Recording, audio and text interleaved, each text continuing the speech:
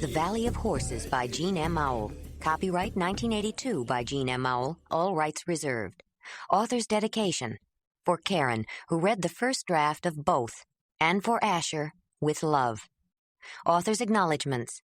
In addition to the people mentioned in the Clan of the Cave Bear, whose help has been of continuing assistance for this Earth's Children book, and for which I am still grateful, I am further indebted to the director, Dr. Denzel Ferguson, and staff of Malheur Field Station in the high desert steppes country of Central Oregon, and most especially to Jim Riggs. He taught, among other things, how a fire is made, how a spear thrower is used, how bulrushes make sleeping mats, how to pressure flake a stone tool, and how to squish deer brains. Who would have thought that could turn deer hide into velvety soft leather? Doreen Gandy for her careful reading and most appreciated comments so I could be assured this book stands alone. Ray Auel for support, encouragement, assistance, and doing the dishes. Chapter 1. She was dead. What did it matter if icy needles of freezing rain flayed her skin raw? The young woman squinted into the wind, pulling her wolverine hood closer. Violent gusts whipped her bearskin wrap against her legs. Were those trees ahead? She thought she remembered seeing a scraggly row of woody vegetation on the horizon earlier and wished she had paid more attention, or that her memory was as good as that of the rest of the clan. She still thought of herself as clan, though she never had been, and now she was dead. She bowed her head and leaned into the wind. The storm had come upon her suddenly, hurtling down from the north, and she was desperate for shelter. But she was a long way from the cave and unfamiliar with the territory. The moon had gone through a full cycle of phases since she left, but she still had no idea where she was going. North, to the mainland beyond the peninsula. That was all she knew. The night Issa died, she had told her to leave, told her Broud would find a way to hurt her when he became leader. Issa had been right.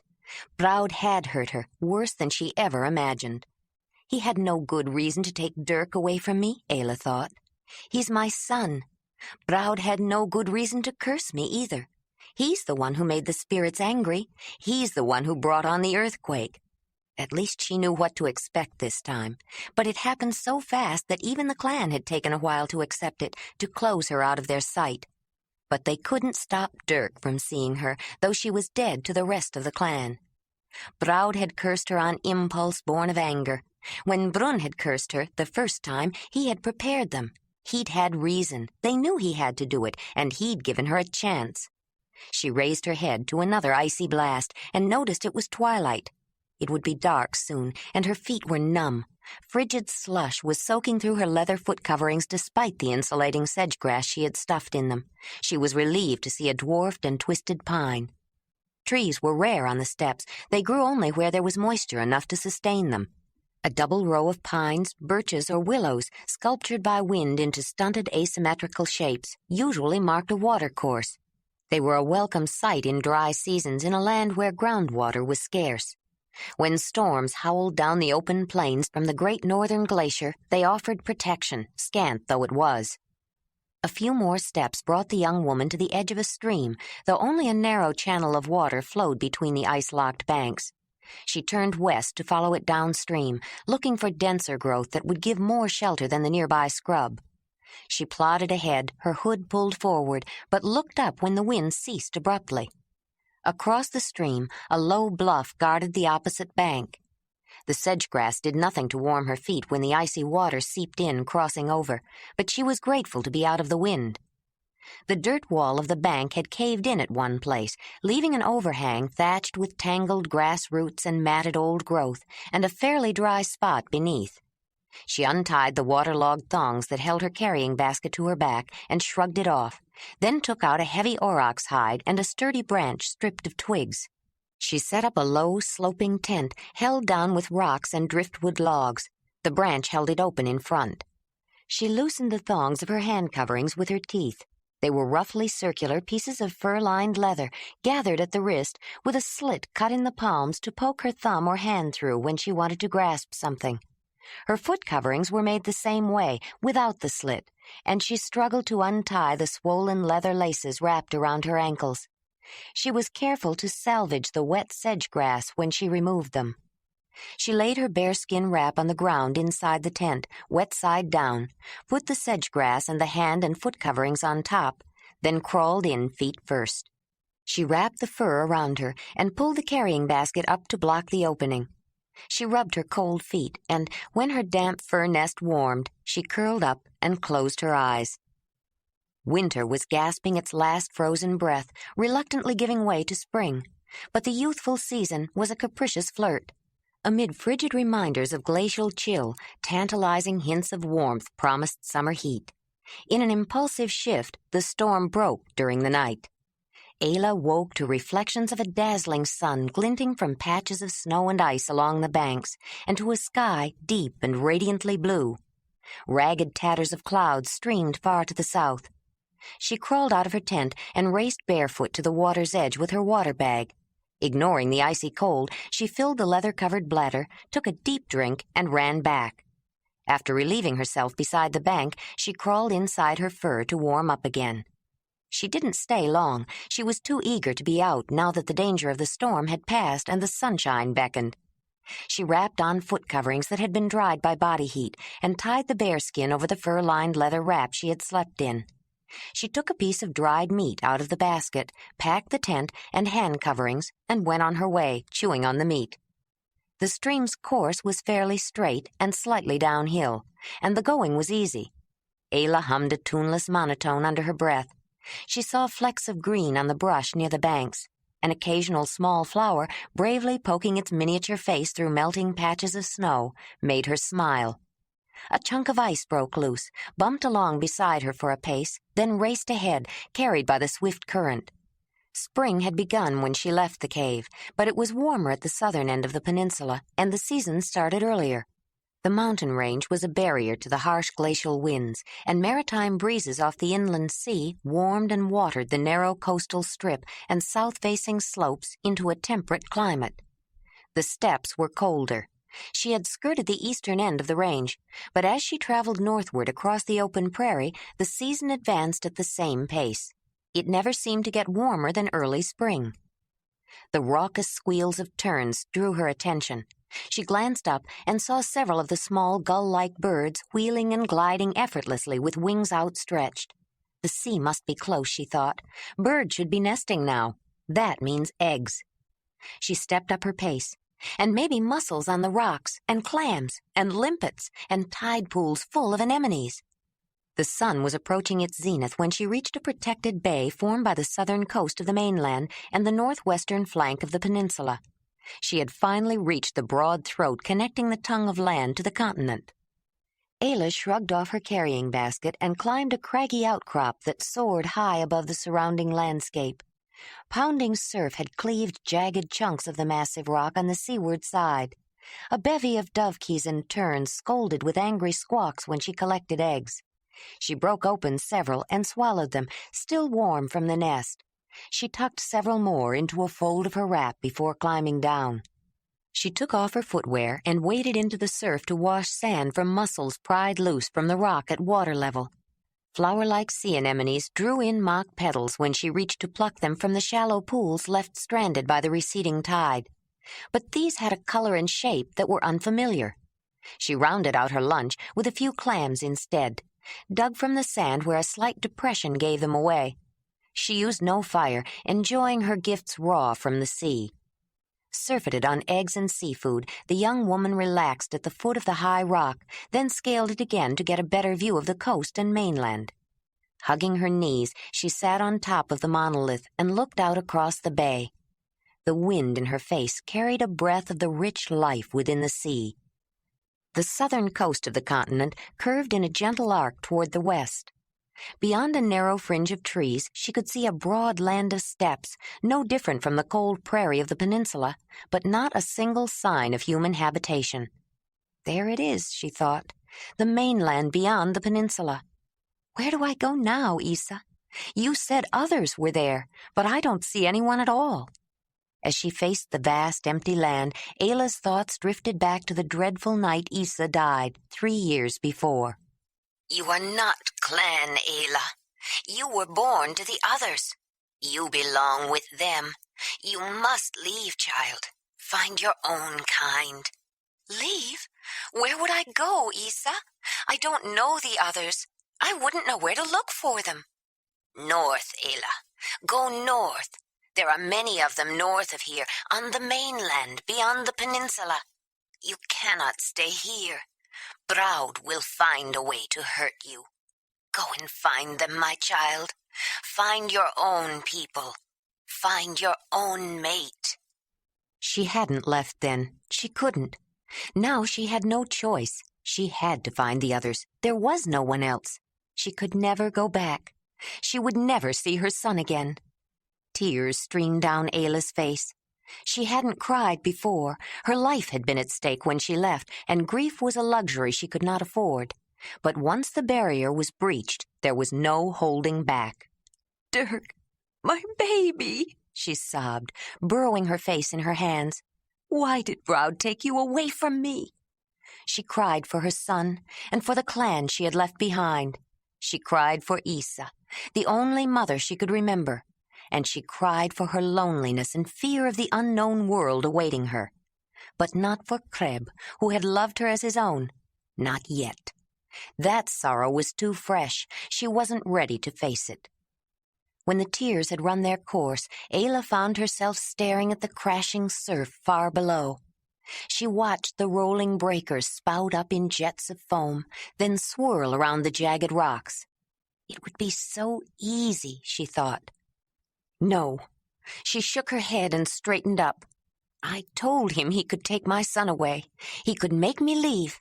He could curse me with death. But he could not make me die. She tasted salt, and a wry smile crossed her face. Her tears had always upset Isa and Kreb. The eyes of people in the clan did not water unless they were sore, not even Dirk's. There was much of her in him. He could even make sounds the way she could. But Dirk's large brown eyes were clan. Ayla climbed down quickly. As she hoisted her carrying basket to her back, she wondered if her eyes were really weak, or if all the others had watering eyes.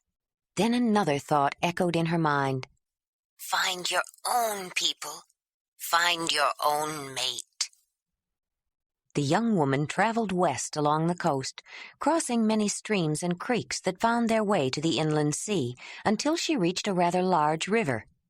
Then she veered north, following the rushing waterway inland and looking for a place to cross.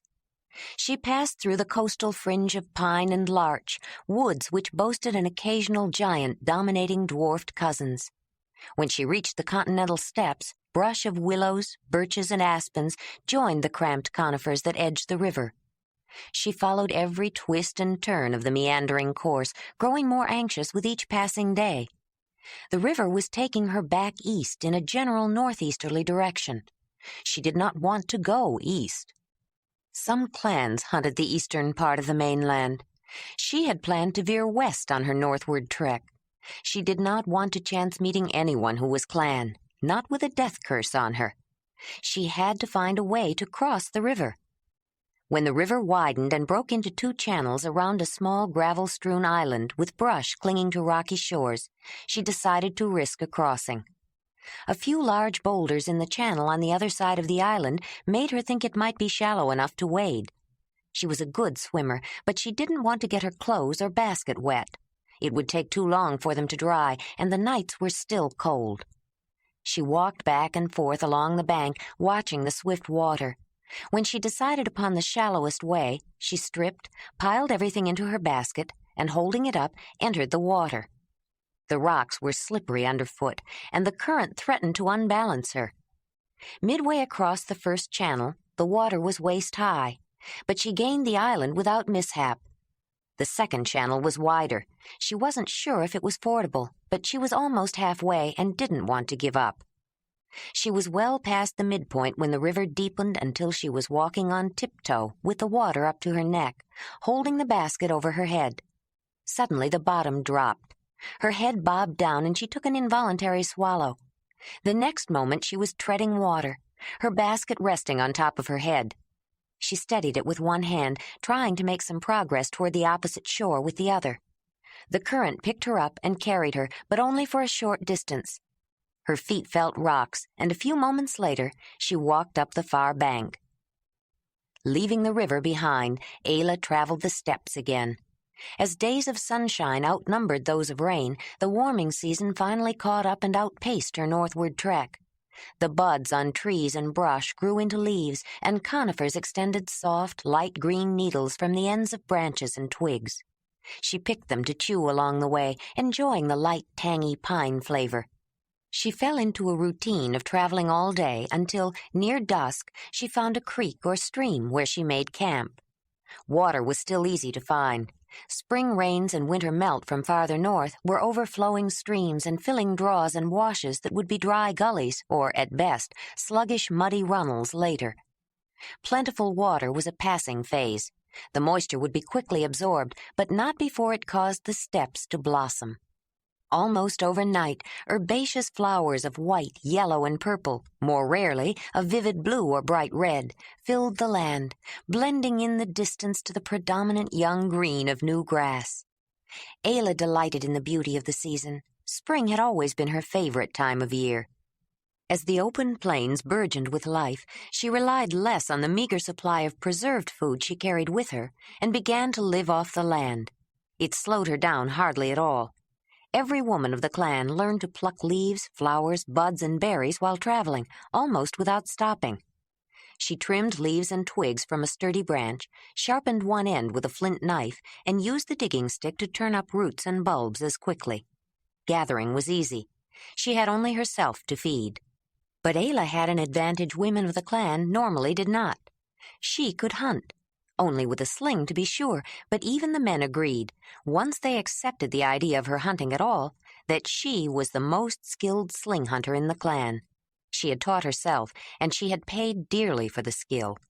As the sprouting herbs and grasses tempted burrowing ground squirrels, giant hamsters, great jerboas, rabbits, and hares from winter nests, Ayla started wearing her sling again, tucked into the thong that held her fur wrap closed. She carried the digging stick, slipped into the thong too, but her medicine bag, as always, was worn on the waist thong of her inner wrap. Food was plentiful. Wood and fire were a little more difficult to obtain. She could make fire, and brush and small trees managed to survive along some of the seasonal streams, often accompanied by deadfall. Whenever she came across dry branches or dung, she collected that too. But she didn't make a fire every night. Sometimes the right materials were not available, or they were green or wet, or she was tired and didn't want to bother. But she didn't like sleeping out in the open without the security of a fire. The extensive grassland supported an abundance of large grazing animals, and their ranks were thinned by a variety of four-legged hunters. Fire usually held them off. It was common practice in the clan for a high-ranking male to carry a coal when they traveled to start the next fire. And it didn't occur to Ayla to carry fire-making materials with her at first. Once it did, she wondered why she hadn't done it sooner. The fire drill stick and flat wood hearth platform didn't make it any easier to start a fire, though, if tinder or wood was too green or damp. When she found the skeleton of an aurochs, she thought her problems were solved. The moon had gone through another cycle of its phases, and the wet spring was warming into early summer. She was still traveling on the broad coastal plain that sloped gently toward the inland sea. Silt carried down by the seasonal floods often formed long estuaries, partially closed by sandbars or sealed off completely to form lagoons or pools. Ayla had made a dry camp and stopped at a small pool at mid-morning. The water looked stagnant and not potable, but her water bag was low. She dipped in a hand to sample it, then spat out the brackish liquid and took a small sip from her water bag to wash out her mouth. I wonder if that aurochs drank this water, she thought, noticing the bleached bones and skull with long tapering horns. She turned away from the stagnant pool with its specter of death, but the bones would not leave her thoughts. She kept seeing the white skull and the long horns, the curved, hollow horns. She stopped at a stream near noon and decided to make a fire and roast a rabbit she had killed. Sitting in the warm sun, spinning the fire drill between her palms against the wood platform, she wished Grad would appear with the coal he carried in. She jumped up, piled the fire drill and hearth into her basket, put the rabbit on top, and hurried back the way she had come. When she reached the pool, she looked for the skull. Grad usually carried a live coal wrapped in dried moss or lichen in the long, hollow horn of an aurochs. With one, she could carry fire. But while she was tugging at the horn, she felt a twinge of conscience. Women of the clan did not carry fire. It was not allowed. Who will carry it for me if I don't, she thought, jerking hard and breaking the horn away.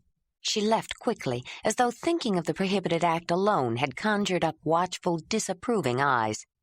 There had been a time when her survival depended on conforming to a way of life foreign to her nature. Now it depended on her ability to overcome her childhood conditioning and think for herself.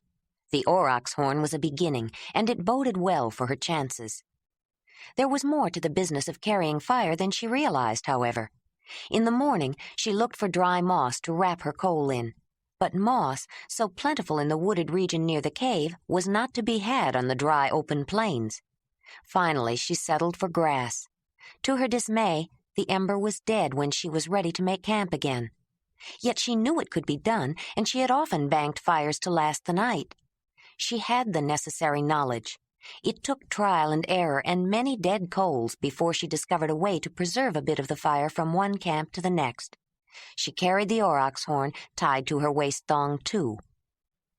Ayla always found ways to cross the streams in her path by wading, but when she came upon the large river, she knew another way would have to be found. She had followed it upstream for several days. It doubled back to the northeast and did not decrease in size. Though she thought she was out of the territory that might be hunted by members of the clan, she did not want to go east.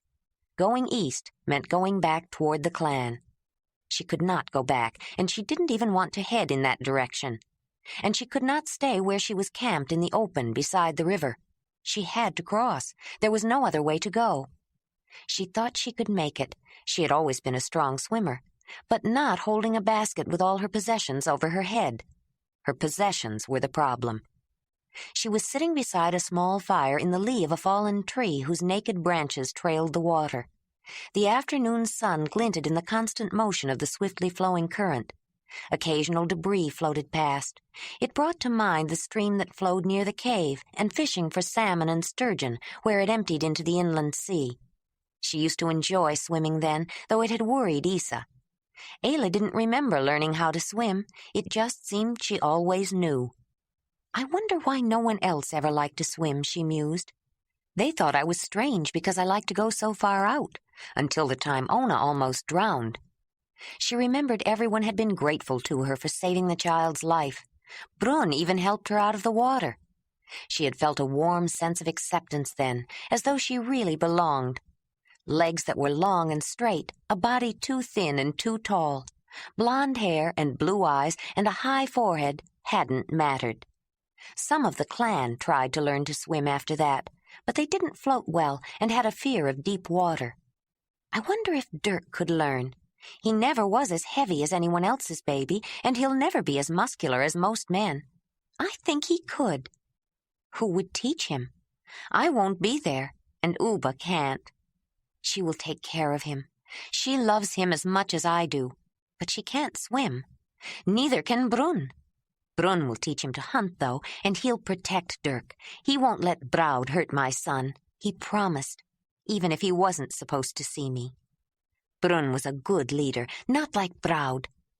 Could Braud have started Dirk growing inside me? Ayla shuddered, remembering how Braud had forced her. Isa said men did that to women they liked, but Braud only did it because he knew how much I hated it. Everyone says it's the spirits of totems that make babies start, but none of the men have a totem strong enough to defeat my cave lion. I didn't get pregnant until after Braud kept forcing me, and everyone was surprised. No one thought I'd ever have a baby. I wish I could see him when he grows up. He's already tall for his age, like I am. He'll be the tallest man in the clan, I'm sure of that. No, I'm not. I'll never know. I'll never see Dirk again. Stop thinking about him, she commanded herself, wiping a tear away. She got up and walked to the edge of the river. It doesn't do any good to think about him. And it doesn't get me across this river. She had been so preoccupied with her thoughts that she didn't notice the forked log drifting close to the bank. She stared with detached awareness as the outstretched limbs of the fallen tree snared it in its tangled branches and watched, without seeing, the log bumping and straining to break loose for long moments. But as soon as she saw it, she also saw its possibilities. She waded into the shoal and dragged the log onto the beach. It was the top portion of the trunk of a good-sized tree, freshly broken by violent flooding farther upriver and not too waterlogged. With a flint hand axe, which she carried in a fold of her leather wrap, she hacked off the longer of the two forking branches, fairly even with the other one, and trimmed away obstructing limbs, leaving two rather long stubs. After a quick look around, she headed for a clump of birch trees draped with clematis vines. Tugging on a fresh woody vine loosened a long, tough strand. She walked back, pulling off the leaves. Then she spread her hide tent out on the ground and dumped out the contents of her carrying basket. It was time to take stock and repack. She put her fur leggings and hand coverings in the bottom of the basket, along with the fur-lined wrap. Now that she wore her summer wrap, she wouldn't need them until next winter. She paused for a moment, wondering where she would be next winter, but she did not care to dwell on that.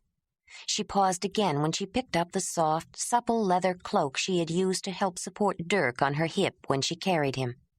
She didn't need it. It was not necessary for her survival. She had only brought it with her because it was something that had been close to him. She held it to her cheek, then carefully folded it and put it in the basket. On top of it, she put the soft, absorbent leather strap she took along to use during her menstrual flow. Next, her extra pair of foot coverings went in. She went barefoot now, but still wore a pair when it was wet or cold, and they were wearing out. She was glad she had brought a second pair. She checked her food next. There was one birch bark packet of maple sugar left. Ayla opened it, broke off a piece, and put it in her mouth, wondering if she'd ever taste maple sugar again after this was gone. She still had several cakes of traveling food, the kind the men took when they went hunting, made of rendered fat, ground up dried meat, and dried fruit. Thoughts of the rich fat made her mouth water. The small animals she killed with her sling were lean for the most part. Without the vegetable food she collected, she would slowly starve on a diet of pure protein. Fats or carbohydrates in some form were necessary. She put the traveling cakes in the basket without indulging her taste, saving them for emergencies. She added some strips of dried meat, tough as leather, but nourishing, a few dried apples, some hazelnuts, a few pouches of grain plucked from the grasses of the steppes near the cave, and threw away a rotten root. On top of the food, she put her cup and bowl, her wolverine hood, and the worn foot coverings. She untied her medicine bag from her waist thong and rubbed her hand over the sleek waterproof fur of the otter skin, feeling the hard bones of the feet and tail. The thong that pulled the pouch closed was threaded around the neck opening, and the oddly flattened head, still attached at the back of the neck, served as a cover flap. Isa had made it for her, passing the legacy from mother to daughter when she became the clan's medicine woman. Then, for the first time in many years, Ayla thought of the first medicine bag Isa had made for her, the one Kreb had burned the first time she was cursed. Brunn had to do it. Women were not allowed to touch weapons, and Ayla had been using her sling for several years.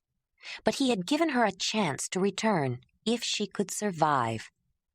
Maybe he gave me more of a chance than he knew, she thought. I wonder if I'd be alive now if I hadn't learned how a death curse makes you want to die. Except for leaving Dirk, I think it was harder the first time. When Kreb burned all my things, I wanted to die. She hadn't been able to think about Kreb. The grief was too new, the pain too raw. She had loved the old magician as much as she loved Isa. He had been Isa's sibling, and Brunn's too. Missing an eye and part of an arm, Kreb had never hunted, but he was the greatest holy man of all the clans. Mogur, feared and respected. His scarred, one-eyed old visage could inspire dread in the bravest hunter. But Ayla knew his gentle side. He had protected her, cared for her, loved her as the child of the mate he never had.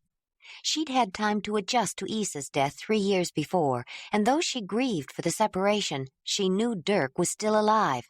She hadn't grieved for Kreb. Suddenly the pain she had kept inside since the earthquake that killed him would stay inside no more. She cried out his name. "Creb! Oh, Creb! Why did you go back in the cave? Why did you have to die?" She heaved great sobs into the waterproof fur of the otter-skin pouch. Then, from deep within, a high-pitched wail rose to her throat. She rocked back and forth, keening her anguish, her sorrow, her despair. But there was no loving clan to join their wails with hers and share her misery. She grieved alone, and she grieved for her loneliness. When her wails subsided, she felt drained, but a terrible ache was relieved. After a while, she went to the river and washed her face. Then she put her medicine bag inside the basket. She didn't need to check the contents. She knew exactly what it contained. She snatched up the digging stick, then threw it aside as anger welled up to replace the grief and added fire to her determination. "Braud will not make me die." She took a deep breath and willed herself to continue packing the basket. She put the fire-making materials and aurochs horn into it, then took several flint tools out of the folds of her wrap. From another fold, she took a round pebble, tossed it in the air, and caught it again. Any stone of the right size could be hurled with a sling, but accuracy was better with smooth, round missiles. She kept the few she had. Then she reached for her sling, a deerskin strap with a bulge in the middle for holding stones, and long tapered ends twisted from use. No question about keeping it. She untied a long lace of leather that was wound around her soft chamois skin wrap in such a way as to create the folds in which she carried things. The wrap came off. She stood naked except for the small leather pouch fastened to a cord around her neck, her amulet. She slipped it over her head and shivered, feeling more naked without her amulet than she did without her wrap, but the small hard objects within it were reassuring. That was it, the sum total of her possessions, all she needed to survive. That and knowledge, skill, experience, intelligence, determination, and courage. Quickly she rolled up her amulet, tools, and sling in her wrap and put them in the basket, then wrapped the bearskin around it and tied it with the long thong. She unfolded the bundle with the aurochs hide tent and tied it behind the fork of the log with the vine. She stared at the wide river and the far shore for a while and thought of her totem, then kicked sand on the fire and shoved the log with all her precious possessions into the river downstream of the entangling tree. Lodging herself at the forked end, Ayla grabbed the protruding stubs of former branches and launched her raft with a push. Still chilled by melt from the glacier, the icy water enveloped her naked body. She gasped, hardly able to breathe, but a numbness set in as she became inured to her frigid element. The powerful current grabbed the log, trying to finish its job of transporting it to the sea, and tossed it between swells. But the forked branches kept it from rolling. Kicking hard, she struggled to force her way across the surging flow and veered at an angle toward the opposite shore. But progress was agonizingly slow. Every time she looked, the other side of the river was farther than she expected. She was moving much faster downstream than across. By the time the river swept her past the place she had thought to land, she was tired, and the cold was lowering her body temperature. She was shivering. Her muscles ached. It felt as though she had been kicking forever with rocks tied to her feet, but she forced herself to keep on. Finally, exhausted, she surrendered to the inexorable force of the tide. The river, taking its advantage, swept the makeshift raft back in the direction of the stream, with Ayla clinging on desperately as the log now controlled her. But ahead, the river's course was changing, its southerly direction swerving sharply west as it curved around a jutting spit of land. Ayla had traversed more than 3/4 of the way across the racing torrent before giving in to her fatigue, and when she saw the rocky shore, with a resolute effort, she took control. She forced her legs to kick, pushing to reach the land before the river carried her around the point. Closing her eyes, she concentrated on keeping her legs moving. Suddenly, with a jolt, she felt the log grate against the bottom and come to a stop. Ayla couldn't move. Half submerged, she lay in the water, still clinging to the branch stubs. A swell in the turbulent stream lifted the log free of the sharp rocks, filling the young woman with panic. She forced herself to her knees and shoved the battered tree trunk forward, anchoring it to the beach, then fell back into the water. But she couldn't rest long. Shivering violently in the cold water, she made herself crawl onto the rocky spit. She fumbled with the knots in the vine, and with that loosened, she hauled the bundle to the beach. The thong was even more difficult to untie with her trembling fingers. Providence helped. The thong broke at a weak spot. She clawed the long leather strap away, pushed the basket aside, and crawled on the bearskin and wrapped it around her. By the time her shivering stopped, the young woman was asleep. Ayla headed north and slightly west after her perilous river crossing. The summer days warmed as she searched the open steppe land for some sign of humanity. The herbal blossoms that had brightened the brief spring faded, and the grass neared waist-high. She added alfalfa and clover to her diet and welcomed the starchy, slightly sweet ground nuts, finding the roots by tracing rambling surface vines. Milk-vetch pods were swelling with rows of oval green vegetables in addition to edible roots, and she had no trouble distinguishing between them and their poisonous cousins. When the season for the buds of daylilies passed, the roots were still tender. A few early ripening varieties of low-crawling currants had begun to turn color, and there were always a few new leaves of pigweed, mustard, or nettles for greens. Her sling did not lack for targets: steppe picas, suslik marmots, great jerboas, varying hares, gray-brown now instead of winter white, and an occasional omnivorous mouse-hunting giant hamster abounded on the plains. Low-flying willow grouse and ptarmigan were a special treat, though Ayla could never eat ptarmigan without remembering that the fat birds with the feathered feet had always been Krebs's favorite. But those were only the smaller creatures feasting on the plains' summer bounty. She saw herds of deer, reindeer, red deer, and enormous antlered giant deer, compact steppe horses, asses, onagers which resembled both. Huge bison or a family of sega antelope occasionally crossed her path. The herd of reddish-brown wild cattle with bulls 6 feet at the withers had spring calves nursing at the ample udders of cows. Ayla's mouth watered for the taste of milk-fed veal, but her sling was not an adequate weapon to hunt aurochs. She glimpsed migrating woolly mammoths, saw musk oxen in a phalanx with their young at their backs facing down a pack of wolves, and carefully avoided a family of evil-tempered woolly rhinoceroses. Braud's totem, she recalled, and suitable, too. As she continued northward, the young woman began to notice a change in the terrain. It was becoming drier and more desolate. She had reached the ill-defined northern limit of the wet, snowy continental steppes. Beyond, all the way to the sheer walls of the immense northern glacier, lay the arid Loess steppes, an environment that existed only when glaciers were on the land, during the Ice Age.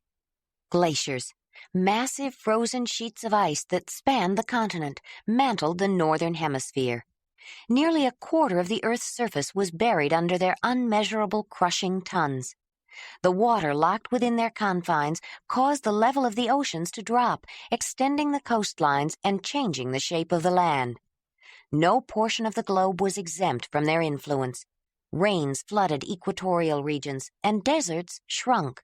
But near the borders of the ice, the effect was profound.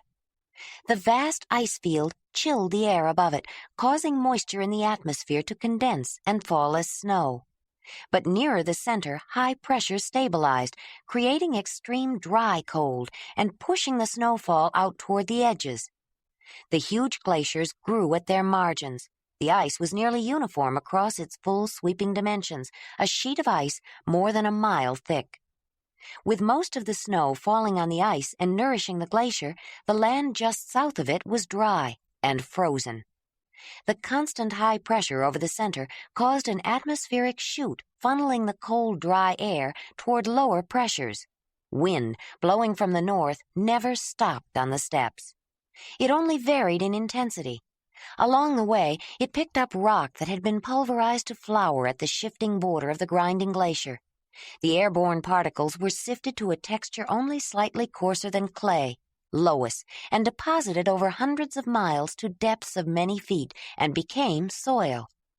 In winter, howling winds whipped the scant snowfall across the bleak frozen land, but the earth still spun on its tilted axis, and seasons still changed. Average yearly temperatures, only a few degrees lower, trigger the formation of a glacier. A few hot days have little effect if they don't alter the average.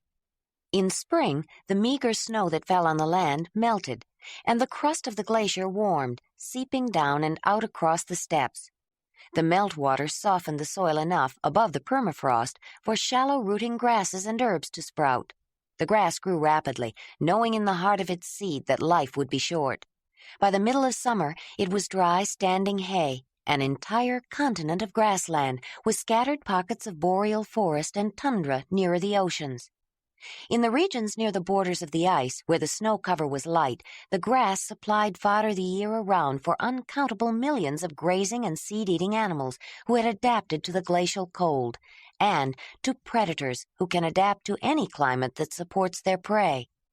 A mammoth could graze at the foot of a gleaming blue-white wall of ice, soaring a mile or more above it. The seasonal streams and rivers, fed by glacial melt, cut through the deep loess and often through the sedimentary rock to the crystalline granite platform underlying the continent. Steep ravines and river gorges were common in the open landscape, but rivers provided moisture and gorges shelter from the wind. Even in the arid loess steppes, green valleys existed. The season warmed, and as one day followed the next, Ayla grew tired of traveling, tired of the monotony of the steppes, tired of the unrelenting sun and incessant wind. Her skin roughened, cracked, and peeled. Her lips were chapped, her eyes sore, her throat always full of grit. She came across an occasional river valley, greener and more wooded than the steppes, but none tempted her to stay, and all were empty of human life. Though skies were usually clear, her fruitless search cast a shadow of fear and worry. Winter always ruled the land. On the hottest day of summer, the harsh glacial cold was never far from thought. Food had to be stockpiled and protection found to survive the long bitter season.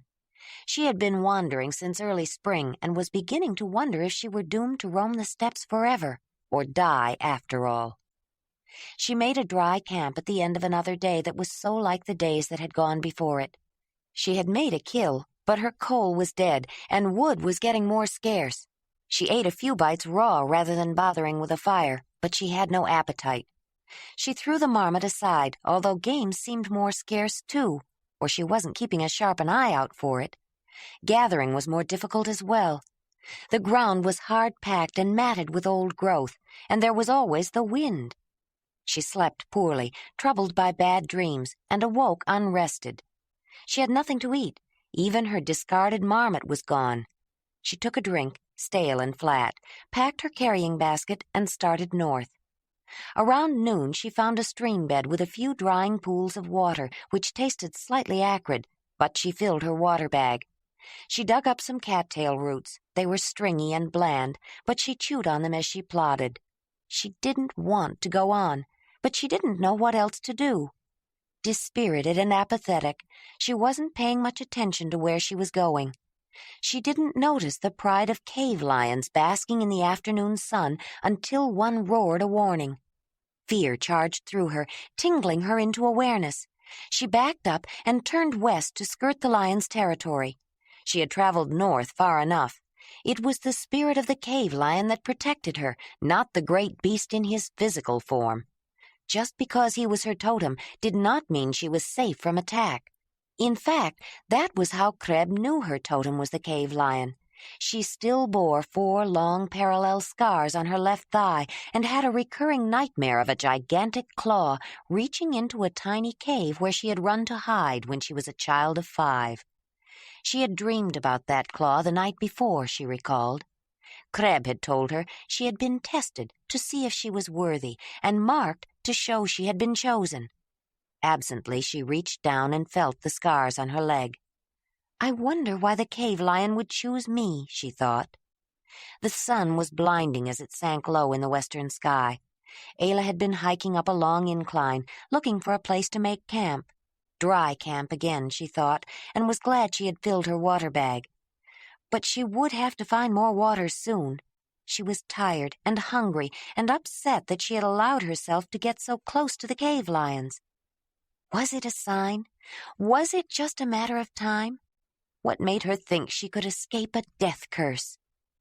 The glare on the horizon was so bright that she nearly missed the abrupt edge of the plateau. She shielded her eyes, stood on the lip, and looked down a ravine. There was a small river of sparkling water below, flanked on both sides by trees and brush. A gorge of rocky cliffs opened out into a cool, green, sheltered valley. Halfway down, in the middle of a field, the last long rays of the sun fell on a small herd of horses, grazing peacefully. Chapter 2. "Well, then, why did you decide to go with me, Jondolar?" the brown-haired young man said, unstaking a tent made of several hides laced together. "You told Morona you were only going to visit Dalinar and show me the way, just to make a short journey before you settled down. You were supposed to go to the summer meeting with the Lanzadanyi and be there in time for the matrimonial. She is going to be furious, and that's one woman I wouldn't want angry at me. You're sure you're not just running away from her?" Thonilin's tone was light, but the seriousness in his eyes gave him away. "Little brother, what makes you think you're the only one in this family with an urge to travel? You didn't think I was going to let you go off by yourself, did you? Then come home and brag about your long journey?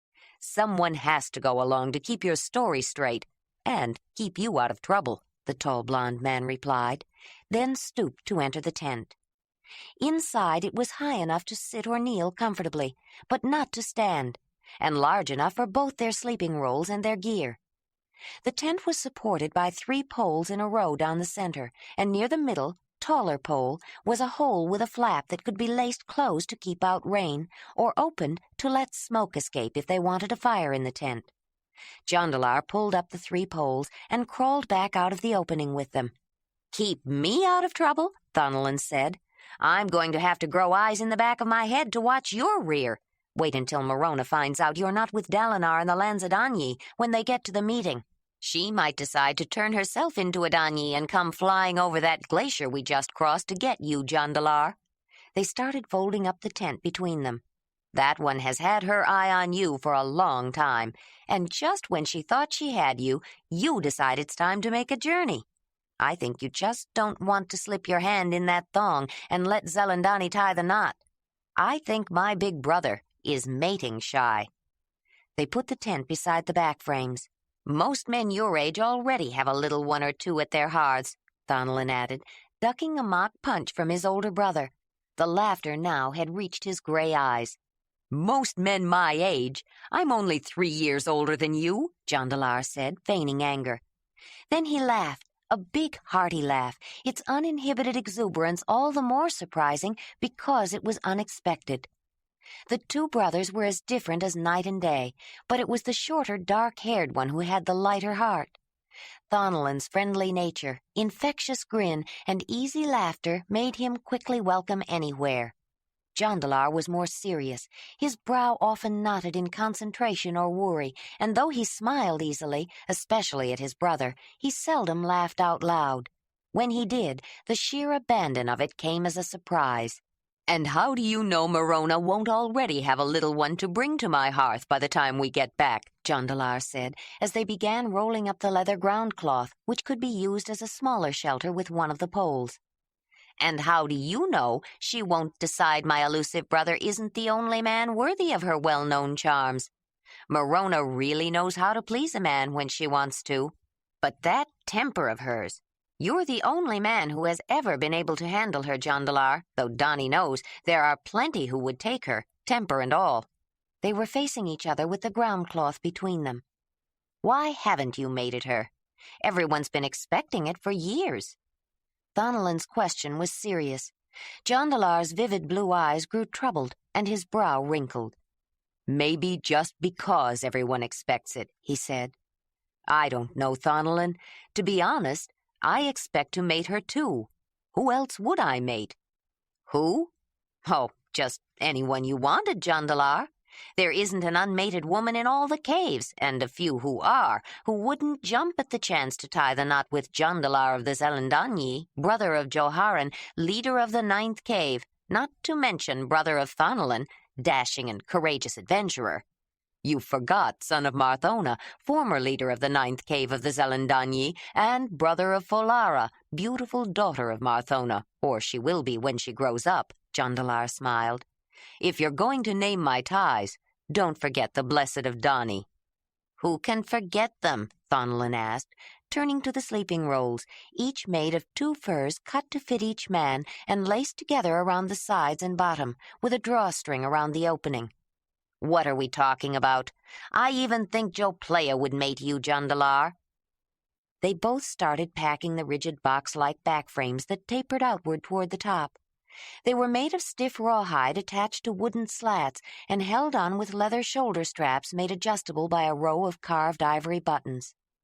The buttons were secured by threading a thong through a single center hole and knotting it in front to a second thong that passed back through the same hole and on to the next. You know we can't mate. Joplea's my cousin. And you shouldn't take her seriously. She's a terrible tease. We became good friends when I went to live with Dalinar to learn my craft. He taught us both at the same time. She's one of the best flint knappers I know. But don't ever tell her I said so. She'd never let me forget it. We were always trying to outdo each other.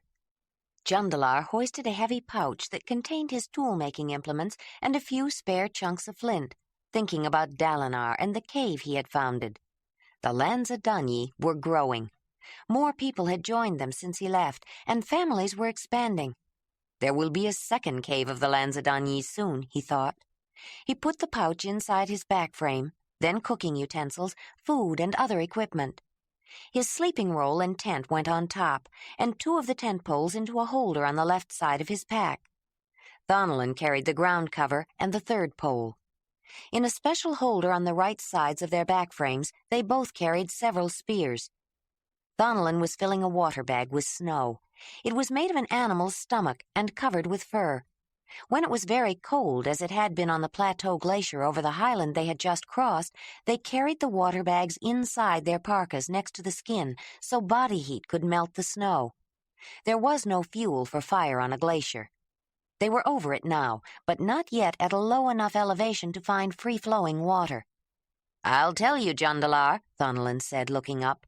"I am glad Joplea is not my cousin. I think I'd give up my journey to mate that woman.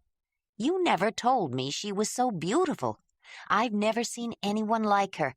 A man can't keep his eyes away from her. Makes me grateful I was born to Marthona after she mated Willamar, not while she was still Dalinar's mate. At least it gives me a chance." "I guess she is beautiful at that. I haven't seen her for 3 years. I expected her to be mated by now. I'm glad Dalinar has decided to take the Lanzadanyi to the Zelendanyi meeting this summer. With only 1 cave, there are not many to choose from. It will give Joplea a chance to meet some other men. Yes, and give Morona a little competition. I almost hate to miss it when those 2 meet. Morona is used to being the beauty of the bunch. She is going to hate Joplea. And with you not showing up, I have a feeling Morona is not going to enjoy this year's summer meeting." "You're right, Thonolin. She's going to be hurt and angry, and I don't blame her. She has a temper, but she's a good woman. All she needs is a man good enough for her, and she does know how to please a man. When I'm with her, I'm all ready to tie the knot, but when she's not around, I don't know, Thonolin." Jondolar frowned as he put a belt around his parka after putting his water bag inside. "Tell me something," Thonolin asked, serious again. "How would you feel if she decided to mate someone else while we're gone? It's likely, you know." Jondolar tied the belt on while he was thinking. "I'd be hurt, or my pride would. I'm not sure which. But I wouldn't blame her. I think she deserves someone better than me, someone who wouldn't leave her to go off on a journey at the last moment. And if she's happy, I'd be happy for her." "That's what I thought," the younger brother said. Then he broke into a grin. "Well, big brother, if we're going to keep ahead of that Danyi that's coming after you, we'd better get moving. Thunolin finished loading his back frame, then lifted his fur parka and slipped an arm out of the sleeve to hang the water bag over his shoulder underneath it. The parkas were cut from a simple pattern. Front and back were more or less rectangular pieces laced together at the sides and shoulders, with two smaller rectangles folded and sewn into tubes attached as sleeves. Hoods, also attached, had a fringe of wolverine fur around the face, since ice from moisture in the breath would not cling to it. The parkas were richly decorated with beadwork of bone, ivory, shell, animal teeth, and black-tipped white ermine tails. They slipped on over the head and hung loosely like tunics to about midway down the thigh, and were cinched around the waist with a belt. Under the parkas were soft buckskin shirts made from a similar pattern, and trousers of fur, flapped over in front and held on with a drawstring around the waist. Fur-lined mittens were attached to a long cord that went through a loop at the back of the parka, so they could be quickly removed without dropping or losing them. Their boots had heavy soles that, like moccasins, went up around the foot and were fastened to softer leather that conformed to the leg and was folded over and wrapped with thongs. Inside was a loose-fitting liner of felt made from the wool of mouflon that was wetted and pounded together until it matted. When it was especially wet, waterproof animal intestines made to fit were worn over the boot, but they were thin, wore out quickly, and were used only when necessary. "Thunolin, how far do you really plan to go? You didn't mean it when you said all the way to the end of the Great Mother River, did you?" Jondolar asked, picking up a flint axe hafted to a short, sturdy shaped handle and putting it through a loop on his belt next to the bone-handled flint knife. Thunolin stopped in the process of fitting on a snowshoe and stood up. "Jondolar, I meant it," he said, without a hint of his usual joking. "We may not even make it back for next year's summer meeting.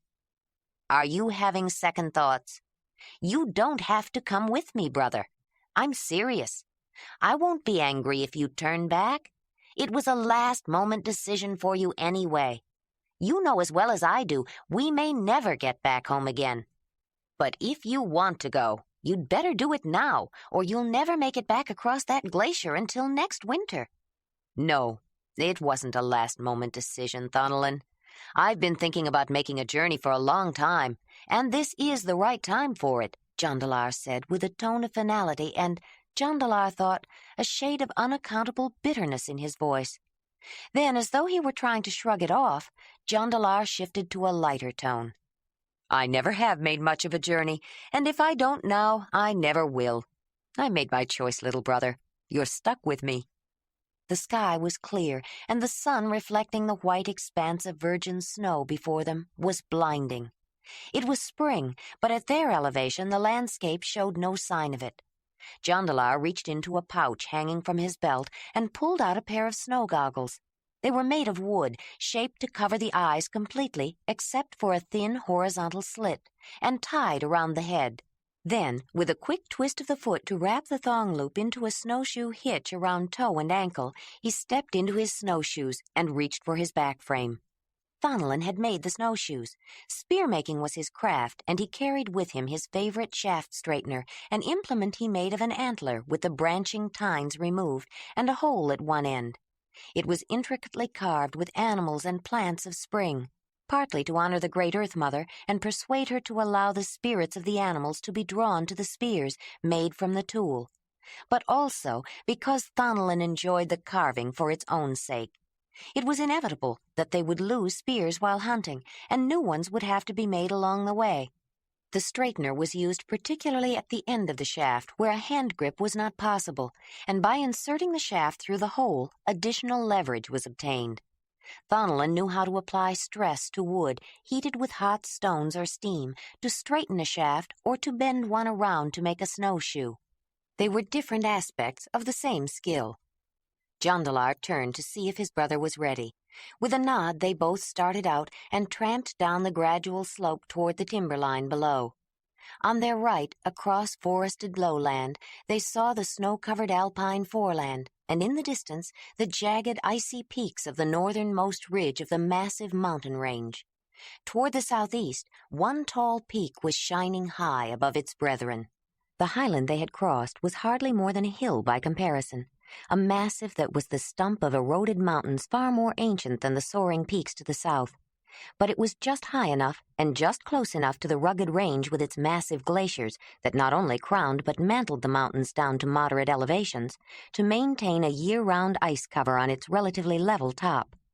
Someday, when the continental glacier receded back to its polar home, that highland would be black with forest. Now it was a plateau glacier, a miniature version of the immense globe-spanning ice sheets to the north. When the two brothers reached the tree line, they removed their goggles, which protected the eyes but limited visibility.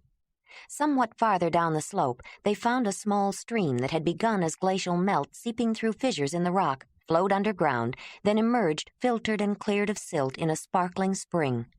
It trickled between snowy banks like many other small glacial runoffs. "What do you think?" Thonelin asked, gesturing toward the stream. "It's about where Dalinar said she would be." "If that's Donau, we should know soon enough. We'll know we are following the Great Mother River when we reach 3 small rivers that come together and flow east. That's what he said. I'd guess almost any of these runoffs should lead us to her eventually." "Well, let's keep to the left now. Later she won't be so easy to cross." "That's true, but the Losadunai live on the right, and we can stop at one of their caves. The left side is supposed to be Flathead country." "Jondolar, let's not stop at the Losadunai," Thonelin said with an earnest smile. "You know they'll want us to stay, and we stayed too long already with the Lanzadanyi. If we'd left much later, we wouldn't have been able to cross the glacier at all. We would have had to go around, and north of it is really Flathead country. I want to get moving, and there won't be many flatheads this far south. And so what if there are? You're not afraid of a few flatheads, are you? You know what they say. Killing a flathead is like killing a bear."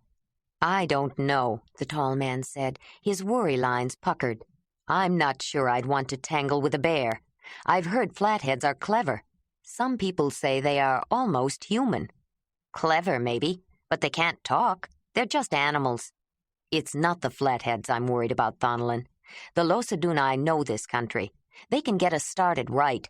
We don't have to stay long, just long enough to get our bearings. They can give us some landmarks, some idea of what to expect, and we can talk to them. Dalinar said some of them speak Zelandanyi. I'll tell you what.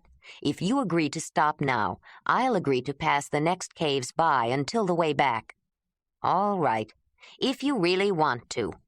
The two men looked for a place to cross the ice-banked stream, already too wide to jump. They saw a tree that had fallen across, making a natural bridge, and headed for it. Jondolar led the way, and, reaching for a handhold, he put a foot on one of the exposed roots. Thonelin glanced around, waiting his turn. "Jondolar, look out!" he cried suddenly. A stone whizzed past the tall man's head. As he dropped to the ground at the warning cry, his hand reached for a spear. Thonelin already had one in his hand and was crouching low, looking in the direction from which the stone had come. He saw movement behind the tangled branches of a leafless bush and let fly. He was reaching for another spear when 6 figures stepped out from the nearby brush. They were surrounded. "Flatheads!" Thonelin cried, pulling back and taking aim. "Wait, Thonelin!" Jondolar shouted. "They've got us outnumbered." "The big one looks like the leader of the pack. If I get him, the rest may run." He pulled back his arm again. "No, they may rush us before we can reach for a second spear. Right now I think we're holding them off. They're not making a move." Jondolar slowly got to his feet, keeping his weapon ready. "Don't move, Thonelin. Let them make the next move. But keep your eye on the big one. He can see you're aiming for him." Jondolar studied the big flathead and had the disconcerting feeling that the large brown eyes staring back were studying him. He had never been so close to one before, and he was surprised. These flatheads did not quite fit his preconceived ideas of them. The big one's eyes were shaded by overhanging brow ridges that were accentuated by bushy eyebrows. His nose was large, narrow, rather like a beak, and contributed to making his eyes seem more deep-set. His beard, thick and tending to curl, hid his face. It was on a younger one, whose beard was just beginning, that he saw they had no chins, just protruding jaws. Their hair was brown and bushy like their beards, and they tended to have more body hair, especially around the upper back. He could tell they had more hair because their fur wraps covered mainly their torsos, leaving shoulders and arms bare despite the nearly freezing temperature. But their scantier covering didn't surprise him nearly as much as the fact that they wore clothing at all. No animals he'd ever seen wore clothes, and none ever carried weapons. Yet each one of these had a long wooden spear, obviously meant to be jabbed, not thrown, though the sharpened points looked wicked enough. And some carried heavy bone clubs, the forelegs of large grazing animals. Their jaws aren't really like an animal's, Jondolar thought. They just come forward more, and their noses are just large noses. It's their heads. That's the real difference. Rather than full, high foreheads like his and Thonalin's, their foreheads were low and sloped back above their heavy brow ridges to a large fullness at the rear. It seemed as though the tops of their heads, which he could easily see, had been flattened down and pushed back. When Jondolar stood up to his full 6 feet 6 inches, he towered over the biggest one by more than a foot. Even Thonalin's mere 6 feet made him seem a giant beside the one who was apparently their leader, but only in height. Jondolar and his brother were both well-built men, but they felt scrawny beside the powerfully muscled flatheads. They had large barrel chests and thick, muscular arms and legs, both bowed somewhat in an outward curvature, but they walked as straight and comfortably upright as any man. The more he looked, the more they seemed like men, just not like any men he'd seen before.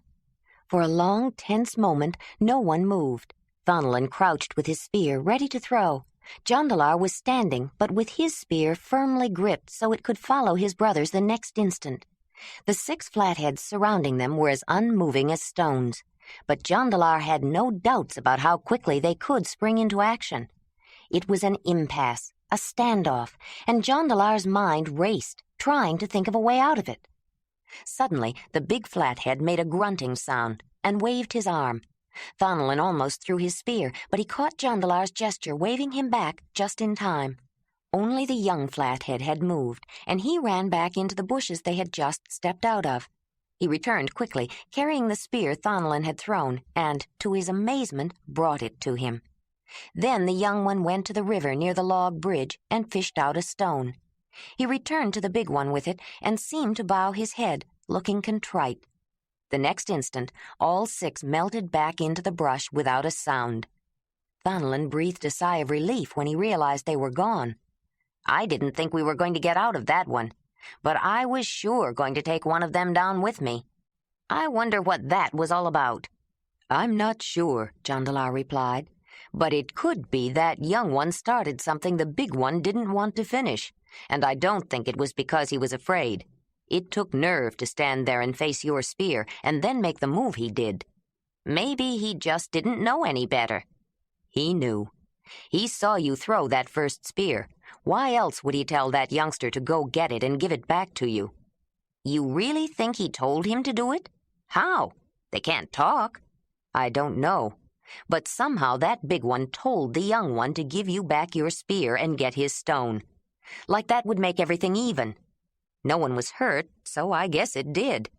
You know, I'm not so sure flatheads are just animals. That was smart, and I didn't know they wore furs and carried weapons and walked just like we do. Well, I know why they're called flatheads, and they were a mean-looking bunch. I would not want to tangle with one of them hand to hand. I know. They look like they could break your arm like a piece of kindling. I always thought they were small. Short, maybe, but not small. Definitely not small. Big brother, I've got to admit, you were right. Let's go visit the Losadunai. They live so close, they must know more about flatheads. Besides, the Great Mother River seems to be a boundary, and I don't think flatheads want us on their side. The 2 men hiked for several days, looking for landmarks given them by Dalinar, following the stream that was no different in character at this stage from the other streamlets, rills, and creeks flowing down the slope. It was only convention that selected this particular one as the source of the Great Mother River. Most of them came together to form the beginning of the great river that would rush down hills and meander through plains for 1,800 miles before she emptied her load of water and silt into the inland sea far to the southeast. The crystalline rocks of the massif that gave rise to the mighty river were among the most ancient on the earth, and its broad depression was formed by the extravagant pressures that had heaved up and folded the rugged mountains glistening in prodigal splendor. More than 300 tributaries, many of them large rivers, draining the slopes of the ranges all along her course, would be gathered into her voluminous swells. And one day her fame would spread to the far reaches of the globe, and her muddy, silty waters would be called blue. Modified by mountains and massifs, the influence of both the oceanic west and the continental east was felt. Vegetable and animal life were a mixture of the western tundra taiga and the eastern steppes. The upper slopes saw ibex, chamois, and mouflon. In the woodlands, deer were more common. Tarpan, a wild horse that would one day be tame, grazed the sheltered lowlands and river terraces. Wolves, lynxes, and snow leopards slunk noiselessly through shadows. Lumbering out of hibernation were omnivorous brown bears. The huge vegetarian cave bears would make a later appearance. And many small mammals were poking noses out of winter nests. The slopes were forested mostly with pine, though spruce, silver fir, and larch were seen. Alder was more prevalent near the river, often with willow and poplar, and rarely dwarfed to little more than prostrate shrubs, pubescent oak and beech. The left bank ascended from the river in a gradual grade. Jondolar and Thonelin climbed it until they reached the summit of a high hill. Looking out over the landscape, the two men saw rugged, wild, beautiful country, softened by the layer of white that filled hollows and smoothed outcrops. But the deception made traveling difficult. They had not seen any of the several groups of people, such groups were thought of as caves whether they lived in one or not, who referred to themselves as Losadunai. Jondolar was beginning to think they had missed them. "Look," Thonelin pointed. Jondolar followed the direction of his outstretched arm and saw a wisp of smoke rising out of a wooded copse. They hurried ahead and soon came upon a small band of people clustered around a fire.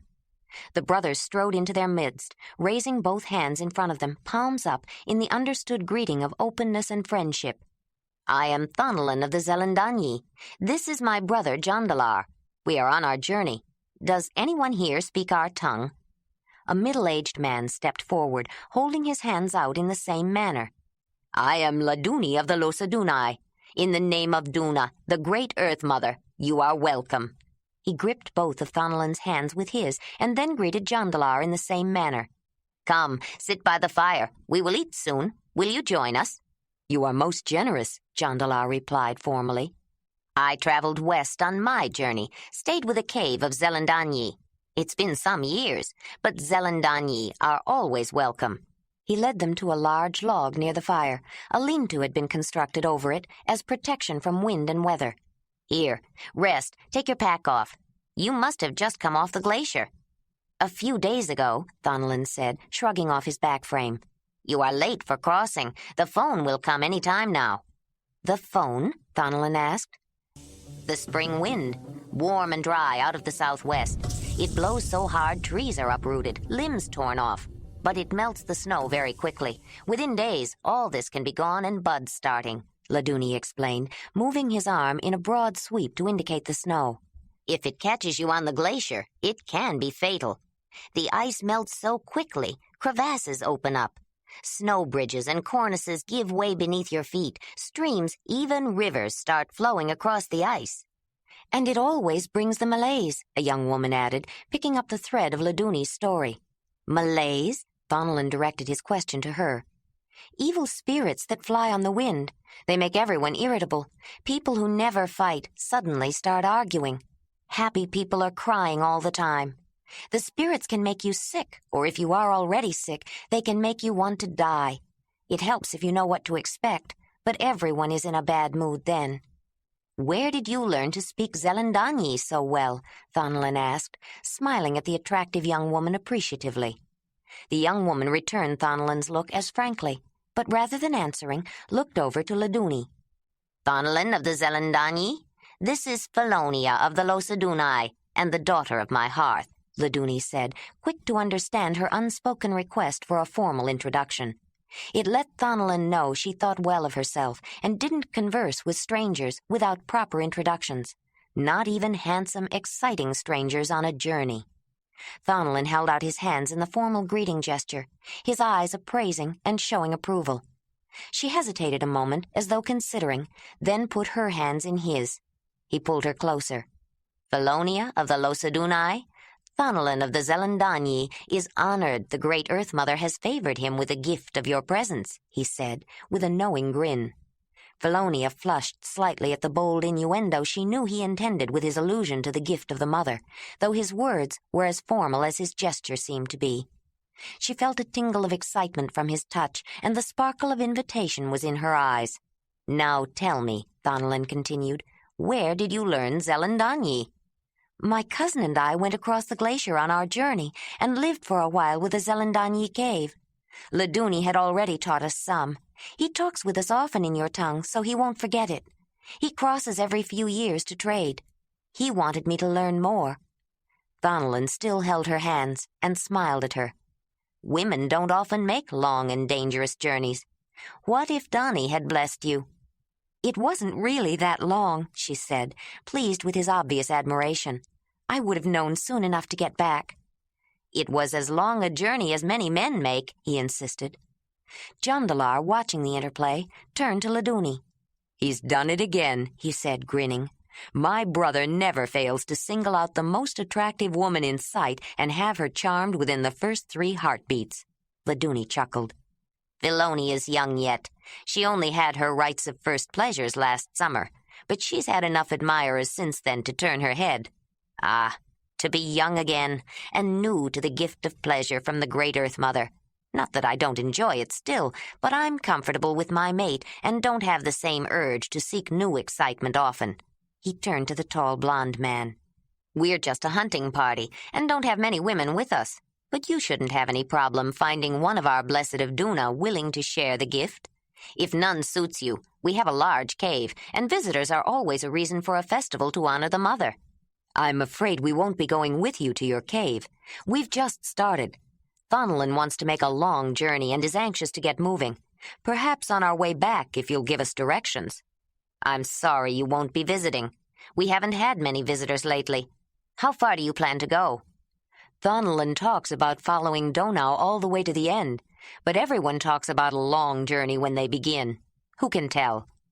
"I thought the Zelendanyi lived close to the Great Water. At least they did when I made my journey.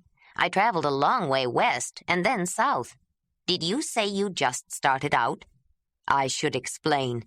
You're right. The Great Water is only a few days from our cave. But Dalinar of the Lanzadanyi was mated to my mother when I was born, and his cave is like home to me, too. I lived there for 3 years while he taught me my craft. My brother and I stayed with them. The only distance we've traveled since we left is across the glacier, and the couple of days to get there." "Dalinar, of course. I thought you looked familiar. You must be a child of his spirit. You look so much like him. And a flint napper, too. If you are as much like him as you look, you must be good. He's the best I've ever seen. I was going to visit him next year to get some flint from the Lanzadanyi mine. There is no better stone." People were gathering around the fire with wooden bowls, and the delicious smells coming from that direction made Jondolar conscious of his hunger. He picked up his back frame to move it out of the way, then had a thought. "Laduni, I have some Lanzadanyi flint with me. I was going to use it to replace broken tools along the way, but it's heavy to carry, and I wouldn't mind unloading a stone or 2. I'd be happy to give it to you if you'd like it." Laduni's eyes lit up. "I'd be happy to take it, but I'd want to give you something in return. I don't mind getting the better side of a good trade, but I wouldn't want to cheat the son of Dalinar's hearth." Jondolar grinned. "You're already offering to lighten my load and feed me a hot meal." "That's hardly enough for good Lanzadanyi stone. You make it too easy, Jondolar. You hurt my pride." A good-natured crowd was gathering around them, and when Jondolar laughed, they joined in. "All right, Laduni, I won't make it easy. Right now, there's nothing I want. I'm trying to lighten my load. I'll ask you for a future claim. Are you willing?" "Now he wants to cheat me," the man said to the crowd, grinning. "At least name it." "How can I name it? But I'll want to collect it on my way back. Agreed?" "How do I know I can give it?" "I won't ask what you can't give." "Your terms are hard, Jondolar. But if I can, I'll give you whatever you ask. Agreed." Jondolar opened his back frame, took out the things on top, then pulled out his pouch and gave Laduni 2 nodules of flint already prepared. Dalinar selected them and did the preliminary work, he said. Laduni's expression made it obvious he didn't mind getting 2 pieces of flint selected and prepared by Dalinar for the son of his hearth. But he mumbled, loud enough for everyone to hear, "I'm probably trading my life for 2 pieces of stone." No one made any comment about the probability of Jondolar ever returning to collect. "Jondolar, are you going to stand around talking forever?" Thonolin said. "We've been asked to share a meal, and that venison smells good." He had a big grin on his face, and Felonia was by his side. "Yes, the food is ready," she said, "and the hunting has been so good we haven't used much of the dried meat we took with us. Now that you've lightened your load, you'll have room to take some with you, won't you?" she added with a sly smile at Laduni. "It would be most welcome. Laduni, you have yet to introduce me to the lovely daughter of your hearth," Jondolar said. "It's a terrible day when the daughter of your own hearth undermines your trades," he mumbled, but his smile was full of pride. "Jondolar of the Zelendanyi, Felonia of the Losadunai." She turned to look at the older brother and suddenly found herself lost in overwhelmingly vivid blue eyes smiling down at her. She flushed with mixed emotions as she found herself drawn now to the other brother and bowed her head to hide her confusion. "Jondolar, don't think I can't see that gleam in your eyes. Remember, I saw her first," Thonolin joked. "Come on, Felonia, I'm going to get you away from here. Let me warn you, stay away from that brother of mine. Believe me, you don't want to have anything to do with him, I know." He turned to Laduni and said in mock injury, "He does it every time. One look, that's all it takes. If only I had been born with my brother's gifts."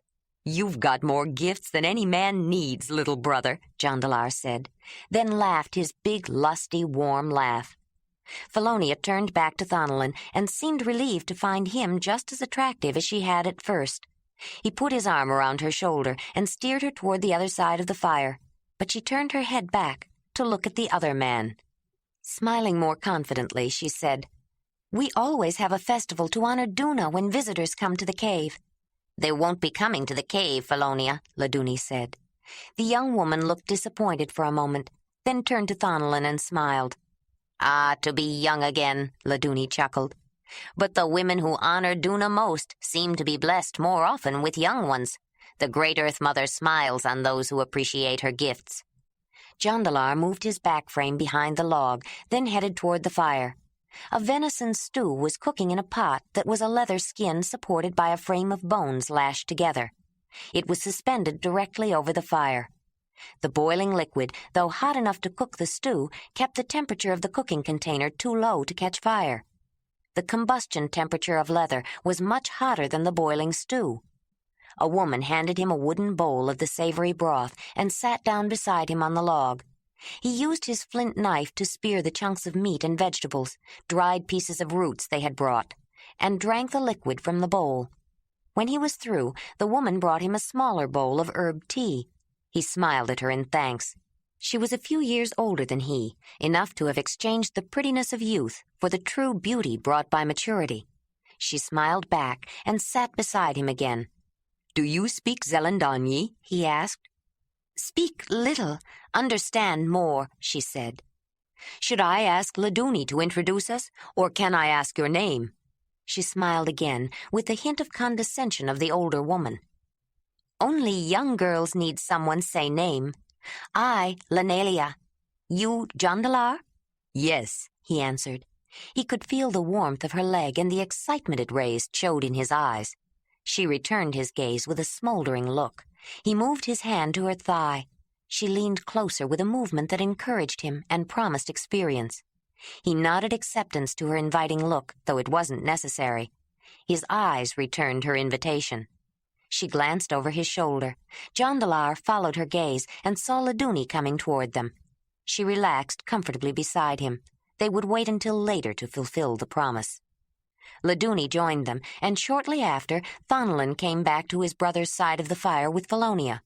Soon everyone was crowded around the 2 visitors. There was joking and banter, translated for those who could not understand. Finally, Jondolar decided to bring up a more serious subject. "Do you know much about the people down the river, Laduni?" "We used to get an occasional visitor from the Sharamunai. They live north of the river downstream. but it's been years. It happens. Sometimes young people all go the same way on their journeys. Then it becomes well known and not so exciting, so they go another way. After a generation or so, only the old ones remember, and it becomes an adventure to go the first way again. All young people think their discoveries are new. It doesn't matter if their ancestors did the same thing. For them, it is new, Jondolar said, but didn't pursue the philosophical lead. He wanted some solid information before he was drawn into a discussion that might be enjoyable, but not immediately practical. Can you tell me anything about their customs? Do you know any words in their language? Greetings? What should we avoid? What might be offensive? I don't know much, and nothing recent. There was a man who went east a few years ago, but he hasn't returned. Who knows? Maybe he decided to settle some other place, Laduni said. It's said they make their dunai out of mud, but that's just talk. I don't know why anyone would make sacred images of the mother out of mud. It would just crumble when it dried. Maybe because it's closer to the earth. Some people like stone for that reason. As he spoke, Jondolar unconsciously reached into the pouch attached to his belt and felt for the small stone figurine of an obese female. He felt the familiar huge breasts, her large protruding stomach, and her more than ample buttocks and thighs. The arms and legs were insignificant. It was the mother aspects that were important, and the limbs on the stone figure were only suggested. The head was a knob with a suggestion of hair that carried across the face, with no features. No one could look at the awesome face of Dani, the great Earth Mother, ancient ancestress, first mother, creator and sustainer of all life, she who blessed all women with her power to create and bring forth life. And none of the small images of her that carried her spirit, the Danyi, ever dared to suggest her face. Even when she revealed herself in dreams, her face was usually unclear, though men often saw her with a young and nubile body. Some women claimed they could take her spirit form and fly like the wind to bring luck or wreak vengeance, and her vengeance could be great. If she was angered or dishonored, she was capable of many fearful deeds. But the most threatening was to withhold her wondrous gift of pleasure that came when a woman chose to open herself to a man. The Great Mother, and it was claimed some of those who served her, could give a man the power to share her gift with as many women as he desired, as often as he wished, or make him shrivel up so that he could bring pleasure to none, nor find any himself. Jondolar absent-mindedly caressed the pendulous stone breasts of the Danyi in his pouch, wishing for luck as he thought about their journey. It was true that some never returned, but that was part of the adventure. Then Thonolin asked Laduni a question that snapped him back to attention. "What do you know about the flatheads around here? We ran into a pack a few days ago. I was sure we were going to end our journey right there." Suddenly, Thonolin had everyone's attention. "What happened?" Laduni asked, tension in his voice. Thonolin related the incident they had had with the flatheads. "Charoli," Laduni spat. "Who is Charoli?" Jondolar asked. "A young man from Tomasi's cave, and the instigator of a gang of ruffians who have taken it into their heads to make sport of the flatheads. We never had any trouble with them. They stayed on their side of the river, we stayed on ours. If we did cross over, they kept out of the way unless we stayed too long. Then all they did was make it obvious they were watching. That was enough. It makes you nervous to have a bunch of flatheads staring at you." "That's for sure," Thonolin said. "But what do you mean, make sport of the flatheads? I wouldn't invite trouble from them." "It all started as high spirits. One would dare the other to run up and touch a flathead. They can be pretty fierce if you annoy them. Then the young men started ganging up on any flathead they found alone, circle around and tease him, try to get him to chase after them. Flatheads have a lot of wind, but they have short legs. A man can usually outrun one, but he'd better keep going.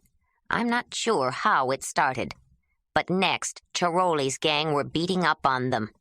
I suspect one of those flatheads they were teasing caught someone, and the rest jumped in to defend their friend.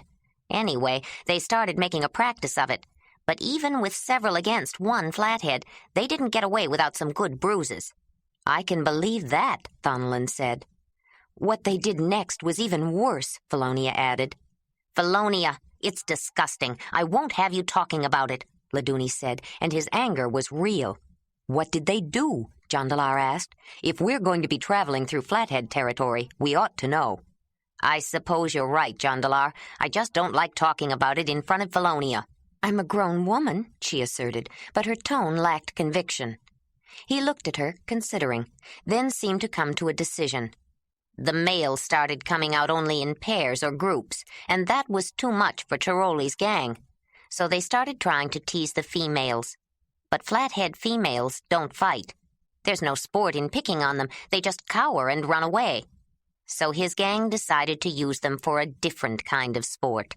I don't know who dared who first. Probably Tiroli goaded them on. It's the kind of thing he'd do. Goaded them to do what? Jondolar asked. They started forcing Flathead females. Laduni could not finish. He jumped up, more than angry. He was enraged. It's an abomination. It dishonors the mother, abuses her gift. Animals. Worse than animals. Worse than flatheads.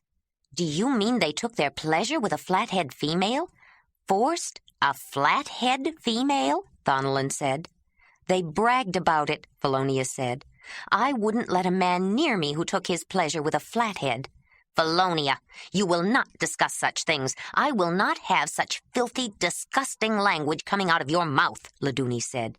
He was past rage. His eyes were hard as stone.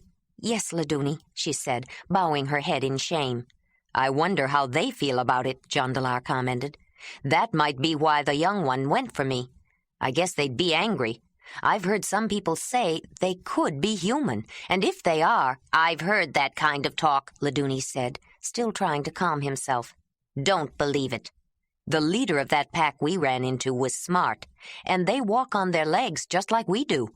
Bears walk on their hind legs sometimes, too. Flatheads are animals. Intelligent animals, but animals. Laduni struggled to get himself under control, aware that the whole group was uncomfortable. They're usually harmless unless you bother them, he continued. I don't think it's the females. I doubt if they understand how it dishonors the mother. It's all the baiting and beating up. If animals are annoyed enough, they'll strike out. I think Tiroli's gang has made some problems for us, Thonolin said. We wanted to cross over to the right bank, so we wouldn't have to worry about crossing her later when she's the Great Mother River. Laduni smiled. Now that they were on another subject, his rage left as quickly as it had come. The Great Mother River has tributaries that are big rivers, Thonolin. If you are going to follow her all the way to the end, you're going to have to get used to crossing rivers. Let me make a suggestion. Keep to this side until after the big whirlpool. She separates into channels as she goes across some flat land, and smaller branches are easier to cross than one big river. By then, it'll be warmer, too. If you want to visit the Sermunai, go north after you cross. How far is it to the whirlpool? Jondolar asked. I'll scratch out a map for you, Laduni said, taking out his flint knife. Lenalia, give me that piece of bark. Maybe some of the others can add some landmarks farther on. Allowing for river crossings and hunting along the way, you should make it to the place where the river turns south by summer. Summer, Jondolar mused. I'm so tired of ice and snow. I can hardly wait until summer. I could use some warmth. He noticed Lenalia's leg next to his again, and put his hand on her thigh. Chapter 3. The first stars pierced the evening sky as Ayla carefully picked her way down the steep, rocky side of the ravine. As soon as she cleared the edge, the wind ceased abruptly, and she stopped for a moment to savor its absence. But the walls cut off the failing light as well. By the time she reached the bottom, the dense brush along the small river was a tangled silhouette seen against the moving reflection of the myriad shining points above. She took a deep, refreshing drink from the river, then felt her way into the deeper black near the wall. She didn't bother with the tent, just spread out her fur and rolled up in it, feeling more secure with a wall at her back than she had on the open plains under her tent. She watched a gibbous moon show its nearly full face over the edge of the ravine before she fell asleep. She woke up, screaming. She bolted upright, stark terror charging through her, pounding in her temples and racing her heart, and stared at vague shapes in the black-on-black void in front of her. She jumped as a sharp crack and a simultaneous flash of light blinded her. Shuddering, she watched a tall pine struck by the searing bolt split and slowly, still clinging to its severed half, fall to the ground. It was surreal, the flaming tree lighting its own death scene and casting grotesque shadows on the wall behind. The fire sputtered and hissed as drenching rain doused it. Ayla huddled closer to the wall, oblivious still to both her warm tears and the cold drops splattering her face. The first distant thunder, reminiscent of an earth-shaking rumble, had kindled another recurring dream from the ashes of hidden memory. A nightmare she never could quite remember when she awoke, and that always left her with a nauseous sense of uneasiness and overwhelming grief. Another bright shaft, followed by a loud roar, momentarily filled the black void with eerie brightness, giving her a flashing glimpse of the steep walls. And the jagged tree trunk snapped like a twig by the powerful finger of light from the sky. Shivering as much from fear as from the wet, penetrating cold, she clutched her amulet, reaching for anything that promised protection. It was a reaction only partly caused by the thunder and lightning. Ayla didn't like thunderstorms much, but she was accustomed to them.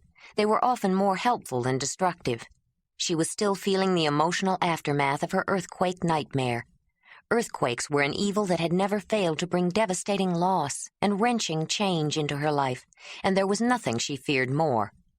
Finally, she realized she was wet and took her hide tent out of her carrying basket. She pulled it over her sleeping fur like a cover and buried her head beneath it. She was still shaking long after she warmed up, but as the night wore on, the fearful storm abated, and she finally slept. Birds filled the early morning air with twitterings, chirpings, and raucous caws. Ayla pulled back the cover and looked around her with delight. A world of green, still wet from the rain, glittered in the morning sun. She was on a broad, rocky beach at a place where a small river took a turn toward the east in its winding, generally southward course. On the opposite bank, a row of dark green pines reached to the top of the wall behind them, but no farther. Any tentative strivings above the lip of the river gorge were cut short by the slashing winds of the steppes above. It gave the tallest trees a peculiar blunted look, their growth forced to branching fullness. One soaring giant of near-perfect symmetry, spoiled only by a spire growing at right angles to the trunk, grew beside another with a charred, jagged, high stump clinging to its inverted top.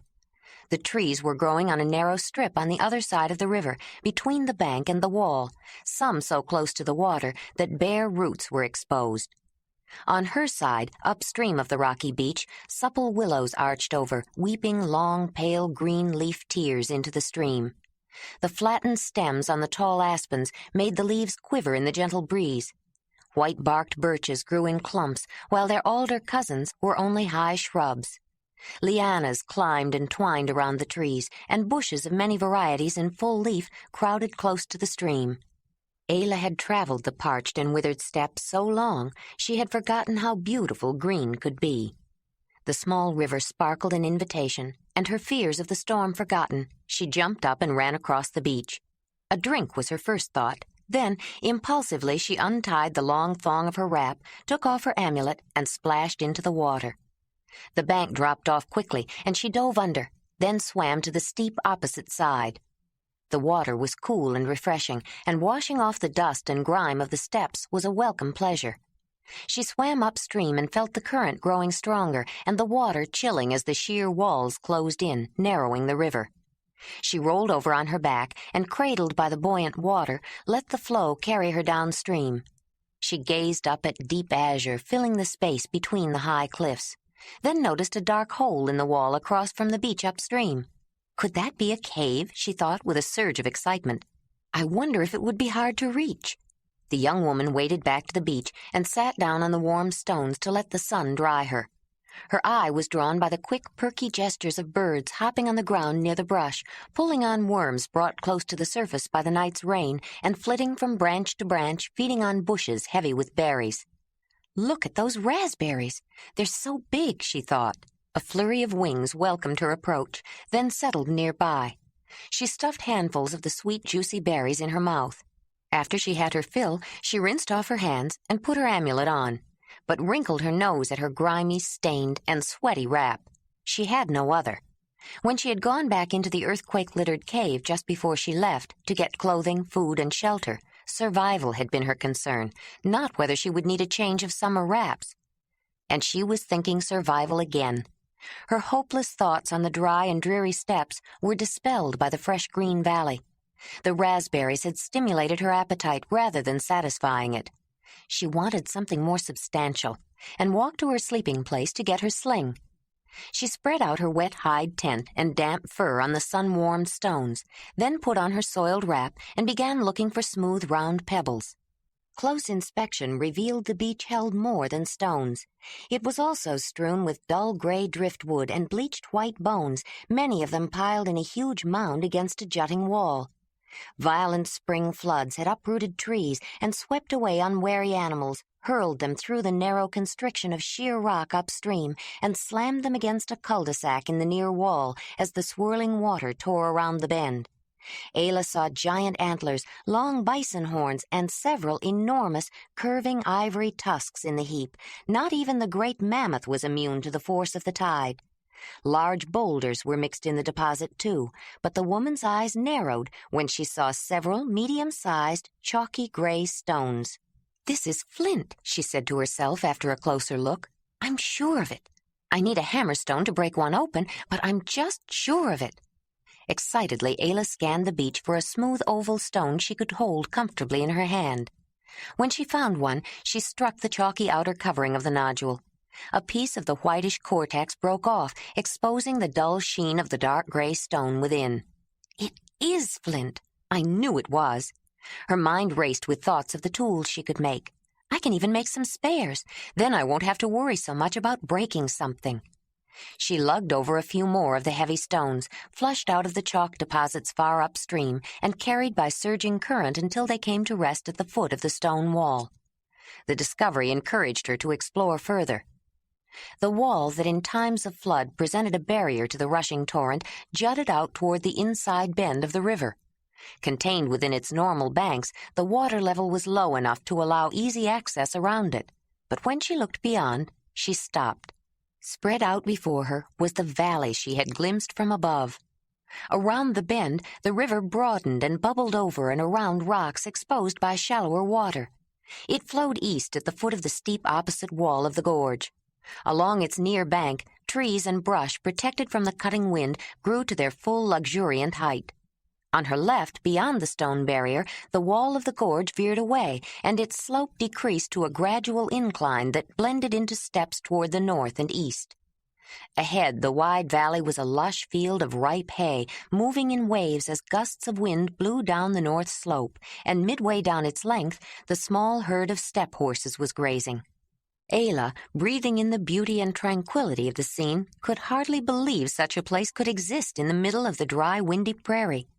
The valley was an extravagant oasis hidden in a crack of the arid plains, a microcosm of abundance, as though nature, constrained to utilitarian economy on the steppes, lavished her bounty in extra measure where the opportunity allowed it. The young woman studied the horses in the distance, intrigued by them. They were sturdy, compact animals with rather short legs, thick necks, and heavy heads with overhanging noses that reminded her of the large overhanging noses of some men of the clan. They had heavy, shaggy coats and short, stiff manes. Though some tended to gray, most were shades of buff, ranging from the neutral beige of the dust to the color of ripe hay. Off to one side stood a hay-colored stallion, and Ayla noticed several foals of the same shade. The stallion lifted his head, shaking his short mane, and whinnied. "Proud of your clan, aren't you?" she motioned, smiling. She started walking down the field close to the brush that hugged the stream. She noted the vegetation without consciously thinking about it, as aware of the medicinal qualities as she was of the nutritional values. It had been part of her training as a medicine woman to learn and collect plants for their healing magic, and there was very little she couldn't identify immediately.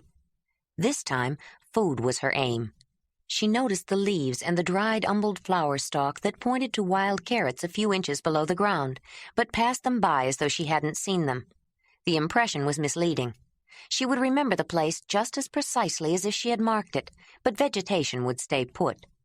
Her sharp eyes had picked up the trail of a hare, and at the moment she was concentrating on securing meat.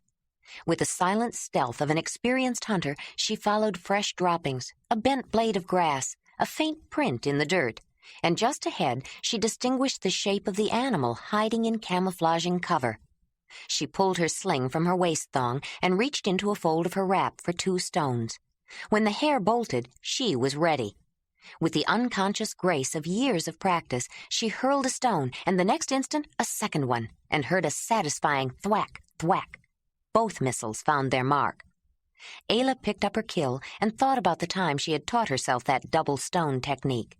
An overconfident attempt to kill a lynx had taught her the extent of her vulnerability, but it had taken long sessions of practice to perfect a way to place a second stone in position on the downstroke of the first cast so she could rapid-fire 2 stones in quick succession. On her way back, she chopped a branch from a tree, sharpened a point on one end, and used it to dig up the wild carrots. She put them in a fold of her wrap and chopped off 2 forked branches before returning to the beach. She put down the hare and the roots and got the fire drill and platform out of her basket, then began gathering dry driftwood from under larger pieces in the bone pile and deadfall from beneath the protective branches of the trees. With the same tool she had used to sharpen the digging stick, one with a V-shaped notch on the sharp edge, she shaved curls from a dry stick. Then she peeled loose, hairy bark from the old stalks of sagebrush and dried fuzz from the seed pods of fireweed. She found a comfortable place to sit, then sorted the wood according to size and arranged the tinder, kindling, and larger wood around her. She examined the platform, a piece of dry clematis vine, dug a little notch out along one edge with a flint borer, and fitted an end of the previous season's dry woody cattail stalk into the hole to check the size. She arranged the fireweed fuzz in a nest of stringy bark under the notch of the fire platform and braced it with her foot, then put the end of the cattail stalk in the notch and took a deep breath. Fire-making took concentration. Placing both palms together at the top of the stick, she began twirling it back and forth between her hands, exerting a downward pressure. As she twirled it, the constant pressure moved her hands down the stick until they nearly touched the platform. If she'd had another person to help, that would have been the time for that person to start at the top. But alone, she had to let go at the bottom and reach quickly for the top again, never letting the rhythm of the twirling stop, nor letting up the pressure for more than an instant, or the heat generated by the friction would dissipate and would not build up enough to start the wood smoldering. It was hard work and allowed no time to rest. Ayla got into the rhythm of the movement, ignoring the sweat that formed on her brow, and started running into her eyes. With the continuous movement, the hole deepened and sawdust from the soft wood accumulated. She smelled wood smoke and saw the notch blacken before she saw a wisp of smoke, encouraging her to continue, though her arms ached. Finally, a small glowing coal burned through the platform and dropped onto the nest of dry tinder beneath it. The next stage was even more critical. If the ember died, she'd have to begin all over again. She bent over so that her face was so near the coal she could feel the heat and began to blow on it. She watched it grow brighter with each breath, then die down again as she gulped another mouthful of air.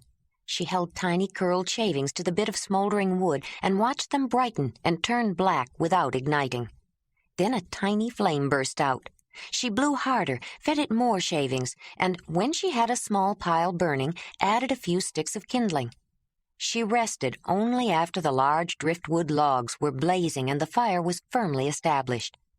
She gathered a few more pieces and piled them nearby. Then, with another, slightly larger notched tool, she shaved the bark off the green branch she had used to dig up the wild carrots. She planted the forked branches upright on either side of the fire so that the pointed branch fit comfortably between them, and then turned to skinning the hare. By the time the fire had died down to hot coals, the hare was skewered and ready for roasting. She started to wrap the entrails in the hide to dispose of it as she had done while traveling, then changed her mind. I could use the fur, she thought. It would only take a day or so. She rinsed the wild carrots in the river and the blood off her hands and wrapped them in plantain leaves. The large, fibrous leaves were edible, but she couldn't help thinking of their other use as sturdy, healing bandages for cuts or bruises. She put the leaf-wrapped wild carrots next to the coals. She sat back and relaxed for a moment, then decided to stake out the furry hide. While her meal cooked, she scraped away the blood vessels, hair follicles, and membranes from the inside of the skin with the broken scraper and thought about making a new one. She hummed a tuneless, crooning murmur while she worked, and her thoughts wandered. Maybe I should stay here a few days, finish this hide. Need to make some tools anyway. Could try to reach that hole in the wall upriver. That hair is starting to smell good. A cave would keep me out of the rain. Might not be usable, though. She got up and turned the spit, then started working from a different side. I can't stay too long. I've got to find people before winter. She stopped scraping the skin, her attention suddenly focused on the inner turmoil that was never far from the surface of her mind. Where are they? Isa said there were many others on the mainland. Why can't I find them? What am I going to do, Isa? Without warning, tears welled up and overflowed. Oh, Isa, I miss you so much. And Kreb, and Uba, too. And Dirk, my baby, my baby. I wanted you so much, Dirk, and it was so hard. And you're not deformed, just a little different, like I am. No, not like me. Your clan. You're just going to be a little taller, and your head looks a little different. Someday you'll be a great hunter, and good with a sling, and run faster than anyone. You'll win all the races at the clan gathering. Maybe not the wrestling. You might not be that strong, but you'll be strong. But who will play the game of making sounds with you? And who will make the happy noises with you? I've got to stop this, she scolded herself, wiping tears away with the back of her hand. I should be glad you have people who love you, Dirk. And when you're older, Ura will come and be your mate. Oda promised to train her to be a good woman for you. Ura isn't deformed either. She's just different like you. I wonder, will I ever find a mate? Ayla jumped up to check on her meal, moving just to be doing something to take her mind off her thoughts. The meat was more rare than she liked it, but she decided it was done enough. The wild carrots, small and pale yellow, were tender and had a sweet, tangy taste. She missed the salt that had always been available near the inland sea, but hunger provided the right seasoning. She let the rest of the hare cook a little longer while she finished scraping the skin, feeling better after she ate. The sun was high when she decided to investigate the hole in the wall. She stripped and swam across the river, scrambling up the tree roots to climb out of the deep water. It was difficult scaling the nearly vertical wall, making her wonder if it was worthwhile even if she found a cave. She was disappointed anyway when she reached a narrow ledge in front of the dark hole and found it was hardly more than a depression in the rock. The scat of hyena in a shaded corner let her know there must be an easier way down from the steps, but there wasn't room for anything much larger. She turned to start down, then turned farther. Downstream and slightly lower on the other wall, she could see the top of the rock barrier that jutted toward the bend of the river. It was a broad ledge, and at the back of it there appeared to be another hole in the face of the cliff, a much deeper hole. From her vantage point, she saw a steep but possible way up. Her heart was beating with excitement. If it was a cave of any size at all, she'd have a dry place to spend the night. About halfway down, she jumped into the river, eager to investigate. I must have passed by it on the way down last night, she thought as she started up. It was just too dark to see. She remembered then that an unknown cave should always be approached with caution, and she returned for her sling and a few rocks. Though she had very carefully felt her way down, in good light she found she didn't need handholds. Over the millennia, the river had cut sharper into the opposite bank. The wall on this side wasn't as steep.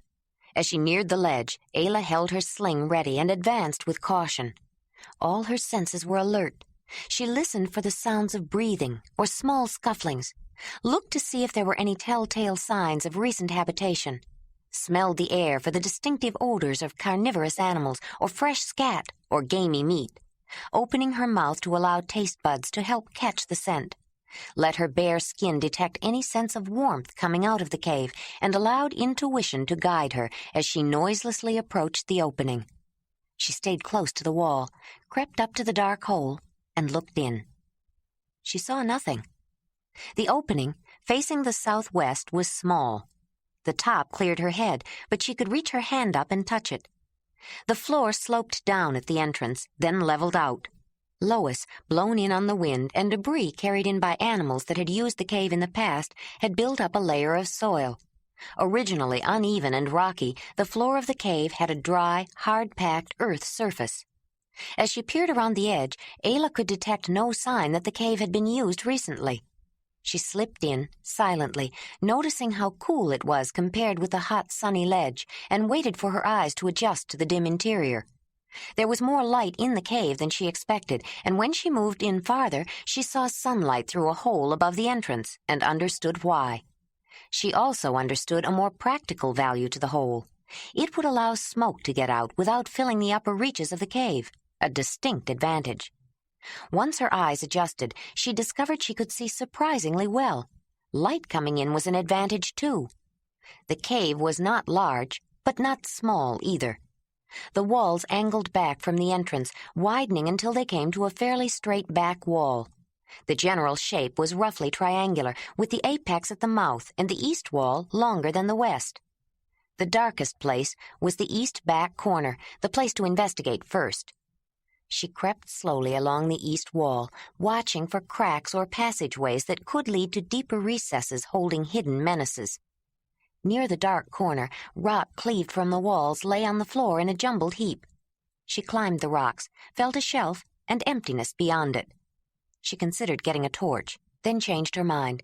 She hadn't heard, smelled, or felt any signs of life, and she could see a little way in.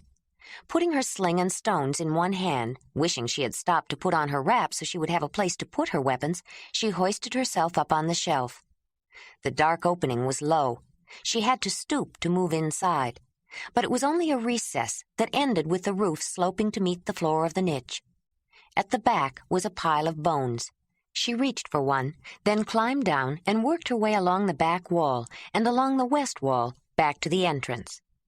It was a blind cave, and except for the small niche, had no other chambers or tunnels leading to unknown places. It felt snug and secure. Ayla shaded her eyes against the bright sunlight as she walked out to the far edge of the cave's terrace and looked around. She was standing on top of the jutting wall. Below her on the right was the pile of driftwood and bones and the rocky beach. To the left, she could see far down the valley. In the distance, the river turned south again, curving around the base of the steep opposite wall, while the left wall had flattened into steps. She examined the bone in her hand. It was the long leg bone of a giant deer, aged and dry, with teeth marks clearly imprinted where it had been split to get at the marrow. The pattern of teeth, the way the bone had been gnawed, looked familiar, and yet not. It had been made by a feline, she was sure. She knew carnivores better than anyone in the clan. She had developed her hunting skills on them, but only the smaller and medium-sized varieties. These marks had been made by a large cat, a very large cat. She spun around and looked at the cave again. A cave lion. That must have been the den of cave lions once. That niche would be a perfect place for a lioness to have her cubs, she thought. Maybe I shouldn't spend the night in it. It might not be safe. She looked at the bone again. But this is so old, and the cave hasn't been used for years. Besides, a fire near the entrance will keep animals away. It is a nice cave. Not many are that nice. Lots of room inside, a good dirt floor. I don't think it gets wet inside. Spring floods don't reach this high. There's even a smoke hole. I think I'll go get my fur and basket and some wood and bring up the fire. Ayla hurried back down to the beach. She spread out the tent hide and her fur on the warm stone ledge when she returned and put the basket inside the cave, then brought up several loads of wood. Maybe I'll get some hearthstones, too, she thought, starting down again. Then she stopped. Why do I need hearthstones? I'm only staying a few days. I've got to keep looking for people. I've got to find them before winter. What if I don't find people? The thought had been hovering for a long time, but she hadn't allowed herself to frame it precisely before. The consequences were too frightening. What will I do if winter comes and I still haven't found any people? I won't have any food put away. I won't have a place to stay that is dry and warm and out of the wind and snow. No cave to... She looked at the cave again, then at the beautiful protected valley and the herd of horses far down the field, then back at the cave again. It's a perfect cave for me, she said to herself. It would be a long time before I found one as good. And the valley. I could gather and hunt and store food. There's water and more than enough wood to last the winter, many winters. There's even flint and no wind. Everything I need is right here, except people. I don't know if I could stand it, being alone all winter. But it's already so late in the season. I'm going to have to start soon to get enough food stored. If I haven't found anyone yet, how do I know I will? How do I know they'd let me stay if I did find the others? I don't know them. Some of them are as bad as Braud. Look what happened to poor Oda. She said the men who forced her, like Braud forced me, were men of the others. She said they looked like me. What if they are all like that? Ayla looked again at the cave, and then at the valley. She walked around the perimeter of the ledge, kicked a loose rock off the edge, stared off at the horses, then came to a decision. "Horses," she said, "I'm going to stay in your valley for a while. Next spring I can start looking for the others again. Right now, if I don't get ready for winter, I won't be alive next spring." Ayla's speech to the horses was made with only few sounds, and those were clipped and guttural. She used sound only for names or to emphasize the rich, complex, and fully comprehensive language she spoke with the graceful flowing motions of her hands. It was the only language she remembered. Once her decision was made, Ayla felt a sense of relief. She had dreaded the thought of leaving this pleasant valley and facing more grueling days of traveling the parched, windy steppes, dreaded the thought of traveling any more at all. She raced down to the rocky beach and stooped to get her wrap and amulet. As she reached for the small leather pouch, she noticed the glitter of a small piece of ice. How can there be ice in the middle of summer, she wondered, picking it up. It was not cold. It had hard, precise edges and smooth, flat planes. She turned it this way and that, watching its facets sparkling in the sun. Then she happened to turn it at just the right angle for the prism to separate the sunlight into the full spectrum of colors, and caught her breath at the rainbow she cast on the ground. Ayla had never seen a clear quartz crystal. The crystal, like the flint and many of the other rocks on the beach, was an erratic, not native to the place. The gleaming stone had been torn from its birthplace by the even greater force of the element it resembled, ice, and moved by its melted form until it came to rest in the alluvial till of the glacial stream. Suddenly, Ayla felt a chill colder than ice crawl up her spine, and sat down, too shaky to stand, thinking of the stone's meaning. She remembered something Kreb had told her long ago when she was a little girl. It was winter, and old Dorv had been telling stories. She had wondered about the legend Dorv had just finished, and asked Kreb. It had led to an explanation of totems. Totems want a place to live. They would probably desert people who wandered homeless for very long. You wouldn't want your totem to desert you, would you? Ayla reached for her amulet. But my totem didn't desert me, even though I was alone and had no home. That was because he was testing you. He found you a home, didn't he? The cave lion is a strong totem, Ayla. He chose you, and he may decide to protect you always because he chose you. But all totems are happier with a home. If you pay attention to him, he will help you. He will tell you what is best. How will I know, Kreb? Ayla asked. I have never seen a cave lion spirit. How do you know when a totem is telling you something? You cannot see the spirit of your totem because he is part of you, inside you. Yet he will tell you. Only you must learn to understand. If you have a decision to make, he will help you. He will give you a sign if you make the right choice. What kind of sign? It's hard to say. Usually it will be something special or unusual. It may be a stone you have never seen before, or a root with a special shape that has meaning for you. You must learn to understand with your heart and mind, not your eyes and ears. Then you will know. But when the time comes and you find a sign your totem has left you, put it in your amulet. It will bring you luck. Cave lion, are you still protecting me? Is this a sign? Did I make the right decision? Are you telling me I should stay in this valley? Ayla held the sparkling crystal cupped in both hands and closed her eyes, trying to meditate as Kreb always did, trying to listen with her heart and her mind, trying to find a way to believe that her great totem had not deserted her. She thought about the way she had been forced to leave and of the long, weary days traveling, looking for her people, going north as Isa had told her, north until... The cave lions!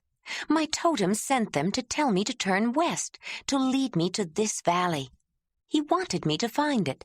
He's tired of traveling and wants this to be his home, too. And the cave that was home to cave lions before. It's a place he feels comfortable. He's still with me. He hasn't deserted me. The understanding brought a relief of tension she hadn't known was there. She smiled as she blinked back tears and worked to loosen the knots in the cord that held the small pouch closed. She poured out the contents of the small bag, then picked them up one by one. The first was a chunk of red ochre. Everyone in the clan carried a piece of the sacred red stone.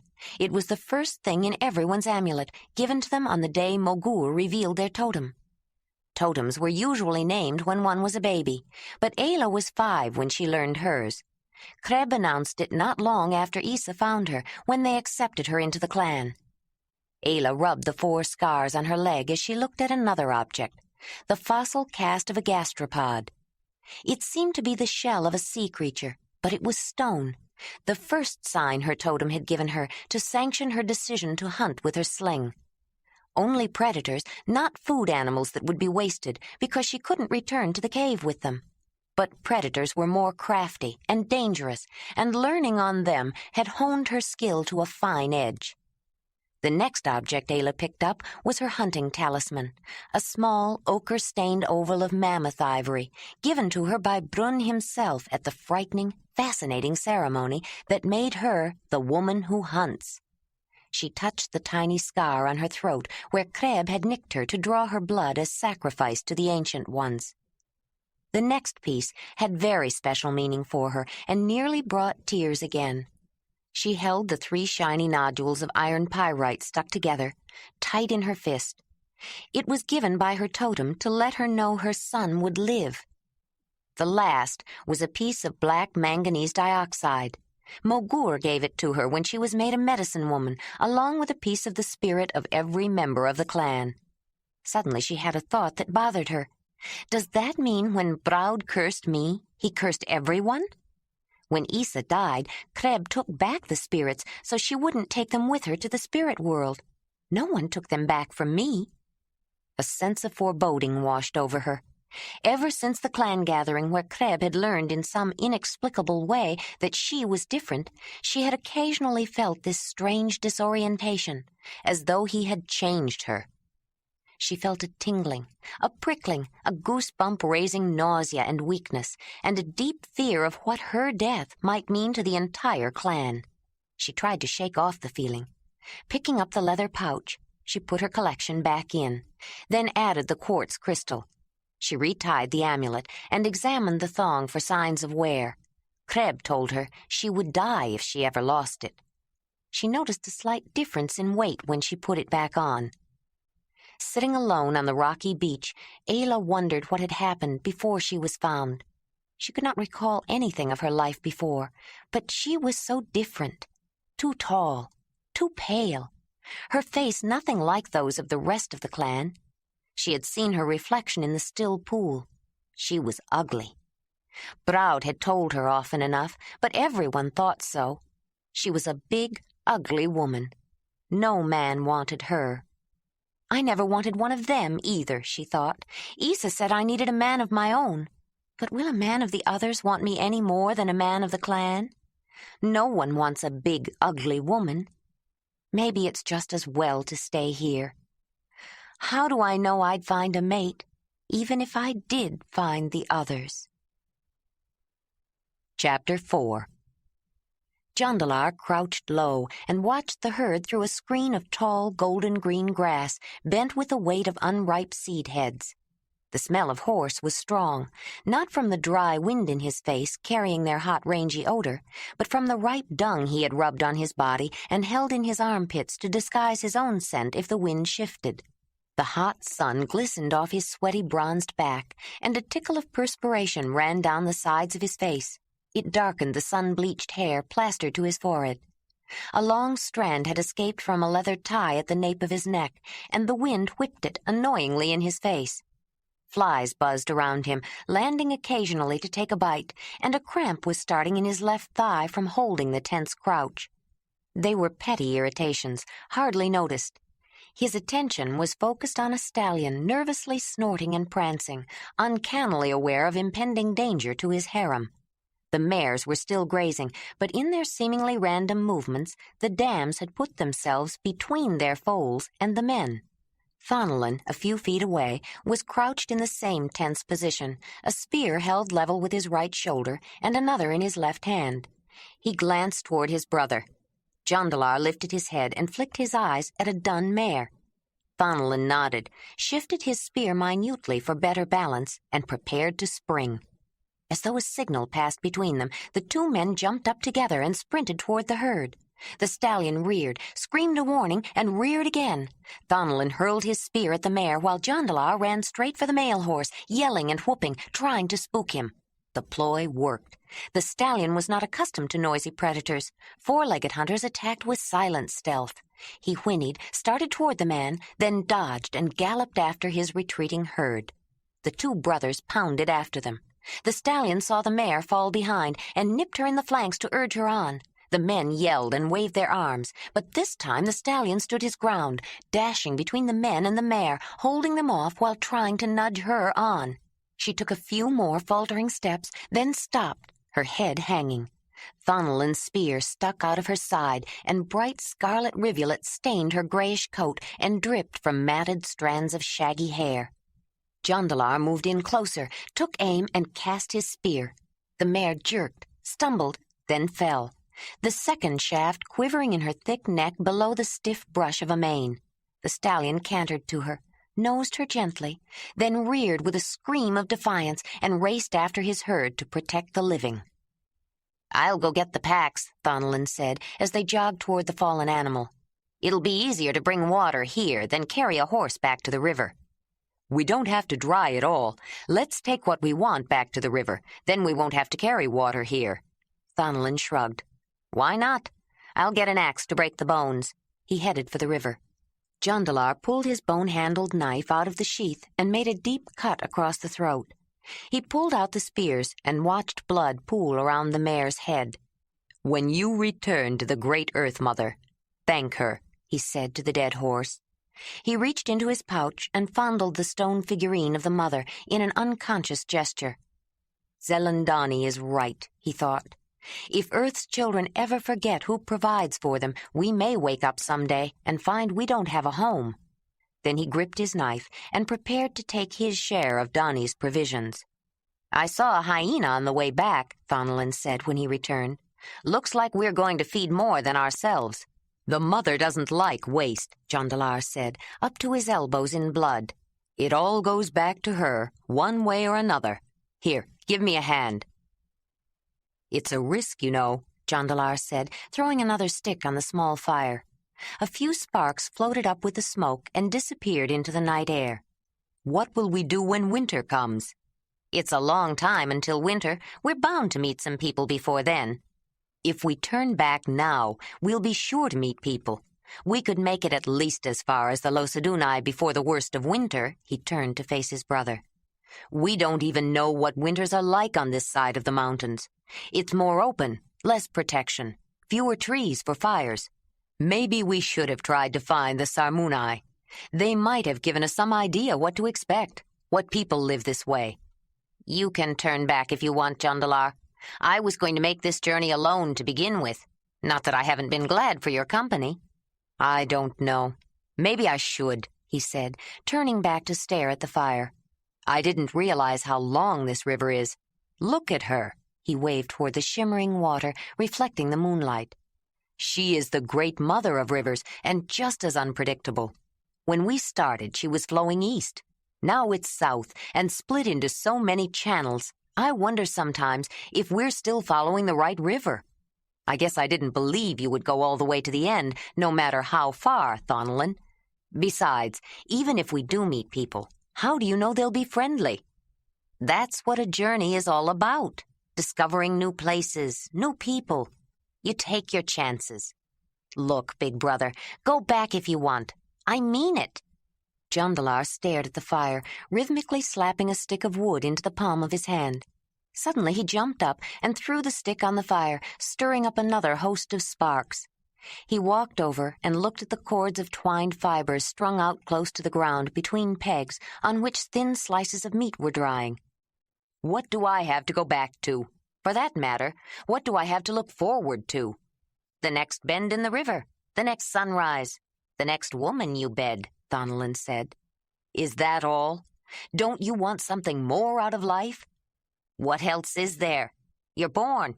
You live the best you can while you're here, and someday you go back to the mother. After that, who knows? There ought to be more to it. Some reason for living. If you ever find out, let me know, Thonolin said, yawning.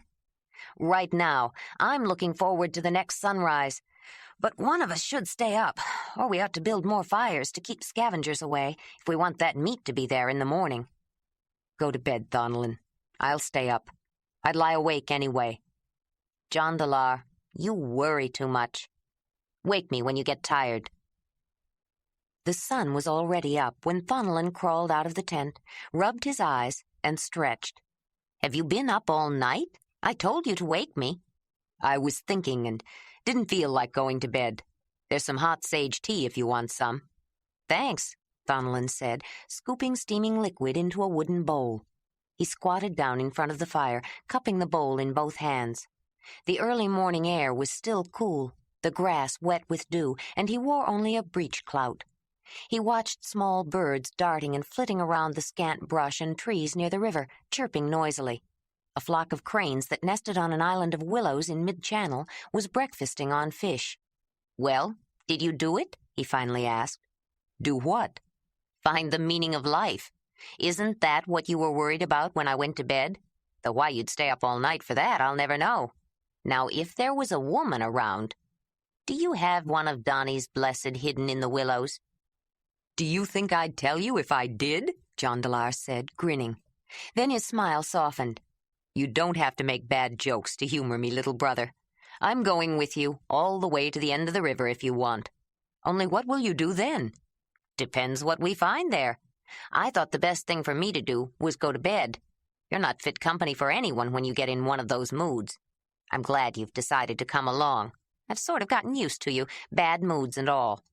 I told you, someone has to keep you out of trouble. Me? Right now I could use a little trouble. It'd be better than sitting around waiting for that meat to dry. It will only be a few days if the weather holds. But now I'm not so sure I should tell you what I saw. Jondolar's eyes twinkled. Come on, brother. You know you will anyway. Thonolin, there's a sturgeon in that river so big, but there's no point in fishing for it. You wouldn't want to wait around for fish to dry, too. How big? Thonolin said, standing up and eagerly facing the river. So big, I'm not sure both of us together could haul it in. No sturgeon is that big. The one I saw was. Show me. Who do you think I am? The Great Mother? Do you think I can make a fish come and show off for you? Thonolin looked chagrined. I'll show you where I saw it, though, Jondolar said. The two men walked to the edge of the river and stood near a fallen tree that extended part way into the water. As though to tempt them, a large shadowy shape moved silently upstream and stopped under the tree near the river bottom, undulating slightly against the current. That must be the grandmother of all fish, Thonolin whispered. But can we land it? We can try. It would feed a cave and more. What would we do with it? Weren't you the one who said the mother never lets anything go to waste? The hyenas and wolverines can have a share. Let's get the spears, Thonolin said, anxious to try the sport. Spears won't do it. We need gaffs. She'll be gone if we stop to make gaffs.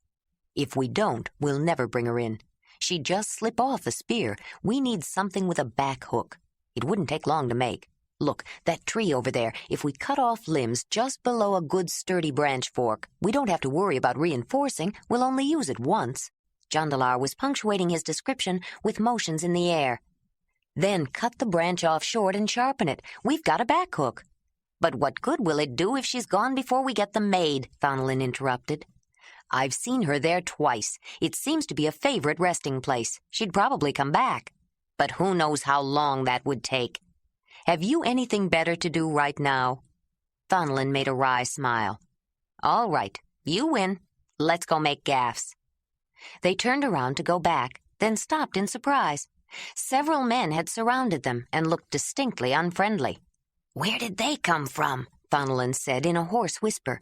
They must have seen our fire. Who knows how long they've been out there? I've been up all night watching for scavengers. They could have been waiting until we did something careless, like leaving our spears behind. They don't look too sociable. None of them has made a gesture of welcome. What do we do now? Put on your biggest, friendliest smile, little brother, and you make the gesture. Thonolin tried to think self-assured and smiled what he hoped was a confident grin. He put both his hands out and started toward them. I am Thonolin of the Zelen... His progress was halted by a spear quivering in the ground at his feet. Any more good suggestions, Jondolar? I think it's their turn. One of the men said something in an unfamiliar language, and two others sprang toward them.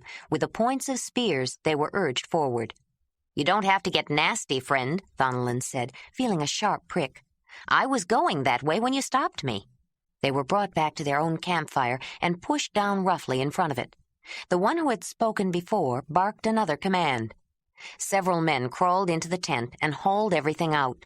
The spears were taken from the back frames and the contents spilled on the ground. What do you think you're doing? Thonolin shouted, starting to get up. He was reminded to sit, forcibly, and felt a trickle of blood running down his arm. Relax, Thonolin, Jondolar warned. They look angry. I don't think they're in the mood for objections. Is this the way to treat visitors? Don't they understand rites of passage for those on a journey? You were the one who said it, Thonolin. Said what? You take your chances. That's what a journey is all about. Thanks, Thonolin said, reaching for the stinging cut on his arm and looking at his blood-smeared fingers. That's just what I needed to hear. The one who seemed to be the leader spat out a few more words, and the two brothers were hauled to their feet. Thonolin, in his loincloth, was given only a cursory glance. But Jondolar was searched, and his bone-handled flint knife was taken. A man reached for the pouch fastened to his belt, and Jondolar grabbed for it. The next instant, he felt a sharp pain at the back of his head and slumped to the ground. He was stunned for only a short while, but when his head cleared, he found himself stretched out on the ground, staring into Thonolin's worried gray eyes, his hands bound with thongs behind his back. You were the one who said it, Jondolar. Said what? They're in no mood for objections. Thanks, Jondolar remarked with a grimace, suddenly aware of a bad headache. That's just what I needed to hear.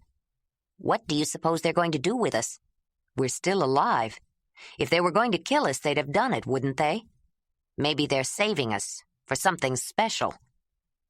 The two men lay on the ground, listening to voices and watching the strangers moving about their camp. They smelled food cooking, and their stomachs growled. As the sun rose higher, the glaring heat made thirst a worse problem. As the afternoon wore on, Jondolar dozed, his lack of sleep from the night before catching up with him. He woke with a start to shouts and commotion. Someone had arrived. They were dragged to their feet and gaped in amazement at a burly man striding toward them, carrying a white-haired, wizened old woman on his back.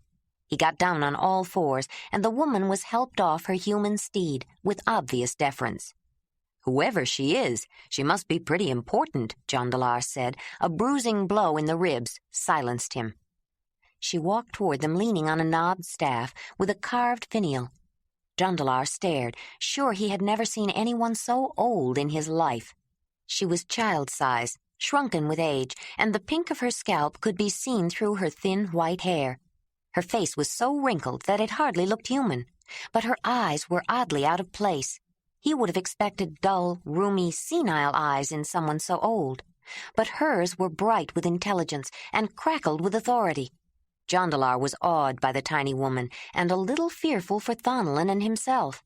She would not have come unless it was very important. She spoke in a voice cracked with age, yet surprisingly strong. The leader pointed at Jondolar, and she directed a question to him. "I'm sorry, I don't understand," he said. She spoke again, tapped her chest with a hand as gnarled as her staff, and said a word that sounded like Haduma. Then she pointed a knobby finger at him. "I am Jondolar of the Zelendanyi," he said, hoping he understood her meaning. She cocked her head as though she had heard a sound. "Zelendanyi," she repeated slowly. Jondolar nodded, licking his dry, parched lips nervously. She stared at him speculatively, then spoke to the leader. His answer was brusque, and she snapped a command, then turned her back and walked to the fire. One of the men who had been guarding them pulled out a knife. Jondolar glanced at his brother and saw a face that expressed his own emotions. He braced himself, sent a silent plea to the great Earth Mother, and closed his eyes. He opened them with a surge of relief when he felt the thongs cut away from his wrists. A man was approaching with a bladder of water. Jondolar took a long drink and passed it to Thonolin, whose hands had also been freed. He opened his mouth to say a word of appreciation, and then, remembering his bruised ribs, thought better of it. They were escorted to the fire by guards who hovered close, with menacing spears.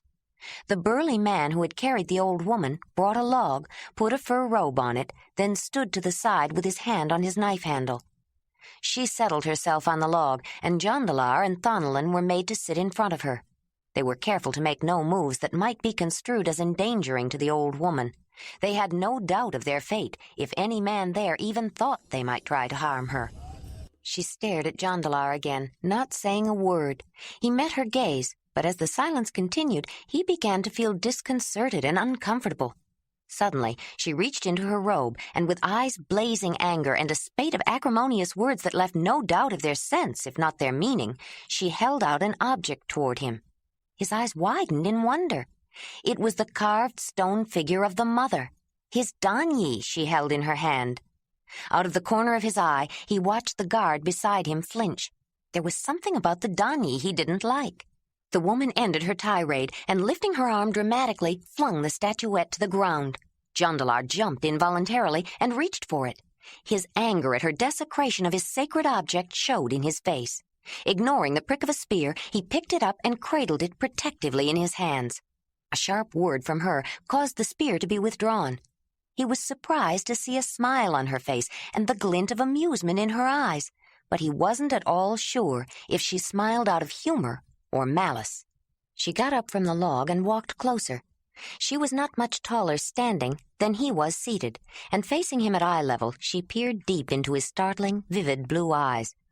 Then she stepped back, turned his head from side to side, felt the muscle of his arm, and surveyed the breadth of his shoulders. She motioned for him to get up. When he didn't quite understand, the guard prodded him into comprehension. She tilted her head back to look up at all 6 feet 6 inches of him, then walked around him, poking the hard muscles of his legs. Jondolar had the feeling he was being examined like some prize goods offered for trade, and he flushed to find himself wondering if he measured up. She looked Thonolin over next, motioned for him to stand, then turned her attention back to Jondolar. His pink flush turned to deep crimson when the meaning of her next gesture dawned on him. She wanted to see his manhood. He shook his head and gave the grinning Thonolin a dirty look. At a word from the woman, one of the men grabbed Jondolar from behind, while another, with obvious embarrassment, fumbled to unfasten his trouser flap. "I don't think she's in any mood for objections," Thonolin said, smirking. Jondolar angrily shrugged off the man who was holding him and exposed himself to the old woman's view, glowering at his brother, who was hanging on to his sides, snorting in a futile attempt to constrain his glee. The old woman looked at him, cocked her head to one side, and with a gnarled finger, touched him. Jondolar's crimson turned to purple when, for some inexplicable reason, he felt his manhood swell. The woman cackled, and there were sniggers from the men standing nearby, but a strangely subdued note of awe as well. Thonolin burst out in loud guffaws, stomping and bending over double as tears came to his eyes. Jondolar hastily covered his offending member, feeling foolish and angry. "Big brother, you must really need a woman to get a rise over that old hag," Thonolin quipped, catching his breath and wiping away a tear. Then he burst into uproarious laughter again. "I just hope it's your turn next," Jondolar said, wishing he could think of some witty remark to squelch him. The old woman signaled to the leader of the men who had stopped them and spoke to him. A heated exchange followed. Jondolar heard the woman say Zelendanyi and saw the young man point to the meat drying on cords. The exchange ended abruptly with an imperious command from the woman. The man shot a dark glance at Jondolar, then motioned to a curly-haired youth. After a few words, the young man dashed away at full speed. The two brothers were led back to their tent, and their back frames were returned, but not their spears or knives.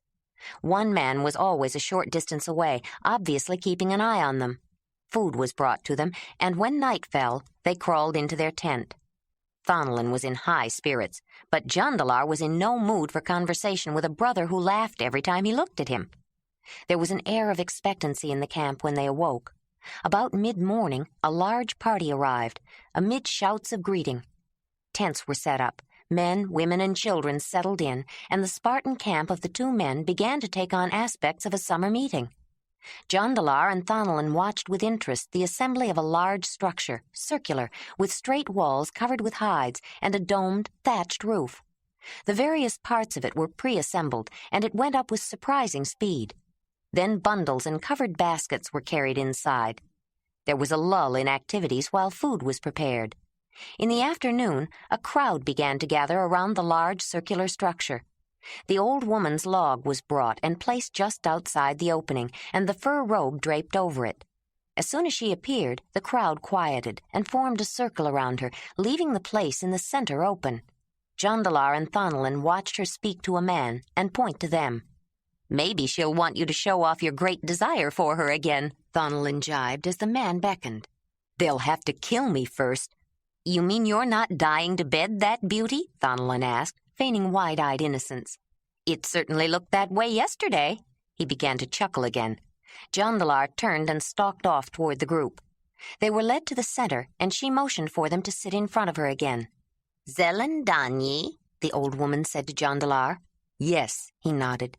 "I am Jondolar of the Zelendanyi." She tapped the arm of an old man beside her. I, Tommen, he said, then some words Jondolar couldn't understand.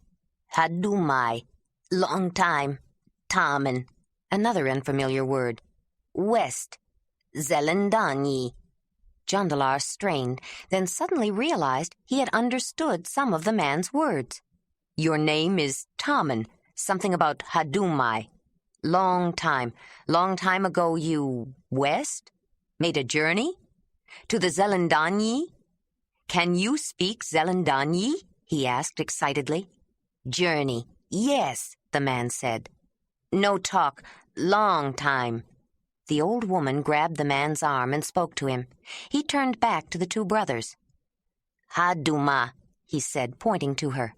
Mother. Tommen hesitated, then indicated everyone with a sweep of his arm. "You mean like Zelendani, one who serves the mother?" He shook his head. Haduma, mother. He thought for a moment, then beckoned to some people and lined them up in a row beside him. Haduma, mother, mother, mother, mother, he said, pointing first at her, then to himself, then to each person in turn. Jondolar studied the people, trying to make sense out of the demonstration. Tommen was old, but not as old as Haduma. The man next to him was just past middle age. Beside him was a younger woman holding the hand of a child. Suddenly, Jondolar made a connection. "Are you saying Haduma is mother's mother 5 times? He held up his hand with 5 fingers outstretched. "The mother of 5 generations?" he said with awe. The man nodded vigorously. "Yes, mother's mother. 5 generations," he said, pointing again to each person. "Great mother! Do you know how old she must be?" Jondolar said to his brother. "Great mother, yes," Tommen said. "Haduma, mother." He patted his stomach. "Children?" "Children," he nodded. "Haduma, mother, children." He began drawing lines in the dirt. 1, 2, 3, Jondolar said the counting words with each one. 16. Haduma gave birth to 16 children? Tommen nodded, pointing again to the marks on the ground. "Many, son. Many. Girl." He shook his head, doubtful. "Daughters?" Jondolar offered. Tommen brightened. "Many daughters." He thought for a moment. Live. All live. All, many children. He held up one hand and one finger. 6 caves, Hadumai. No wonder they were ready to kill us if we so much as looked cross at her, Thonolin said. She's the mother of all of them, a living first mother. Jondolar was as impressed, but even more puzzled. I am honored to know Haduma, but I don't understand. Why are we being held? And why did she come here? The old man pointed to their meat drying on cords, then to the young man who had first detained them. Jaren, hunt. Jaren make... Tommen drew a circle on the ground with 2 diverging lines, making a broad V from the small space left open. Zelendani man make run. He thought for a long time, then smiled and said, make run horse. So that's it, Thonolin said. They must have built us around and were waiting for that herd to move closer. We chased them off. I can understand why he was angry, Jondolar said to Tommen. But we didn't know we were on your hunting grounds. We'll stay and hunt, of course, to make restitution. It's still no way to treat visitors. Doesn't he understand passage customs for those on a journey? He said, venting his own anger. The old man didn't catch every word, but enough to understand the meaning. Not many visitors. Not west. Long time. Customs. Forget. Well, you ought to remind him. You were on a journey, and he might want to make one someday. Jondolar was still annoyed at their treatment, but he didn't want to make too much of an issue about it. He still wasn't sure what was going on, and he didn't want to actually offend them. Why did Haduma come? How can you allow her to make a long trip at her age? Tommen smiled. Not allow Haduma. Haduma say, Jaren find Dumai. Bad luck? Jondolar nodded to indicate the correctness of the word, but he didn't understand what Tommen was trying to say. Jaren give, man, runner, say Haduma make bad luck go, Haduma come. Dumai? You mean my Dani? Jondolar said, taking the carved stone figurine out of his pouch. The people around gasped and drew back when they saw what he had in his hand. An angry murmur rose from the crowd, but Haduma harangued them, and they quieted. But this Dani is good luck, Jondolar protested. Good luck? Woman, yes. Man... Tommen searched his memory for a word. Sacrilege, he said. Jondolar sat back, stunned. But if it's good luck for a woman, why did she throw it? He made a violent gesture of casting the Danyi down, bringing exclamations of concern. Haduma spoke to the old man. Haduma, long time live. Big luck, big magic. Haduma say me Zelendanyi customs. Say Zelendanyi man, not Hadumai. Haduma say Zelendanyi man bad? Jondolar shook his head. Thonolin spoke up. I think he's saying she was testing you, Jondolar. She knew the customs were not the same, and she wanted to see how you would react when she dishonored. Dishonor, yes, Tommen interrupted, hearing the word. Haduma, no not all man good man. Want no Zelendanyi man dishonor mother. Listen, that's a very special Danyi, Jondolar said, a little indignant. It's very old. My mother gave it to me. It's been handed down for generations. Yes, Tommen nodded vigorously. Haduma no, wise, much wise. Long time live. Big magic, make bad luck go. Haduma no Zelendanyi man, good man. Want Zelendanyi man, want honor mother. Jondolar saw the grin lighting up Thonolin's face and squirmed. Haduma want, Tommen pointed to Jondolar's eyes. Blue eyes, honor mother. Zelendanyi's spirit, make child, blue eyes. You did it again, big brother, Thonolin blurted, grinning with malicious delight. With those big blue eyes of yours, she's in love. He was shaking, trying to hold his laughter in, afraid it might offend, but unable to stop. Oh, mother, I can hardly wait to get back home and tell them. Jondolar, the man every woman wants. Do you still want to go back? For this, I'd give up the end of the river." He couldn't talk anymore. He was doubled over, pounding the ground, holding his sides and trying not to laugh out loud. Jondolar swallowed several times. Does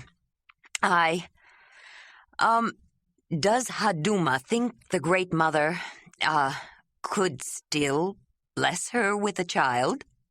Tommen looked at Jondolar, perplexed, and at Thonalin's contortions. Then a big grin cracked his face. He spoke to the old woman, and the whole camp erupted into raucous laughter. The old woman's cackle heard above all. Thonalin, with a heave of relief, let out a great whoop of glee as tears squeezed out of his eyes. Jondolar did not see anything funny. The old man was shaking his head, trying to talk. "No, no, Zelendanyi man," he beckoned to someone. "Noria, Noria." A young woman stepped forward and smiled shyly at Jondolar. She was hardly more than a girl, but showed the fresh sparkle of new womanhood. The laughter finally subsided. "Haduma, big magic," Tommen said. "Haduma bless. Noria, 5 generations." He held up 5 fingers. "Noria make child, make 6 generations." He held up another finger. "Haduma want Zelendanyi man, honor mother." Tommen smiled as he remembered the words. "First rights."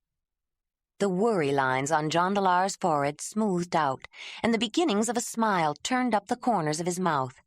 "Haduma bless, make spirit go Noria.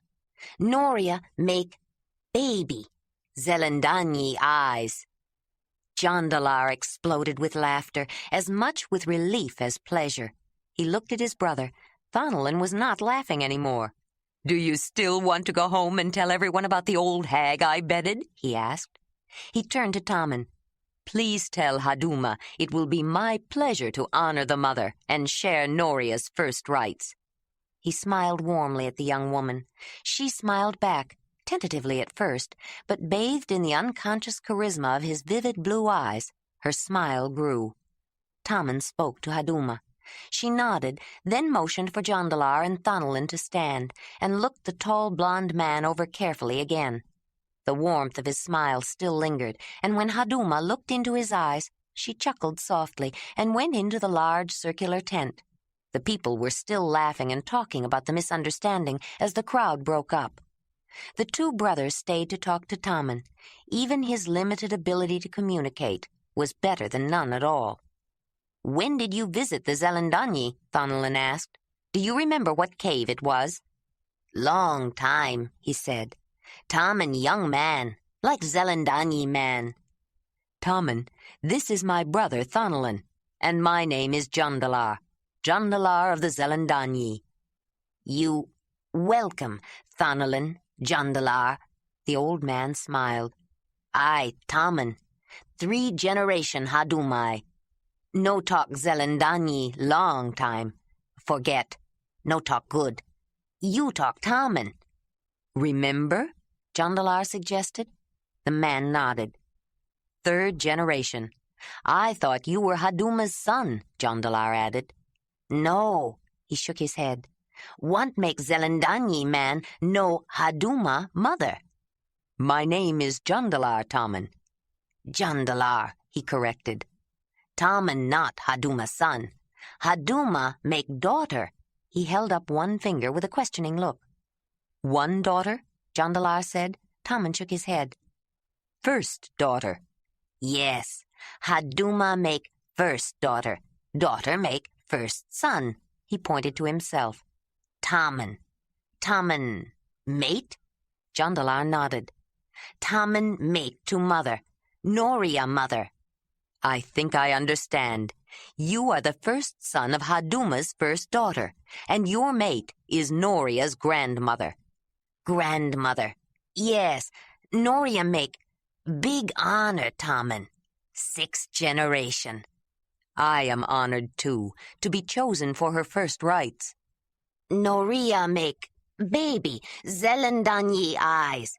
Make Haduma happy." He smiled, remembering the word. "Haduma say, big Zelendanyi man make big, strong spirit. make strong Hadumai. Tommen, Jondolar said, his forehead nodded. Noria might not make a baby of my spirit, you know. Tommen smiled. Haduma, big magic. Haduma, bless. Noria, make. Big magic. Woman, no children. Haduma, he pointed with a finger toward Jondolar's groin. Touch, Jondolar provided the word, feeling his ears warm. Haduma, touch. Woman, make baby. Woman, no. Milk. Haduma, touch. Woman, make milk. Haduma, make Jondolar. Big honor. Many man want Haduma touch. Make long time man. Make man. Pleasure? They all smiled. Pleasure woman all time. Many woman, many time. Haduma, big magic. He paused, and his face lost its smile. No make Haduma, anger. Haduma, bad magic, anger. And I laughed, Thonolin said. Do you suppose I could get her to touch me? You and your big blue eyes, Jondolar. Little brother, the only magic touch you ever needed was the inviting look of a pretty woman. So, I never noticed you needing help. Look who's sharing first rights. Not your little brother with his dull gray eyes. Poor little brother. A camp full of women, and he's going to spend the night alone. Not on your life. They laughed, and Tommen, who caught the drift of the banter, joined in. Tommen, maybe you'd better tell me about your customs for first rights, Jondolar said, more serious. Before you get into that, Thonolin said, can you get our spears and knives back? I've got an idea. While my brother is busy beguiling that young beauty with his big blue eyes, I think I know a way to make your angry hunter happier. How? Jondolar asked. With a grandmother, of course. Tommen looked confused, but he shrugged it off as problems with the language. Jondolar saw little of Thonolin that evening or the next day. He was too busy with the purification rituals. The language was a barrier to understanding even with Tommen's help, and when he was alone with the scowling older women, it was worse. Only when Haduma was there did he feel more relaxed, and he was sure she smoothed over some unforgivable blunders. Haduma didn't rule the people, but it was obvious they would refuse her nothing. She was treated with benevolent reverence and a little fear. It had to be magic that she had lived so long and retained her full mental faculties. She had a knack for sensing when Jondolar was in difficulty. On one occasion, when he was sure he had unknowingly broken some taboo, she waded in, eyes flashing anger, and beat the backs of several retreating women with her staff. She would brook no opposition to him. Her sixth generation would have Jondolar's blue eyes. In the evening, when he was finally led to the large circular structure, he wasn't even sure it was time until he went inside. As he stepped through the entrance, he paused to look around. 2 stone lamps with bowl-shaped wells filled with fat in which wicks of dried moss burned lit one side. The ground was covered with furs, and the walls were hung with bark cloth weavings in intricate patterns. Behind a raised platform covered with furs hung the thick white fur of an albino horse decorated with the red heads of immature great spotted woodpeckers. Sitting on the very edge of the platform was Noria, nervously staring down at her hands in her lap. On the other side, a small section was partitioned off with hanging leather hides marked with esoteric symbols and a screen of thongs, one of the hides cut into narrow strips. Someone was behind the screen. He saw a hand move a few of the strips aside and looked into Haduma's wrinkled old face for a brief moment. He breathed a sigh of relief. There was always at least one guardian to bear witness that a girl's transformation to full womanhood was complete, and to make sure a man wasn't unduly rough. As a stranger, he had felt some concern that there might be a bevy of disapproving guardians. With Haduma, he felt no qualms. He didn't know if he should greet her or ignore her, but he decided on the latter when the screen closed. When Noria saw him, she stood up. He walked toward her, smiling. She was rather small, with soft, light brown hair hanging loosely around her face. She was barefoot, and a skirt of some woven fiber was tied at the waist and fell to below her knees in colorful bands. A shirt of soft deerskin embroidered with dyed quills was laced together tightly up the front. It conformed to her body enough to reveal that her womanhood was well established, though she had not lost all her girlish roundness. She got a frightened look in her eye as he approached, though she tried to smile. But when he made no sudden moves, just sat down on the edge of the platform and smiled, she seemed to relax a little and sat down beside him, far enough away so that their knees did not touch. It would help if I could speak her language, he thought. She's so scared. No wonder. I'm a total stranger to her. Appealing, so frightened like that. He felt protective and a few twinges of excitement. He noticed a carved wooden bowl and some drinking cups on a nearby stand and started to reach, but Noria saw his intention and jumped up to fill the cups. As she gave him a cup of amber liquid, he touched her hand. It startled her. She pulled it back a little, then left it. He gave her hand a gentle squeeze, then took the cup and drank. The liquid had the sweet, strong taste of something fermented. Not unpleasant, but he wasn't sure how strong it was and decided to drink lightly. "Thank you, Noria," he said, putting the cup down. "Jondolar?" she asked, looking up. By the light of the stone lamps, he could tell her eyes were a light shade, but he wasn't sure if they were gray or blue. "Yes, Jondolar of the Zelendanyi." "Jondolar, Zelendanyi man." "Noria, Hadumai woman." "Woman?" "Woman," he said, touching one firm young breast. She jumped back. Jondolar untied the lace at the neck of his tunic and pulled it back, showing a chest of light curls. He smiled a wry grin and touched his chest. "No woman," he shook his head. "Man." She giggled a little. "Noria, woman," he said, slowly reaching toward her breast again. This time she let him touch without pulling back, and her smile was more relaxed. "Noria, woman," she said, then got a mischievous glint in her eye and pointed a finger toward his groin, but didn't touch. "Jondolar, man." Suddenly she looked frightened again, as though she might have gone too far, and got up to refill the cups. She scooped out the liquid nervously, spilling some, and seemed embarrassed. Her hand shook, holding the cup to him.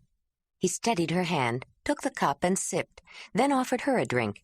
She nodded, but he held the cup to her mouth so that she had to cup her hands around his to tip it up to drink. When he put the cup down, he reached for her hands again, opened her palms, and kissed each one lightly. Her eyes opened wide with surprise, but she didn't pull back. He moved his hands up her arms, then bent closer and kissed her neck. She was tense, with anticipation as well as fear, waiting to see what he would do next. He moved closer, kissed her neck again, and his hand slipped down to cup one breast. Though she was still afraid, she was beginning to feel her own responses to his touch. He tilted her head back, kissing her neck, flicked his tongue along her throat, and reached to untie the lace at her neck. Then he moved his lips up to her ear and along her jaw and found her mouth. He opened his and moved his tongue between her lips, and when they parted, he exerted gentle pressure to open them more. Then he backed off, holding her shoulders, and smiled. Her eyes were closed, but her mouth was still open, and she was breathing faster. He kissed her again, cupping a breast, then reached up to pull the lace out of one hole. She stiffened a little. He stopped and looked at her, then smiled and deliberately pulled the lace out of another hole. She sat stiffly, unmoving, looking up at his face as he pulled the lace out of yet another hole, and then another, until the deerskin shirt hung loosely, open all down the front. He bent down to her neck as he pushed the shirt back to bare her shoulders and reveal her upright young breasts with their swollen areolas, and felt his manhood throb. He kissed her shoulders with open mouth and moving tongue, and felt her quiver, and caressed her arms as he pushed her shirt off. He ran his hands up her spine and his tongue down her neck and chest, circled her areola, felt her nipple contract, and sucked gently. She gasped, but didn't pull away. He suckled the other breast, ran his tongue back up to her mouth, and as he kissed her, pushed her back. She opened her eyes and looked up at him from the furs. Her eyes were dilated and luminous. His eyes were so deeply blue and compelling that she could not look away. "Jondolar, man. Noria, woman," she said. Jondolar, man. Noria, woman, he said huskily, then sat up and pulled his tunic over his head, feeling the surge as his manhood strained to burst free. He bent over her, kissed her again, and felt her open her mouth to taste his tongue with hers. He caressed her breast and ran his tongue down her neck and shoulder. He found her nipple again, sucking harder as he heard her moan, and felt his own breath heaving faster. It's been so long since I've been with a woman, he thought, and wanted to take her that instant. Go easy. Don't scare her, he reminded himself. It's her first time. You've got all night, Jondolar. Wait until you know she's ready. He caressed her bare skin below her swelling mounds, down to her waist, and searched for the thong that gathered her skirt together. Pulling the tie, he reached in and rested his hand on her stomach. She tensed, then relaxed. He reached lower for the inside of her thigh, brushing over her pubic rise of soft down. She spread her legs as he moved his hand along her inner thigh. He pulled his hand away, sat up, then worked her skirt down below her hips and dropped it on the ground. Then he stood up and looked at her soft, rounded, not quite full-blown curves. She smiled up at him with a look of trust and longing. He untied the thong from his trousers and lowered them. She gasped when she saw his upright, swollen member, and a hint of fear returned to her eyes. Noria had listened with fascination to stories other women told of their rites of first pleasures. Some women didn't think they were such a pleasure. They said the gift of pleasure was given to men, that women were given the ability to give men pleasure so men would be bound to them, so men would hunt and bring food and skins to make clothes when a woman was heavy with child or suckling young. Noria had been warned there would be pain in her first rites. Jondolar was so swollen, so big, how would he fit himself in her? Her look of fear was familiar. It was a critical moment. She would have to get used to him again. He enjoyed awakening a woman for the first time to the pleasures of the mother's gift, but it took delicacy and finesse.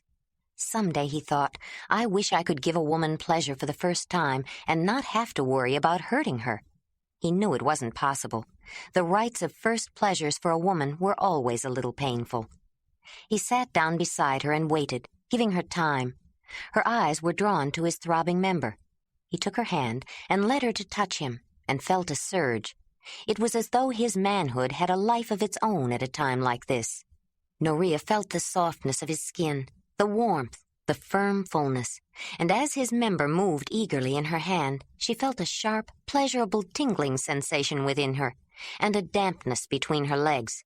She tried to smile, but fear still lurked in her eyes. He stretched out beside her and kissed her gently. She opened her eyes and looked into his.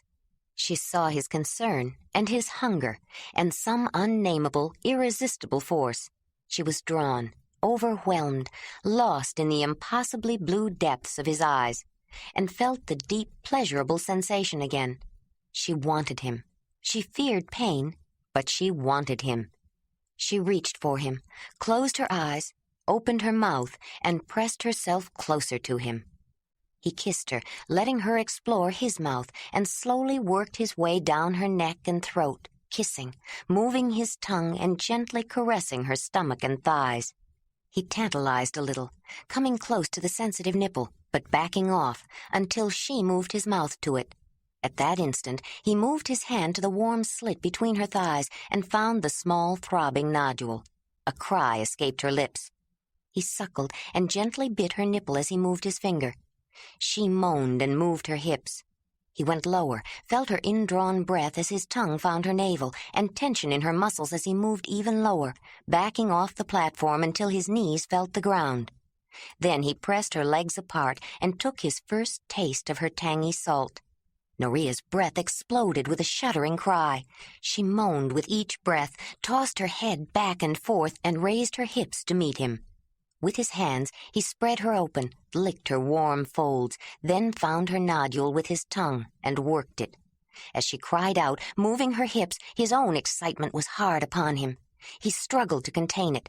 When he heard her gasping in quick pants, he raised up, still kneeling so he could control his penetration, and guided the head of his engorged organ into her untried opening. He gritted his teeth for control as he pushed into the warm, damp, tight well. As she wrapped her legs around his waist, he felt the blockage within her. With his finger, he found her nodule again and moved himself back and forth just a little until her gasps came with cries and he felt her hips lift. Then he drew back, pushed hard, and felt himself penetrate the barrier as she cried out in pain and pleasure, and heard his own strained outcry as he released his pent-up need with shuddering spasms. He moved out and in a few more times, penetrating as far as he dared, feeling the last of his essence drained, then collapsed on her. It was over. He lay for a moment with his head on her chest, breathing hard, then raised himself. She was limp, her head turned to the side, her eyes closed. He withdrew himself and saw bloodstains on the white fur beneath her. He lifted her legs back onto the platform and crawled up on it beside her, sinking into the furs. As his breath started to come easier, he felt hands on his head. He opened his eyes to see the old face and bright eyes of Haduma. Noria moved beside him. Haduma smiled, nodded with approval, and began a sing-song chant. Noria opened her eyes, was pleased to see the old woman, and even more pleased when she moved her hands from Jondolar's head to her stomach. Haduma made motions over them, chanting, then pulled out the blood-stained fur from beneath them. There was special magic for a woman in her blood of first rights. Then the old woman looked at Jondolar again, smiled, and reached a knobby finger to touch his spent member. He felt a moment of renewed excitement, saw it try to spring to life again, then go soft. Haduma chuckled softly, then hobbled out of the tent, leaving them alone. Jondolar relaxed beside Noria. After a while, she sat up and looked down at him with glowing, languorous eyes. "Jondolar man, Noria woman," she said, as though she truly felt she was a woman now, and leaned over to kiss him. He was surprised to feel a stir of excitement so soon, and wondered if Haduma's touch had anything to do with it. He forgot to wonder as he took his time, showing the eager young woman ways to please him, and giving new pleasure to her. The giant sturgeon was already beached by the time Jondolar got up. Thonelin had poked his head in the tent earlier, showing him a couple of gaffs, but Jondolar had waved him off, wrapped his arm around Noria, and gone back to sleep. When he woke up later, Noria was gone. He slipped on his trousers and walked toward the river. He watched Thonelin, Jaren, and several others laughing in newfound camaraderie, rather wishing he had fished with them. "Well, look who decided to get up," Thonelin said when he saw him. "Leave it to Blue Eyes to lie around while everyone else is fighting to haul that old Haduma out of the water." Jaren caught the phrase. "Haduma! Haduma!" he shouted, laughing and pointing at the fish. He pranced around it, then stood in front of its primitive shark-like head. The feelers sprouting out of the lower jaw attested to its bottom-feeding habits and harmlessness, but its size alone had made it a challenge. It was well over 15 feet long. With a roguish grin, the young hunter moved his pelvis back and forth in erotic mimicry at the nose of the great old fish, shouting, "Haduma! Haduma!" as though begging to be touched. The rest of them broke up in gales of bawdy laughter, and even Jondolar smiled. The others started dancing around the fish, shaking their pelvises and shouting, "Haduma!" and with high spirits began pushing each other aside, vying for the spot at the head. One man was shoved into the river. He waded back, grabbed the nearest one, and pulled him in. Soon they were all pushing each other into the water, Thonelin right in the thick of it. He splashed up on the bank, soaking wet, spied his brother, and grabbed him. "Don't think you're going to get away dry," he said as Jondolar resisted. "Come on, Jaren, let's give Blue Eyes a dunking." Jaren heard his name, saw the struggle, and came running. The others followed. Pulling and pushing, they dragged Jondolar to the river's edge, and all ended up in the water laughing. They came out, dripping, still grinning, until one of them noticed the old woman standing by the fish. "Haduma, eh?" she said, fixing them with a severe stare. They gave each other surreptitious glances and looked sheepish. Then she cackled delightedly, stood at the head of the fish, and wagged her old hips back and forth. They laughed and ran toward her, each man getting down on hands and knees and begging her to get on his back. Jondolar smiled at the game they had obviously played with her before. Her tribe not only revered their ancient ancestress, they loved her, and she seemed to enjoy their fun. Haduma looked around, and seeing Jondolar, pointed at him. The men waved him over, and he noticed the care with which they helped her onto his back. He stood up carefully. She weighed almost nothing, but he was surprised at the strength of her grip. The fragile old woman still had a certain toughness. He started walking, but the rest were racing ahead, and she pounded his shoulder, urging him on. They ran up and down the beach until they were all out of breath, and then Jondolar got down to let her off. She straightened herself, found her staff, and with great dignity headed toward the tents. "Can you believe that old woman?" Jondolar said to Thonelin with admiration. 16 children, 5 generations, and she's still going strong. I don't doubt that she will live to see her 6th generation. She live see 6th generation, then she die. Jondolar turned at the voice. He hadn't seen Tommen approach. "What do you mean, then she die?" Haduma say, Noria make blue-eye son, Zelendanyi spirit, then Haduma die. She say, long time here, time go. See baby, then die. Baby named Jondal, 6th generation Hadumai. Haduma happy Zelendanyi man. Say good man, pleasure woman.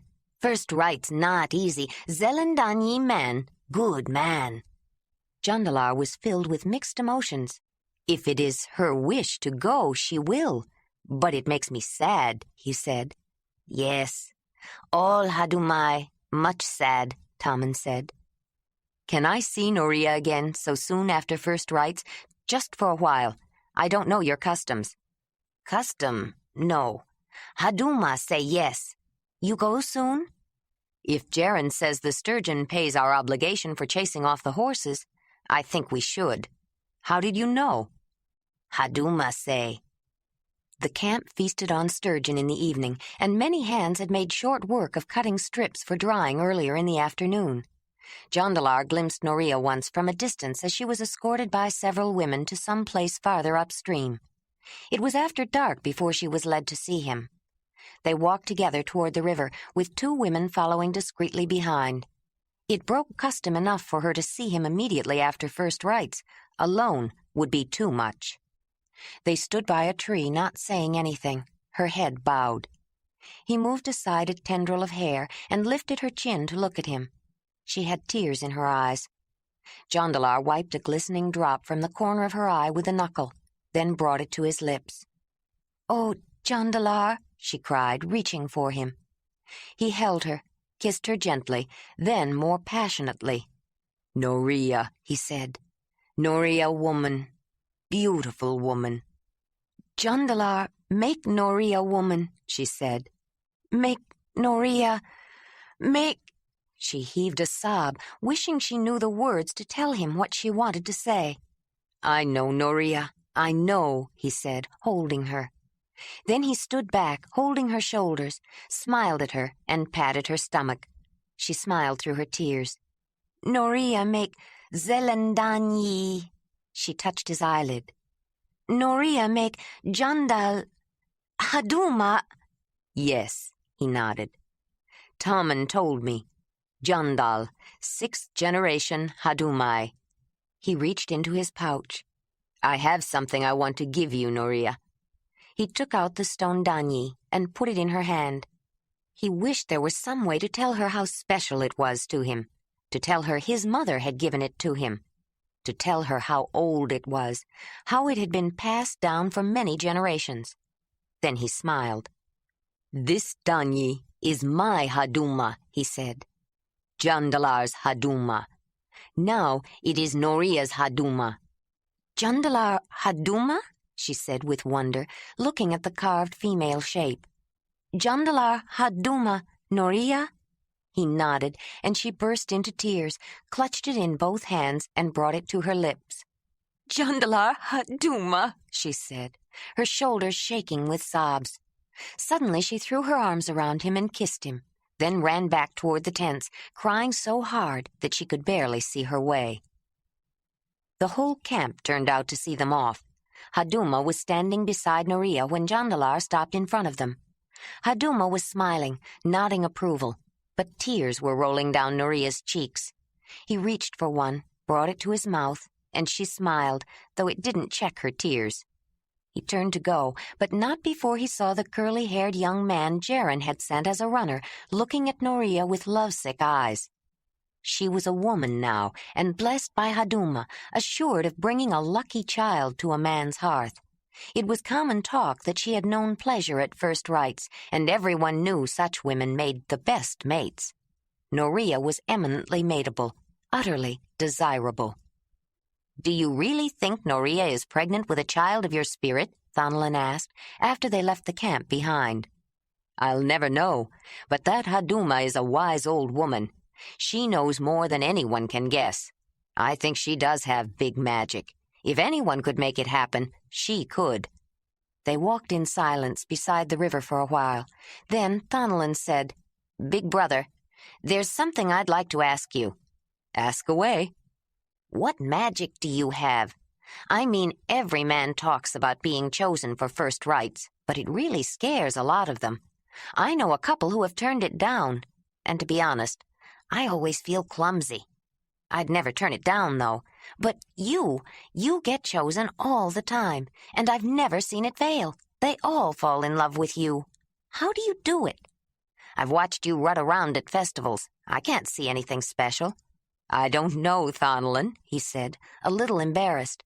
"I just try to be careful." "What man doesn't? It's more than that. What was it Tommen said? Pleasure woman first rights, not easy. How do you give a woman pleasure, then? I'm just happy if I don't hurt her too much, and it's not like you're undersized or anything to make it easier. Come on, give your little brother some advice. I wouldn't mind a bunch of young beauties following me around." He slowed and looked at Thonolin. "Yes, you would. I think that's one of the reasons I got myself promised to Morona, so I'd have an excuse." Jondolar's forehead furrowed. "First rights are special for a woman. They are for me, too. But a lot of young women are still girls in some ways. They haven't learned the difference between running after boys and inviting a man. How do you tactfully tell a young woman whom you've just spent a very special night with that you'd rather relax with a more experienced woman when she's cornered you alone? Great Donny, Thonolin, I don't want to hurt them, but I don't fall in love with every woman I spend a night with." "You don't fall in love at all, Jondolar." Jondolar started walking faster. "What do you mean? I've loved a lot of women." "Loved them, yes. That's not the same thing." "How would you know? Have you ever been in love?" "A few times. Maybe it hasn't lasted, but I know the difference. Look, brother, I don't want to pry, but I worry about you, especially when you get moody. And you don't have to run. I'll shut up if you want me to." Jondolar slowed down. "So, maybe you're right. Maybe I've never fallen in love. Maybe it's not in me to fall in love." "What's missing? What don't the women you know have?" "If I knew, don't you think—" he began angrily. Then he paused. "I don't know, Thonolin. I guess I want it all. I want a woman like she is at first rights. I think I fall in love with every woman then, at least for that night. But I want a woman, not a girl. I want her honestly eager and willing without any pretenses, but I don't want to have to be so careful with her. I want her to have spirit, to know her own mind. I want her young and old, naive and wise, all at the same time. That's a lot to want, brother." "Well, you asked." They walked in silence for a while. "How old would you say Zelendani is?" Thonolin asked. "A little younger than Mother, maybe?" Jondolar stiffened. "Why?" "They say she was really beautiful when she was younger, even just a few years ago. Some of the older men say no one could compare to her, not even come close. It's hard for me to tell, but they say she's young to be first among those who serve the Mother. Tell me something, big brother. What they say about you and Zelendani. Is it true?" Jondolar stopped and slowly turned to face his brother. "Tell me, what do they say about me and Zelendani?" he asked through gritted teeth. "Sorry, I just went too far. Forget I asked." Chapter 5. Ayla walked out of the cave and onto the stone ledge in front of it, rubbing her eyes and stretching. The sun was still low in the east, and she shaded her eyes as she looked to see where the horses were. Checking the horses when she awoke in the morning had already become a habit, though she had been there only a few days. It made her solitary existence a little more bearable to think she was sharing the valley with other living creatures. She was becoming aware of their patterns of movement, where they went for water in the morning, the shade trees they favored in the afternoon, and she was noticing individuals. There was the yearling colt, whose gray coat was so light that it was almost white, except where it shaded darker along the characteristic stripe down the spine and the dark gray lower legs and stiff standing mane. And there was the dun mare, with her hay-colored foal, whose coat matched the stallion's. And then the proud leader himself, whose place would someday be taken by one of those yearlings he barely tolerated, or perhaps one of next year's brood, or the next. The light yellow stallion with the deep brown feral stripe, mane, and lower legs was in his prime, and his bearing showed it. "Good morning, horse clan," Ayla signaled, making the gesture commonly used for any greeting purpose, with a slight nuance which shaded it to a morning greeting. "I slept late this morning. You've already had your morning drink. I think I'll get mine." She ran lightly down to the stream, familiar enough with the steep path to be sure-footed on it. She took a drink, then doffed her wrap for her morning swim. It was the same wrap, but she had washed it and worked it with her scrapers to soften the leather again. Her own natural preference for order and cleanliness had been reinforced by Isa, whose large pharmacopoeia of medicinal herbs required order to avoid misuse, and who understood the dangers of dirt and filth and infections. It was one thing to accept a certain amount of grime while traveling when it couldn't be avoided, but not with a sparkling stream nearby. She ran her hands through thick blonde hair that fell in waves well below her shoulders. "I'm going to wash my hair this morning," she motioned, to no one in particular. Just around the bend she had found soap root growing and went to pull some roots. As she strolled back, looking over the stream, she noticed the large rock jutting out of the shallows with smooth saucer-shaped depressions in it. She picked up a round stone and waded out to the rock. She rinsed the roots, scooped water into a depression, and pounded the soap root to release the rich, sudsy saponin. When she had worked up the foam, she wetted her hair, rubbed it in, then washed the rest of her body and dove into the water to rinse. A large section of the jutting wall had broken off at some time in the past.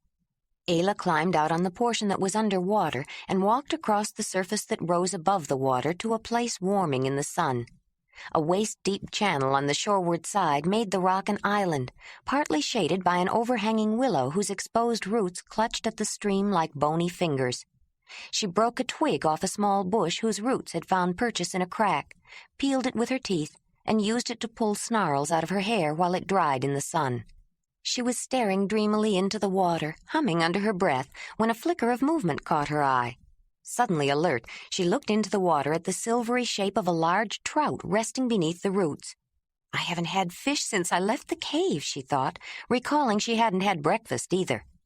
Slipping silently into the water off the far side of the rock, she swam downstream a ways, then waded toward the shallows. She put her hand in the water, letting her fingers dangle, and slowly, with infinite patience, she moved back upstream. As she approached the tree, she saw the trout with its head into the current, undulating slightly to maintain itself in its place under the root. Ayla's eyes glistened with excitement, but she was even more cautious, placing each foot securely as she neared the fish. She moved her hand up from behind until it was just below the trout, then touched it lightly, feeling for the open gill covers.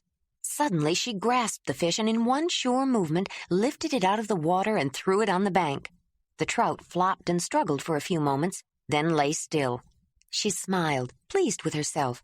It had been difficult learning how to tickle a fish out of the water when she was a child, and she still felt almost as proud as she had the first time she succeeded. She would watch the spot, knowing it would be used by a succession of tenants. "This one is big enough for more than breakfast," she thought, as she retrieved her catch, anticipating the taste of fresh trout baked on hot stones. As her breakfast cooked, Ayla busied herself making a basket of bear grass she had picked the day before. It was a simple utilitarian basket, but with small variations in the weaving she created a change in texture to please herself, giving it a subtle design. She worked quickly, but with such skill that the basket would be watertight. By adding hot rocks, it could be used for a cooking utensil, but that was not the purpose she had in mind for it. She was making a storage container, thinking about everything she had to do to make herself secure for the cold season ahead. The currants I picked yesterday will be dry in a few days, she estimated, glancing at the round red berries spread out on grass mats on her front porch. By then, more will be ripe. There will be a lot of blueberries, but I won't get much out of that scrawny little apple tree. The cherry tree is full, but they're almost too ripe. If I'm going to get some, I'd better do it today. Sunflower seeds will be good if the birds don't get them all first. I think those were hazelnut bushes by the apple tree, but they're so much smaller than the ones by the little cave, I'm not sure. I think those pine trees are the kind with the big nuts in the cones, though. I'll check them later. Wish that fish would cook. I should start drying greens, and lichen, and mushrooms, and roots. I won't have to dry all the roots. Some will keep for a long time in the back of the cave. Should I get more pigweed seeds? They're so small, it never seems like much. Grain is worth the effort, though, and some seed heads in the meadow are ripe. I'll get cherries and grain today, but I'm going to need more storage baskets. Maybe I can make some containers out of birch bark. Wish I had some rawhide to make those big cases. There always seemed to be extra skins around for rawhide when I lived with the clan. Now I'd be happy if I had one more warm fur for winter. Rabbits and hamsters aren't big enough to make a good fur wrap, and they're so lean. If I could hunt a mammoth, I'd have plenty of fat, even enough for lamps, and nothing is as good and rich as mammoth meat. Wonder if that trout is done yet. She moved aside a limp leaf and poked at the fish with a stick. Just a little more. It would be nice to have a little salt, but there's no sea around here. Colt's foot tastes salty, and other herbs can add flavor. Isa could make anything taste good. Maybe I'll go out on the steps and see if I can find some ptarmigan, and then make it the way Kreb always liked it. She felt a lump in her throat thinking about Isa and Kreb, and shook her head as though she were trying to stop the thoughts, or at least the impending tears. I need a drying rack for herbs and teas, and medicines, too. I could get sick. I can chop down some trees for posts, but I need fresh thongs to bind them together. Then, when they dry and shrink, it'll hold. With all the deadfall and driftwood, I don't think I'll have to cut down trees for firewood, and there will be dung from the horses. It burns well when it's dry. I'll start bringing wood up to the cave today, and I should make some tools soon. It's lucky I found flint. That fish must be done. Ayla ate the trout straight off the bed of hot rocks on which it had cooked, and she thought about looking through the pile of bones and driftwood for some flat pieces of wood or bone to use for plates. Pelvic or shoulder bones worked well. She emptied her small water bag into her cooking bowl and wished she had the waterproof stomach of a larger animal to make a more capacious water bag for the cave. She added hot stones from the fire to start the water in her cooking bowl heating, then sprinkled some dried rose hips from her medicine bag into the steaming water. She used rose hips as a remedy for minor colds, but they also made a pleasant tea. The arduous task of collecting, processing, and storing the abundance of the valley was no deterrent. Rather, she looked forward to it. It would keep her busy. She wouldn't have time to think about being lonely. She only had to preserve enough for herself, but there were no extra hands to make the task go faster, and she worried whether there was enough of the season left to lay in an adequate supply. Something else bothered her, too. Sipping tea while she finished the basket, Ayla considered the requirements she would need to survive the long, cold winter. I should have another fur for my bed this winter, she was thinking. And meat, of course. What about fat? I should have some in winter. I could make birch bark containers much faster than baskets, if only I had some hooves, bones, and hide scraps to boil for glue. And where will I get a large water bag? Thongs to bind the posts for a drying rack. I could use sinew and intestines for storing the fat, and... Her rapidly moving fingers stopped. She stared into space as though seeing the vision of a revelation. I could get all that from one large animal. Just one is all I'd need to kill. But how? She finished the small basket and put it inside her collecting basket, which she tied to her back. She put her tools in the folds of her wrap, picked up her digging stick and sling, and headed for the meadow. She found the wild cherry tree, picked as many as she could reach, then climbed up to get more. She ate her share, too. Even overripe, they were tart sweet. When she climbed down, she decided to get cherry bark for coughs. With her hand axe, she chopped away a section of the tough outer bark, then scraped off the inner cambium layer with a knife. It reminded her of the time when she was a girl and had gone to collect wild cherry bark for Isa. She had spied on the men practicing with their weapons in the field.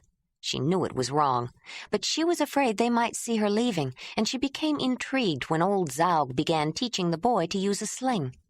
She knew women weren't supposed to touch weapons, but when they left the sling behind, she couldn't resist. She wanted to try it too. Would I be alive today if I hadn't picked up that sling? Would Braud have hated me so much if I hadn't learned to use it? Maybe he wouldn't have made me leave if he didn't hate me so much. But if he hadn't hated me, he wouldn't have enjoyed forcing me. And maybe Dirk would not have been born. Maybe, she thought angrily. What's the sense of thinking about what might have been? I'm here now, and that sling isn't going to help me hunt a big animal. For that, I need a spear. She picked her way through a stand of young aspen to get a drink and wash the sticky cherry juice off her hands. There was something about the tall, straight young trees that made her stop. She grasped the trunk of one, then it struck her. This would work. This would make a spear. She quailed for a moment. Brunn would be furious, she thought. When he allowed me to hunt, he told me I must never hunt with anything but a sling. What would he do? What could he do? What more can any of them do to me, even if they knew? I'm dead. I'm already dead. There's no one here except me. Then, like a cord pulled so taut it breaks from the strain, something inside her snapped. She fell to her knees. Oh, how I wish there were someone here besides me. Someone. Anyone. I'd even be glad to see Braud. I'd never touch a sling again if he'd let me go back. If he'd let me see Dirk again. Kneeling at the base of the slender aspen, Ayla buried her face in her hands, heaving and choking. Her sobs fell on indifferent ears. The small creatures of meadow and woodland only avoided the stranger in their midst and her incomprehensible sounds. There was no one else to hear, no one to understand. While she had been traveling, she had nursed the hope of finding people like herself. Now that she had decided to stop, she had to put that hope aside, accept her solitude, and learn to live with it. The gnawing worry of survival, alone, in an unknown place through a winter of unknown severity, added to the strain. The crying relieved the tension. When she got up, she was shaking, but she took out her hand axe and hacked angrily at the base of the young aspen, then attacked a second sapling. I've watched the men make spears often enough, she said to herself as she stripped off the branches. It didn't look that hard. She dragged the poles to the field and left them while she gathered seed heads of einkorn, wheat, and rye for the rest of the afternoon, then dragged them back to the cave. She spent the early evening stripping bark and smoothing shafts, stopping only to cook herself some grain to have with the rest of her fish and to spread the cherries out to dry. By the time it was dark, she was ready for the next step. She took the shafts into her cave, and remembering how the men had done it, she measured off a length on one somewhat taller than herself and marked it. Then she put the marked section in the fire, turning the shaft to char it all around. With a notched scraper, she shaved away the blackened section and continued to char and scrape until the upper piece broke off. More charring and scraping brought it to a sharp, fire-hardened point. Then she started on the next one. When she finished, it was late. She was tired and glad of it. It would bring sleep more easily. Nights were the worst time. Ayla banked her fire, walked to the opening, gazed out at the star-spattered sky, and tried to think of some reason to delay going to bed. She had dug a shallow trench, filled it with dry grass, and covered it with her fur. She walked toward it with slow steps. She lowered herself onto it and stared at the faint glow of the fire, listening to the silence. There were no rustlings of people preparing for bed, no sounds of coupling from nearby hearths. No grunting or snoring, none of the many small sounds of people. Not a single breath of life, except her own. She reached for the cloak she had used to carry her son on her hip, bunched it up and pressed it to her breast, and rocked back and forth, crooning under her breath while tears rolled down her face. Finally she lay down, curled herself around the empty cloak, and cried herself to sleep. When Ayla went outside the next morning to relieve herself, there was blood on her leg. She rummaged through her small pile of belongings for the absorbent straps and her special waist thong. They were stiff and shiny despite washings, and they should have been buried the last time she used them. She wished she had some mouflon wool to pack in them. Then she spied the rabbit fur. I wanted to save that rabbit skin for winter, but I can get more rabbits, she thought. She cut the small skin into strips before she went down for her morning swim. I should have known it was coming. I could have planned for it. Now I won't be able to do anything except... Suddenly she laughed. The women's curse doesn't matter here. There are no men I have to avoid looking at, no men whose food I can't cook or gather. I'm the only one I have to worry about. Still, I should have expected it, but the days have gone by so fast. I didn't think it was time yet. How long have I been in this valley? She tried to remember, but the days seemed to fade into each other. She frowned. I ought to know how many days I've been here. It might be later in the season than I thought. She felt a moment of panic. It's not that bad, she reminded herself. The snow won't fall before the fruits ripen and the leaves drop. But I should know. I should keep track of the days. She recalled when, long ago, Kreb had shown her how to cut a groove in a stick to mark the passage of time. He had been surprised when she caught on so quickly. He had only explained it to still her constant questions. He shouldn't have been showing a girl sacrosanct knowledge reserved for holy men and their acolytes, and he had cautioned her not to mention it. She remembered as well his anger another time when he caught her marking a stick to count the days between full moons. Kreb, if you're watching me from the spirit world, don't be angry, she said with the silent sign language. You must know why I need to do it. She found a long, smooth stick and made a notch in it with her flint knife. Then she thought a while and added 2 more. She fit her first 3 fingers over the notches and held them up. I think it's been more days than that, but I'm sure of that many. I'll mark it again tonight and every night. She studied the stick again. I think I'll put a little extra nick above this one to mark the day I started bleeding. The moon went through half its phases after she made the spears, but she still didn't know how she was going to hunt the large animals she needed. She was sitting at the opening of her cave, looking at the wall across and the night sky. The summer was waxing into full heat, and she was savoring the cool evening breeze. She had just completed a new summer outfit. Her full wrap was often too hot to wear, and although she went naked near the cave, she needed the pouches and folds of a wrap to hold things when she went very far from it. After she had become a woman, she liked to wear a leather band wrapped tightly around her full breasts when she went hunting. It was more comfortable to run and jump, and in the valley she didn't have to put up with surreptitious glances from people who thought she was odd for wearing it. She didn't have a large hide to cut down, but she finally devised a way to wear rabbit skins, de-haired, as a summer wrap that left her bare from the waist up, and she used other skins as a breastband. She planned to make a trip to the steppes in the morning with her new spears and hopes of finding animals to hunt. The gradual slope of the northern side of the valley gave easy access to the steppes east of the river. The sheer wall made the western plains too difficult to reach. She saw several herds of deer, bison, horses, even a small band of saga antelopes, but she brought back nothing more than a brace of ptarmigan and a great jerboa. She just couldn't get close enough to jab anything with her spears. As the days passed, hunting a large animal was a constant preoccupation. She had often watched the men of the clan talk about hunting. They talked about almost nothing else, but they always hunted cooperatively. Their favorite technique, like that of a pack of wolves, was to cut an animal out of a herd and run it down in relays until it was so exhausted they could get close enough to make the fatal thrust. But Ayla was alone. They had talked sometimes of the way the cats lay in wait to pounce, or made a furious dash to bring down prey with fangs and claws. But Ayla had neither fangs nor claws, nor the short run speed of a cat. She wasn't even very comfortable handling her spears. They were rather large to grasp and long, yet she had to find a way.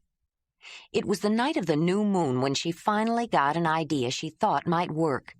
She often thought of the clan gathering when the moon turned its back on the earth and bathed the far reaches of space with its reflected light.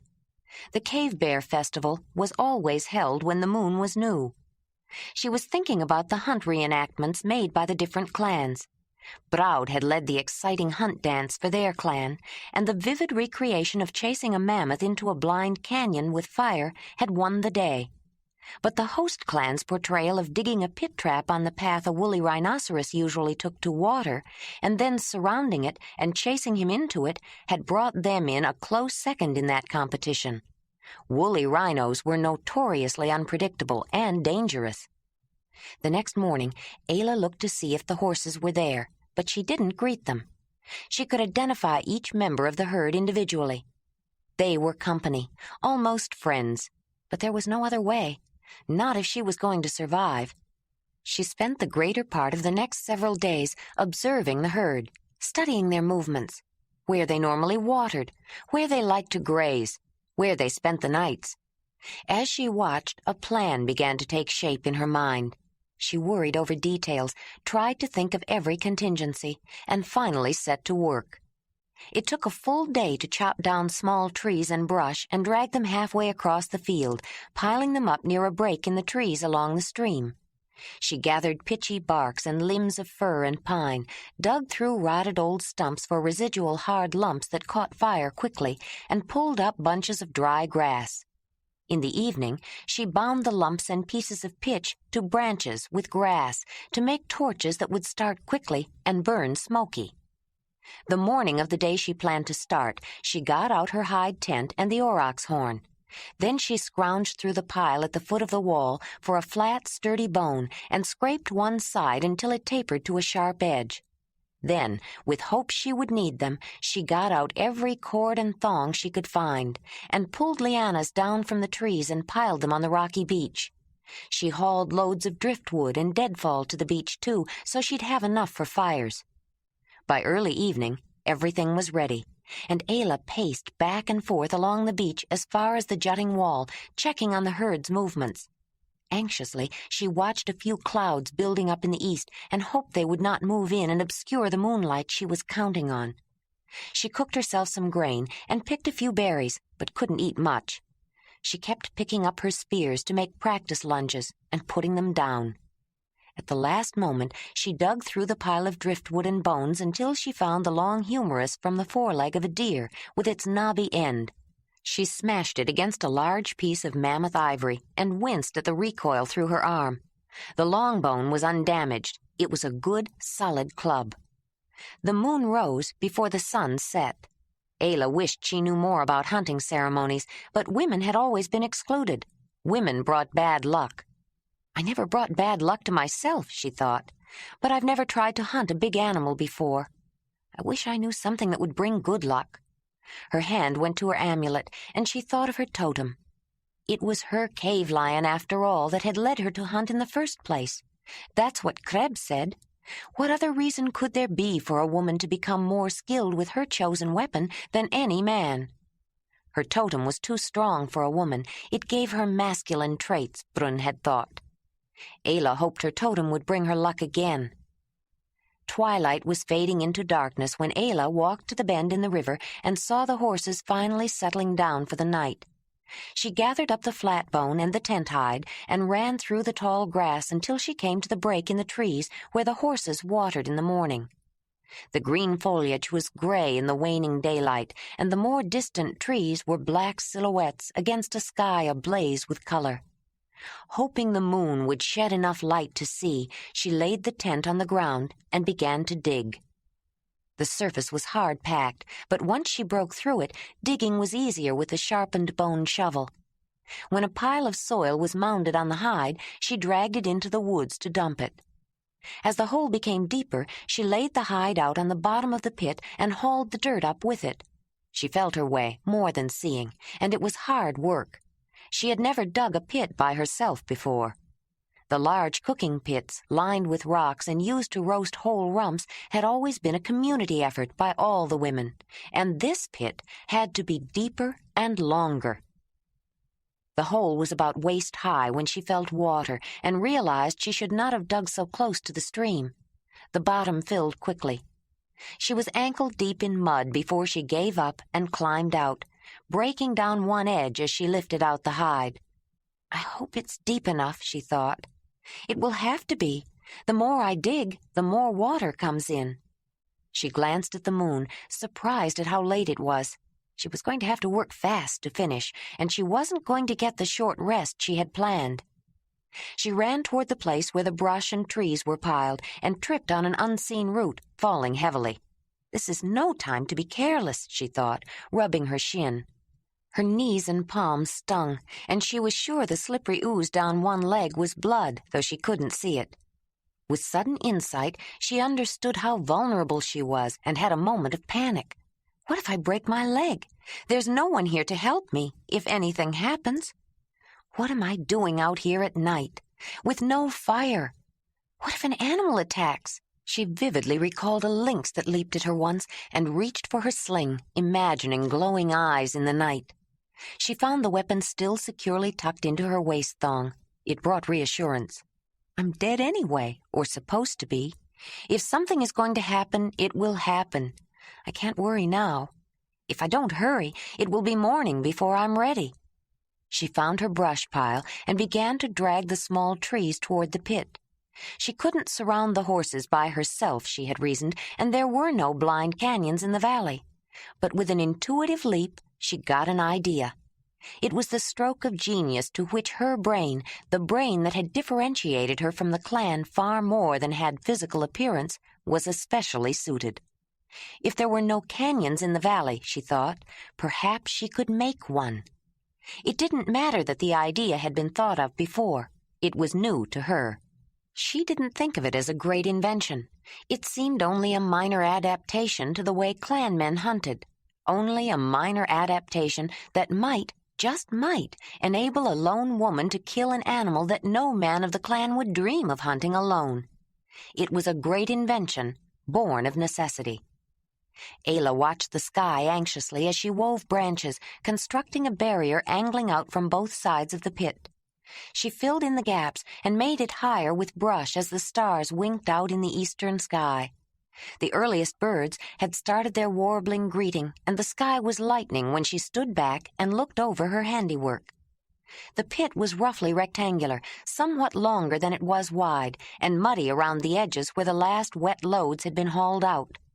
Loose piles of dirt, spilled from the hide, were strewn on the trampled grass within the triangular area defined by the two walls of brush coming together at the muddy hole. Through a gap where the pit separated the two fences, the river could be seen, reflecting the glowing eastern sky. On the other side of the rippling water, the steep southern wall of the valley loomed darkly. Only near the top were its contours distinguishable. Ayla turned around to check the position of the horses. The other side of the valley had a more gradual slope, growing steeper toward the west as it rose to form the jutting wall in front of her cave, and leveling out to rolling grassy hills far down the valley on the east. It was still dark there, but she could see the horses beginning to move. She grabbed the hide and the flat bone shovel and raced back to the beach. The fire was down. She added wood, then fished out a hot coal with a stick and put it in the aurochs horn, grabbed the torches, the spears, and the club, and ran back to the pit. She laid a spear down on either side of the hole, the club beside one, then loped around in a wide circle to get behind the horses before they began to move. And then she waited. The waiting was harder than the long night of working. She was keyed up, anxious, wondering if her plan would work. She checked her coal and waited, looked over the torches and waited. She thought of countless things she hadn't thought of before, that she should have done, or done differently, and waited. She wondered when the horses were going to begin their meandering move toward the stream, thought about prodding them on, thought better of it, and she waited. The horses began to mill around. Ayla thought they seemed more nervous than usual, but she had never been this close to them, and she wasn't sure. Finally, the lead mare started toward the river, and the rest followed behind, stopping to graze along the way. They definitely became nervous as they drew nearer the river and picked up Ayla's scent and the smell of disturbed earth. When the lead mare appeared to be veering off, Ayla decided it was time. She lit a torch with the coal, then a second from the first. When they were burning well, she started after the herd, leaving the aurochs horn behind. She ran, whooping and hollering and waving the torches, but she was too far from the herd. The smell of smoke brought an instinctive fear of prairie fires. The horses picked up speed and quickly outdistanced her. They were heading toward their watering place and the brush fence, but, sensing danger, some made a break toward the east. Ayla angled in the same direction, running as fast as she could, hoping to head them off. As she drew closer, she saw more of the herd swerving to avoid the trap, and she ran into their midst, yelling. They dodged around her, ears laid back, nostrils flaring. They passed her by on either side, screaming in fear and confusion. Ayla was getting panicky as well, afraid they were all going to get away. She was near the eastern end of the brush barrier when she saw the dun mare coming toward her. She screamed at the horse, held her torches wide, and ran straight for what seemed a sure head-on collision. At the last moment, the mare dodged, the wrong way, for her. She found her escape blocked and galloped along the inside of the fence, trying to find a way out. Ayla pounded behind her, panting for breath, feeling her lungs were about to burst. The mare saw the gap with its beckoning glimpse of the river and headed for it. Then she saw the open pit, too late. She gathered her legs under her to leap over the hole, but her hooves slipped on the muddy edge. She crashed into the pit with a broken leg. Ayla dashed up, breathing hard. She picked up a spear and stood looking at the wild-eyed mare that was screaming, tossing her head and floundering in the mud. Ayla grasped the shaft with both hands, braced her legs, and plunged the point toward the pit. Then she realized that she had driven the spear into a flank, wounding the horse, but not mortally. She raced around to the other side, slipping on the mud and nearly falling in the hole herself. Ayla picked up the other spear and this time took more careful aim. The mare was neighing in confusion and pain, and as the point of the second spear bored into her neck, she lurched forward in a last valiant effort. Then she sank back with a whinny that was more like a whimper, with 2 wounds and a broken leg. A hard blow with the club finally ended her pain. Realization came slowly to Ayla. She was too dazed to comprehend her achievement yet. At the edge of the pit, leaning heavily on the club she still held and gasping for breath, she stared at the fallen mare in the bottom of the hole. The shaggy grayish coat was streaked with blood and covered with mud, but the animal did not move. Then, slowly, it filled her. An urge like none she had ever known rose out of her depths, grew in her throat, and burst from her mouth in a primal scream of victory. She did it! At that moment, in a lonely valley in the middle of a vast continent, somewhere near the undefined boundary of the desolate northern lowest steppes and the wetter continental steppes to the south, a young woman stood with a bone club in her hand and felt powerful. She could survive. She would survive. But her exultation was short-lived. As Ayla looked down at the horse, it suddenly occurred to her that she would never be able to drag the whole animal out of the pit. She would have to butcher it in the bottom of the muddy hole. And then she would have to get it back to the beach, quickly, with the whole skin in reasonably good condition, before too many other predators picked up the scent of blood. She would have to cut the meat into thin strips, salvage the other parts she wanted, keep the fires going, and keep watch while the meat dried. And she was already exhausted from the grueling night's work and the anxious chase. But she wasn't a man of the clan who could relax now that his exciting part was over and leave the job of butchering and processing to the women. Ayla's work had just begun. She heaved a great sigh, then jumped down into the pit to slit the mare's throat. She ran back to the beach for the tent hide and the flint tools, and on her return she noticed that the herd at the far end of the valley was still moving. She forgot them as she struggled in the cramped space of the pit, covered with blood and mud, hacking out hunks of meat and trying not to damage the hide any worse than it was. Carrion birds were picking shreds of meat off discarded bones when she had piled up as much meat on the tent hide as she thought she could haul. She dragged it to the beach, added fuel to the fire, and dumped her load as close as she could. She ran back, dragging the empty hide, but had her sling out and stones flying before she reached the pit. She heard the yip of a fox and saw it limp away. She would have killed one if she hadn't run out of stones. She picked up more stones from the riverbed and took a drink before she started back to work. The stone was sure and fatal to the wolverine that had braved the heat of the fire and was trying to drag a large hunk of meat away when Ayla returned with a second load. She dragged her meat to the fire, then went back to get the glutton, hoping she'd have time to skin it, too. Wolverine fur was particularly useful for winter wear. She added more wood to the fire and eyed the driftwood pile. She wasn't as lucky with the hyena when she returned to the pit. It managed to make off with a whole shank. She hadn't seen so many carnivores in the valley since she arrived. Foxes, hyenas, wolverines had all gotten a taste of her kill. Wolves and their fiercer dog-like relatives, dholes, paced just beyond the range of her sling. Hawks and kites were braver, only flapping wings and backing off slightly as she approached. She expected to see a lynx or a leopard or even a cave lion any time. By the time she hauled the filthy hide out of the hole, the sun had passed its zenith and was starting down. But not until she had dragged her last load to the beach did she give in to her fatigue and sink to the ground. She hadn't slept all night, she hadn't eaten all day, and she didn't want to move. But the smallest of the creatures, after their share of her kill, finally made her get up again. The buzzing flies caused her to notice how filthy she was, and they bit. She forced herself up and walked into the stream without bothering to remove her clothes, gratefully letting the water wash over her. The river was refreshing. Afterward, she went up to her cave, spread her summer wraps out to dry, and wished she had remembered to take her sling out of her waist thong before she went into the water. She was afraid it would dry stiff. She didn't have time to work it soft and flexible. She put on her full wrap and got her sleeping fur from the cave. Before she went down to the beach, she looked across the meadow from the edge of her stone porch. There were scufflings and movements near the pit, but the horses were gone from the valley. Suddenly she remembered her spears. They were still on the ground where she had left them after pulling them out of the mare.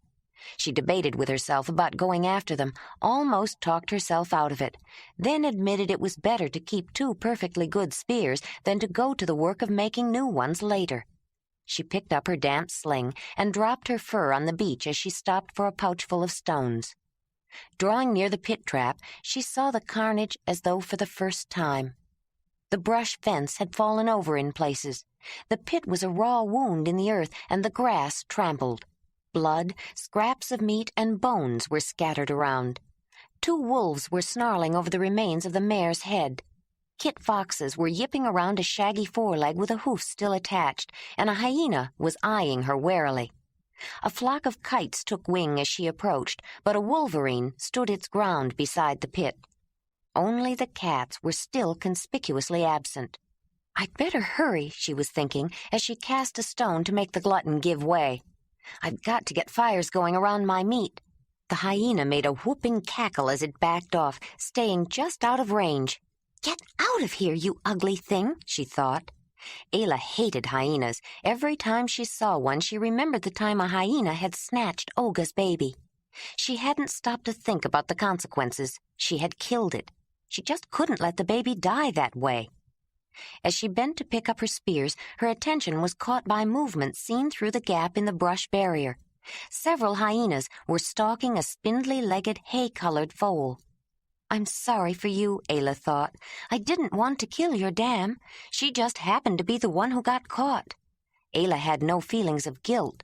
There were hunters, and there were the hunted, and sometimes the hunters were hunted. She could as easily fall prey, in spite of her weapons and her fire. Hunting was a way of life. But she knew the little horse was doomed without its mother, and she felt sorry for a small and helpless animal. Ever since the first rabbit she had brought to Isa to heal, she had brought a succession of small wounded animals to the cave, much to Brun's dismay. He had drawn the line at carnivores, though. She watched the hyenas circle the little filly, who was skittishly trying to stay out of their way, looking wild-eyed and scared. "With no one to take care of you, maybe it's better to get it over with," Ayla reasoned. But when one hyena made a rush for the foal, slashing its flank, she didn't think. She tore through the brush, slinging stones. One hyena dropped, the others dashed away. She wasn't trying to kill them. She wasn't interested in the scruffy-looking spotted fur of hyenas. She wanted them to leave the little horse alone. The foal ran away too, but not as far. It was afraid of Ayla, but more fearful of hyenas. Ayla approached the baby slowly, holding out her hand and crooning softly in a way that had calmed other frightened animals before. She had a natural way with animals, a sensitivity that extended to all living creatures, developed along with her medical skills. Isa had fostered it, seen it as an extension of her own compassion that had impelled her to pick up a strange-looking girl child because she was hurt and hungry. The little filly reached out to sniff Ayla's outstretched fingers. The young woman moved closer, then patted and rubbed and scratched the foal. When the little horse noticed something familiar about Ayla's fingers and began sucking on them noisily, it woke an old aching hunger in Ayla. Poor baby, she thought, so hungry and no mother to give you milk. I don't have any milk for you. I didn't even have enough for Dirk. She felt tears threaten and shook her head. Well, he grew strong anyway. Maybe I can think of something else to feed you. You'll have to be weaned young, too. Come on, baby. She led the young filly toward the beach with her fingers. Just as she approached, she saw a lynx about to make off with a hunk of her hard-won meat. A cat had finally made an appearance. She reached for 2 stones and her sling as the skittish foal backed away, and as the lynx looked up, she hurled the stones with force. You can kill a lynx with a sling, Zaug had stoutly maintained once long ago. Don't try anything bigger, but you can kill a lynx. It wasn't the first time Ayla had proved him right. She retrieved her meat and dragged the tufted-eared cat back, too. Then she looked at the pile of meat, the mud-encrusted horsehide, the dead wolverine, and the dead lynx. Suddenly she laughed out loud. I needed meat. I needed furs. Now all I need is a few more hands, she thought. The little filly had shied away from her burst of laughter and the smell of fire. Ayla got a thong, approached the young horse carefully again, then tied the thong around her neck and led her to the beach. She tied the other end to a bush, remembered she had forgotten her spears again, ran to get them, then went to soothe the little horse who had tried to follow her. What am I going to feed you, she thought, when the baby tried to suck her fingers again. It's not as if I don't have enough to do right now. She tried some grass, but the little horse didn't seem to know quite what to do with it. Then she noticed her cooking bowl with the cold cooked grain in the bottom. Babies can eat the same kind of food as their mothers, she remembered, but it has to be softer. She added water to the bowl, mashed the grain to a fine gruel, and brought it to the foal, who only snorted and backed off when the woman put her muzzle in it. But then she licked her face and seemed to like the taste. She was hungry and went after Ayla's fingers again. Ayla thought for a moment. Then, with the filly still sucking, she lowered her hand into the bowl. The horse sucked in a little gruel and tossed her head. But after a few more attempts, the hungry baby seemed to get the idea. When she was through, Ayla went up to the cave, brought down more grain, and started it cooking for later.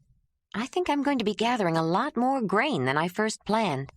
But maybe I'll have time, if I can get all this dried. She paused for a moment and thought how strange the clan would think she was, to kill a horse for food and then gather food for its baby. I can be as strange as I want, here, she said to herself, as she jabbed a piece of horse meat with a sharpened stick and skewered it to cook for herself. Then she looked at the task ahead of her and set to work. She was still cutting meat into thin strips when the full moon rose and the stars winked on again. A ring of fires circled the beach, and she was grateful for the large pile of driftwood nearby. Within the circle, line after line of drying meat was stretched out. A tawny lynx fur was rolled up beside a smaller roll of coarse brown wolverine, both waiting to be scraped and cured. The freshly washed gray coat of the mare was laid out on the stones, drying alongside the horse's stomach, which was cleaned and filled with water to keep it soft. There were strips of drying tendon for sinew, lengths of washed intestine, a pile of hooves and bones, and another of lumps of fat waiting to be rendered and poured into the intestines for storage. She had even managed to salvage a little fat from the lynx and wolverine for lamps and waterproofing, though she discarded the meat. She didn't much care for the taste of carnivores. Ayla looked at the last 2 hunks of meat washed of mud in the stream and reached for one. Then she changed her mind. They could wait. She couldn't ever remember being so tired. She checked her fires, piled more wood on each, then spread out her bearskin fur and rolled up in it. The little horse was no longer tied to the bush. After a second feeding, she seemed to have no desire to wander off. Ayla was almost asleep when the filly sniffed her and then lay down beside her. She didn't think at the time that the foal's responses would wake her if any predator came too close to dying fires, though it was so. Half asleep, the young woman put her arm around the warm little animal, felt her heart beat, heard her breath, and cuddled closer. Chapter 6. Jondolar rubbed the stubble on his chin and reached for his pack that was propped against a stunted pine.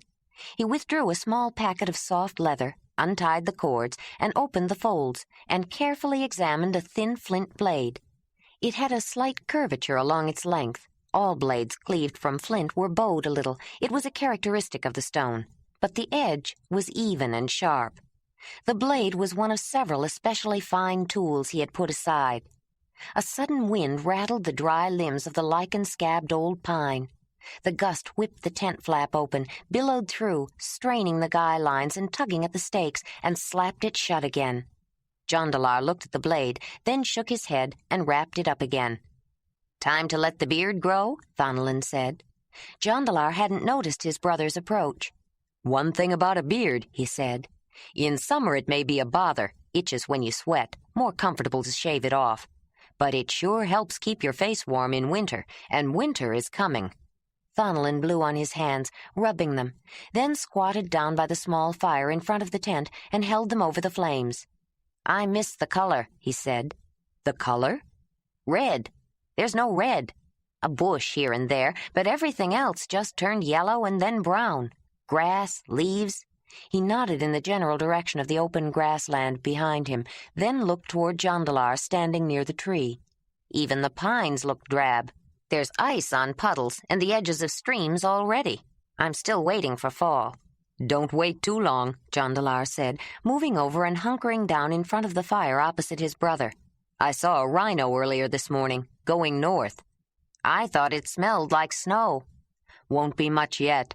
Not if rhinos and mammoths are still around. They like it cold, but they don't like much snow. They always seem to know when a big storm is coming and head back toward the glacier in a hurry. People say, never go forth when mammoths go north. It's true for rhinos, too, but this one wasn't hurrying." "I've seen whole hunting parties turn back without throwing a single spear just because the woolies were moving north. I wonder how much it snows around here." "The summer was dry. If the winter is too, mammoths and rhinos may stay all season. But we're farther south now, and that usually means more snow. If there are people in those mountains to the east, they should know. Maybe we should have stayed with the people who rafted us across the river. We need a place to stay for the winter, and soon."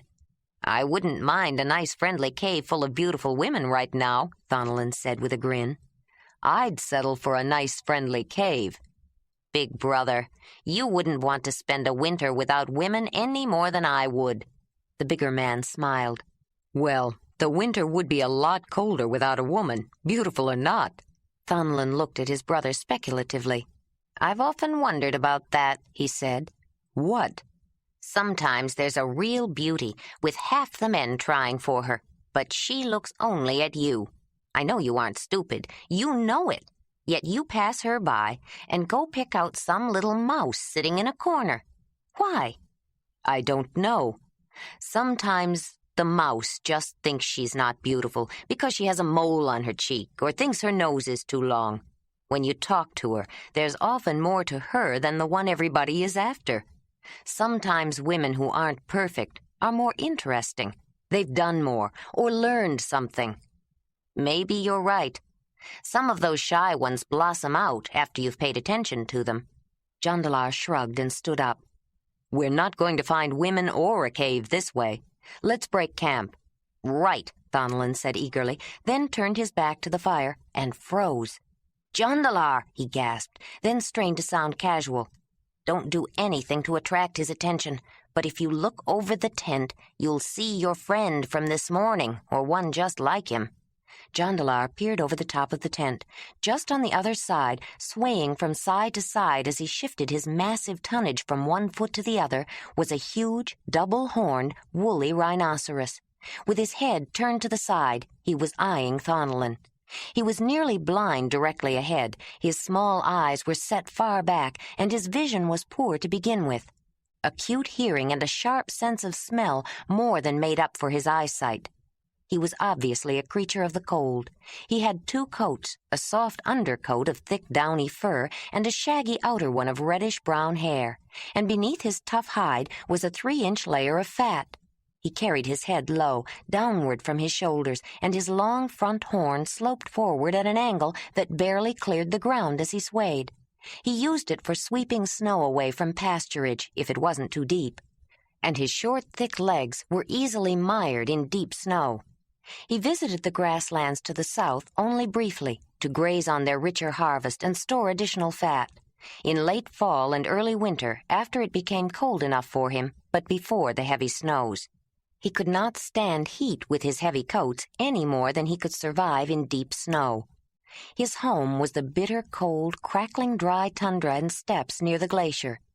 The long, tapering anterior horn could be put to a far more dangerous use than sweeping snow, however, and there was nothing between the rhino and Thonolin but a short distance. "Don't move," Jondolar hissed. He ducked down behind the tent and reached for his pack with the spears. "Those light spears won't do much good," Thonolin said, though his back was toward him. The comment stayed Jondolar's hand for a moment. He wondered how Thonolin knew. "You'd have to hit him in a vulnerable place like an eye, and that's too small a target. You need a heavy lance for rhino," Thonolin continued, and his brother realized he was guessing. "Don't talk so much. You'll draw his attention," Jondolar cautioned. "I may not have a lance, but you don't have a weapon at all. I'm going around the back of the tent and try for him." "Wait, Jondolar, don't. You'll just make him angry with that spear. You won't even hurt him. Remember when we were boys how we used to bait rhinos? Someone would run, get the rhino chasing him, then dodge away while someone else got his attention. Keep him running until he was too tired to move. You get ready to draw his attention. I'm going to run and try to make him charge." "No, Thonolin!" Jondolar yelled, but it was too late. Thonolin was sprinting. It was always impossible to outguess the unpredictable beast.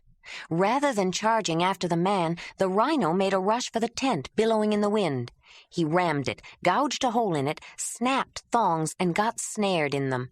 When he disentangled himself, he decided he didn't like the men or their camp, and left, trotting off harmlessly. Thonolin, glancing over his shoulder, noticed the rhino was gone and came loping back. "That was stupid," Jondolar yelled, slamming his spear into the ground with a force that broke the wooden shaft just below the bone point. "Were you trying to get yourself killed? Great Donny, Thonolin! 2 people can't bait a rhino. You have to surround him. What if he had gone after you? What in great mother's underworld am I supposed to do if you get hurt?" Surprise, then anger flashed across Thonolin's face. Then he broke into a grin. "You were really worried about me.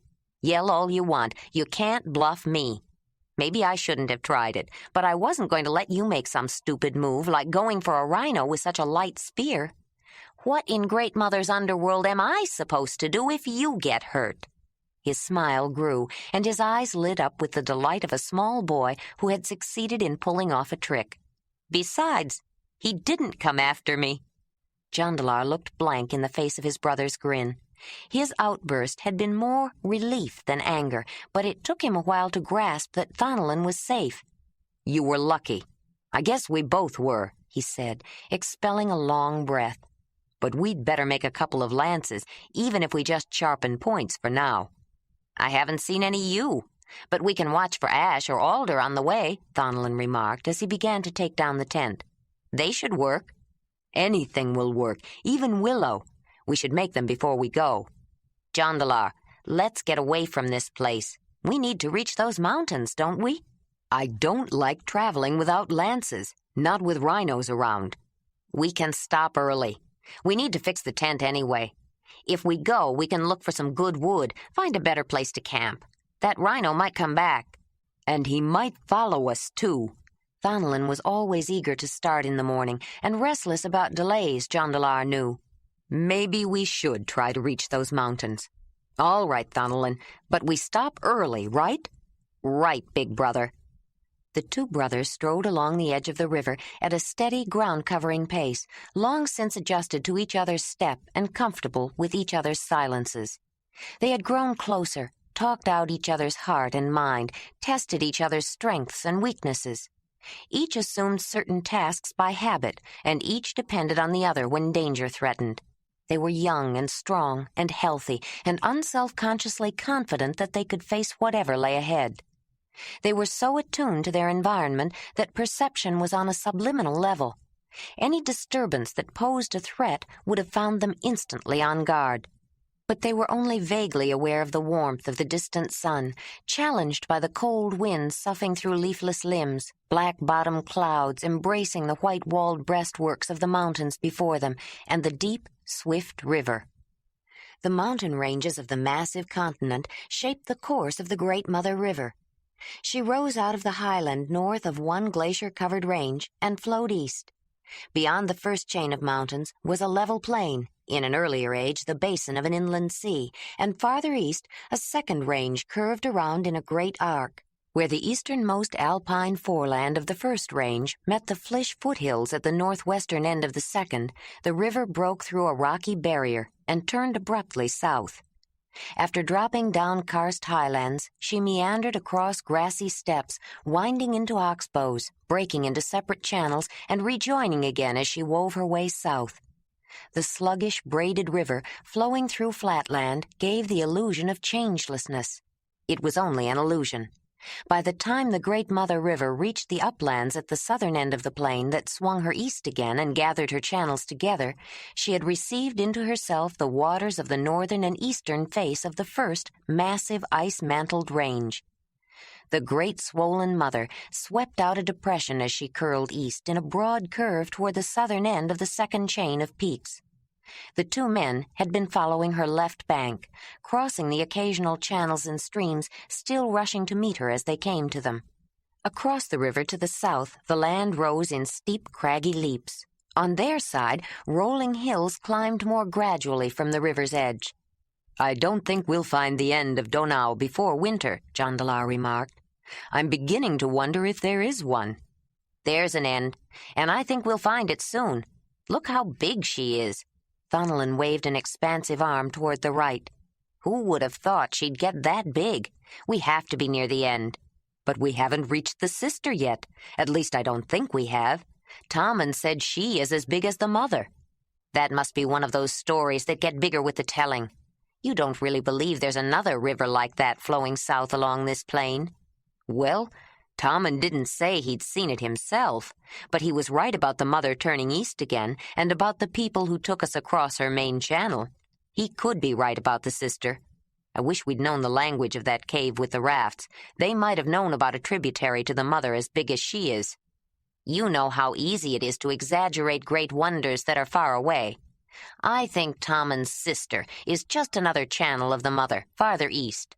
I hope you're right, little brother, because if there is a sister, we're going to have to cross it before we reach those mountains, and I don't know where else we're likely to find a place to stay for the winter. I'll believe it when I see it." A movement, apparently at odds with the natural way of things which brought it to the level of consciousness, caught Jondolar's attention. By the sound, he identified the black cloud in the distance, moving with no regard for the prevailing wind, and he stopped to watch as the V formation of honking geese approached. They swooped lower as a single entity, darkening the sky with their numbers, then broke up into individuals as they neared the ground with lowered feet and flapping wings, breaking to a rest. The river swerved around the steep rise ahead. "Big brother," Thonolin said, grinning with excitement. "Those geese wouldn't have set down if there wasn't a marsh up ahead. Maybe it's a lake or a sea, and I'll wager the mother empties into it. I think we've reached the end of the river." "If we climb that hill, we should get a better view." Jondolar's tone was carefully neutral, but Thonolin had the impression his brother didn't quite believe him. They climbed quickly, breathing hard when they reached the top, then caught their breath in amazement. They were high enough to see for a considerable distance. Beyond the turn, the mother widened, and her waters became choppy, and as she approached a vast expanse of water, she rolled and spumed. The larger body of water was cloudy with mud churned up from the bottom and filled with debris. Broken limbs, dead animals, whole trees bobbed and spun around, caught by conflicting currents. They had not reached the end of the mother. They had met the sister. High in the mountains in front of them, the sister had begun as rivulets and streams. The streams became rivers that raced down rapids, spilled over cataracts, and coursed straight down the western face of the second great mountain range. With no lakes or reservoirs to check the flow, the tumultuous waters gained force and momentum until they gathered together on the plain. The only check to the turbulent sister was the glutted mother herself. The tributary, nearly equal in size, surged into the mother stream, fighting the controlling influence of swift current. She backed up and surged again, throwing a tantrum of cross-currents and undertows, temporary maelstroms that sucked floating debris in a perilous spin to the bottom and spewed it up a moment later downstream. The engorged confluence expanded into a hazardous lake too large to see across. Fall flooding had peaked, and a marshland of mud sprawled over the banks where the waters had recently receded, leaving a morass of devastation. Upturned trees with roots reaching for the sky, waterlogged trunks and broken branches, carcasses and dying fish stranded in drying puddles. Waterbirds were feasting on the easy pickings. The near shore was alive with them. Nearby, a hyena was making short work of a stag, undisturbed by the flapping wings of black storks. "Great Mother," Thonelin breathed. "It must be the sister." Jondolar was too awed to ask his brother if he believed now. "How are we going to get across?" "I don't know. We'll have to go back upstream." "How far? She's as big as the mother." Jondolar could only shake his head. His forehead nodded with concern. "We should have taken Tommen's advice. It could snow any day. We don't have time to backtrack very far. I don't want to be caught in the open when a big storm blows." A sudden gust of wind caught Thonelin's hood and whisked it back, baring his head. He pulled it on again, closer to his face, and shivered. For the first time since they had set out, he had serious doubts about surviving the long winter ahead. "What do we do now, Jondolar?" "We find a place to make camp." The taller brother scanned the area from their vantage point. "Over there, just upstream, near that high bank with a stand of alder. There's a creek that joins the sister. The water should be good." "If we tie both back frames to one log and attach a rope to both our waists, we could swim across and not get separated." "I know you are hardy, little brother, but that's foolhardy. I'm not sure I could swim across, much less pulling a log with everything we have. That river is cold. Only the current keeps it from freezing. There was ice at the edge this morning. And what if we get tangled up in the branches of some tree? We'd get swept downstream and maybe pulled under." "Remember that cave that lives close to the great water?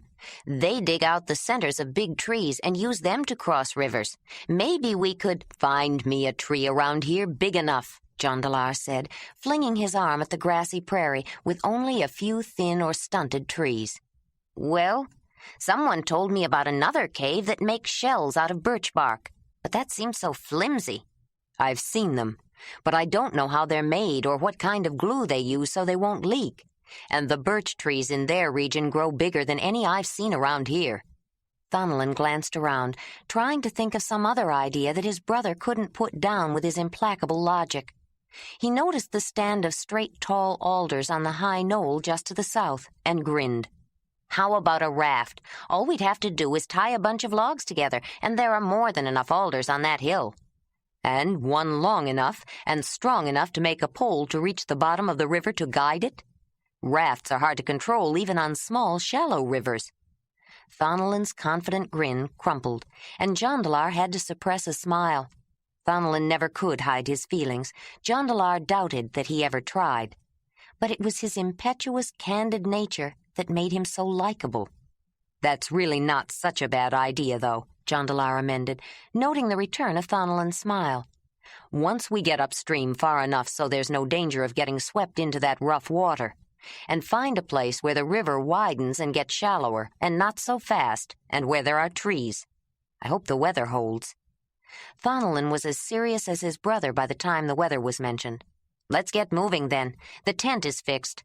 I'm going to look over those alders first. We still need a couple of sturdy spears. We should have made them last night." "Are you still worried about that rhino? He's well behind us now. We need to get started so we can find a place to cross." "I'm going to cut a shaft at least." You might as well cut one for me, then. I'll start packing." Jondolar picked up his axe and examined the edge, then nodded to himself and started up the hill toward the alder grove. He looked over the trees carefully and selected a tall, straight sapling. He had chopped it down, stripped the branches, and was looking for one for Thonalin when he heard a commotion. There was a snuffling, grunting. He heard his brother shout, and then a sound more terrifying than anything he had ever heard, a scream of pain in his brother's voice. The silence as his scream was cut short was even worse. "Thonalin! Thonalin!" Jondolar raced back down the hill, still clutching the alder shaft and clutched by cold fear. His heart pounded in his ears when he saw a huge woolly rhinoceros, as tall at the shoulders as he, pushing the limp form of a man along the ground. The animal didn't seem to know what to do with his victim now that he was down. From the depths of his fear and anger, Jondolar didn't think, he reacted. Swinging the alder staff like a club, the older brother rushed the beast, careless of his own safety. One hard blow landed on the rhino's snout, just below the large curving horn, and then another. The rhino backed off, undecided in the face of a berserk man charging him and causing him pain. Jondolar prepared to swing again, pulled back the long shaft, but the animal turned. The powerful whack on his rump didn't hurt much, but it urged him on, with the tall man chasing after him. When a swing of the alder shaft whistled through the air as the animal raced ahead, Jondolar stopped and watched the rhino go, catching his breath. Then he dropped the shaft and ran back to Thonalin. His brother was lying face down where the rhino had left him. "Thonalin! Thonalin!" Jondolar rolled him over. There was a rip in Thonalin's leather trousers near the groin, and a blood stain growing larger. "Thonalin! Oh, Donnie!" He put his ear to his brother's chest, listening for a heartbeat, and was afraid he only imagined hearing it until he saw him breathing. "Oh, Donnie, he's alive! But what am I going to do?" With a grunt of effort, Jondolar picked up the unconscious man and stood for a moment, cradling him in his arms. "Donnie, oh, great Earth Mother, don't take him yet. Let him live. Oh, please." His voice cracked and a huge sob welled up in his chest. "Mother, please let him live." Jondolar bowed his head, sobbed into his brother's limp shoulder a moment, then carried him back to the tent. He laid him down gently on his sleeping roll and with his bone-handled knife cut away the clothing. The only obvious wound was a raw, jagged rip of skin and muscle at the top of his left leg, but his chest was an angry red, the left side swelling and discoloring. A close examination by touch convinced Jondolar that several ribs were broken. Probably there were internal injuries. Blood was pumping out of the gash in Thonalin's leg, collecting on the sleeping roll. Jondolar rummaged through his pack, trying to find something to sop it up with. He grabbed his sleeveless summer tunic, wadded it up, and tried to wipe up the blood on the fur, but only succeeded in smearing it around. Then he laid the soft leather on the wound. Donnie, I don't know what to do. I'm not a Zelendani." Jondolar sat back on his heels, pulled his hand through his hair, and left bloodstains on his face. "Willow bark.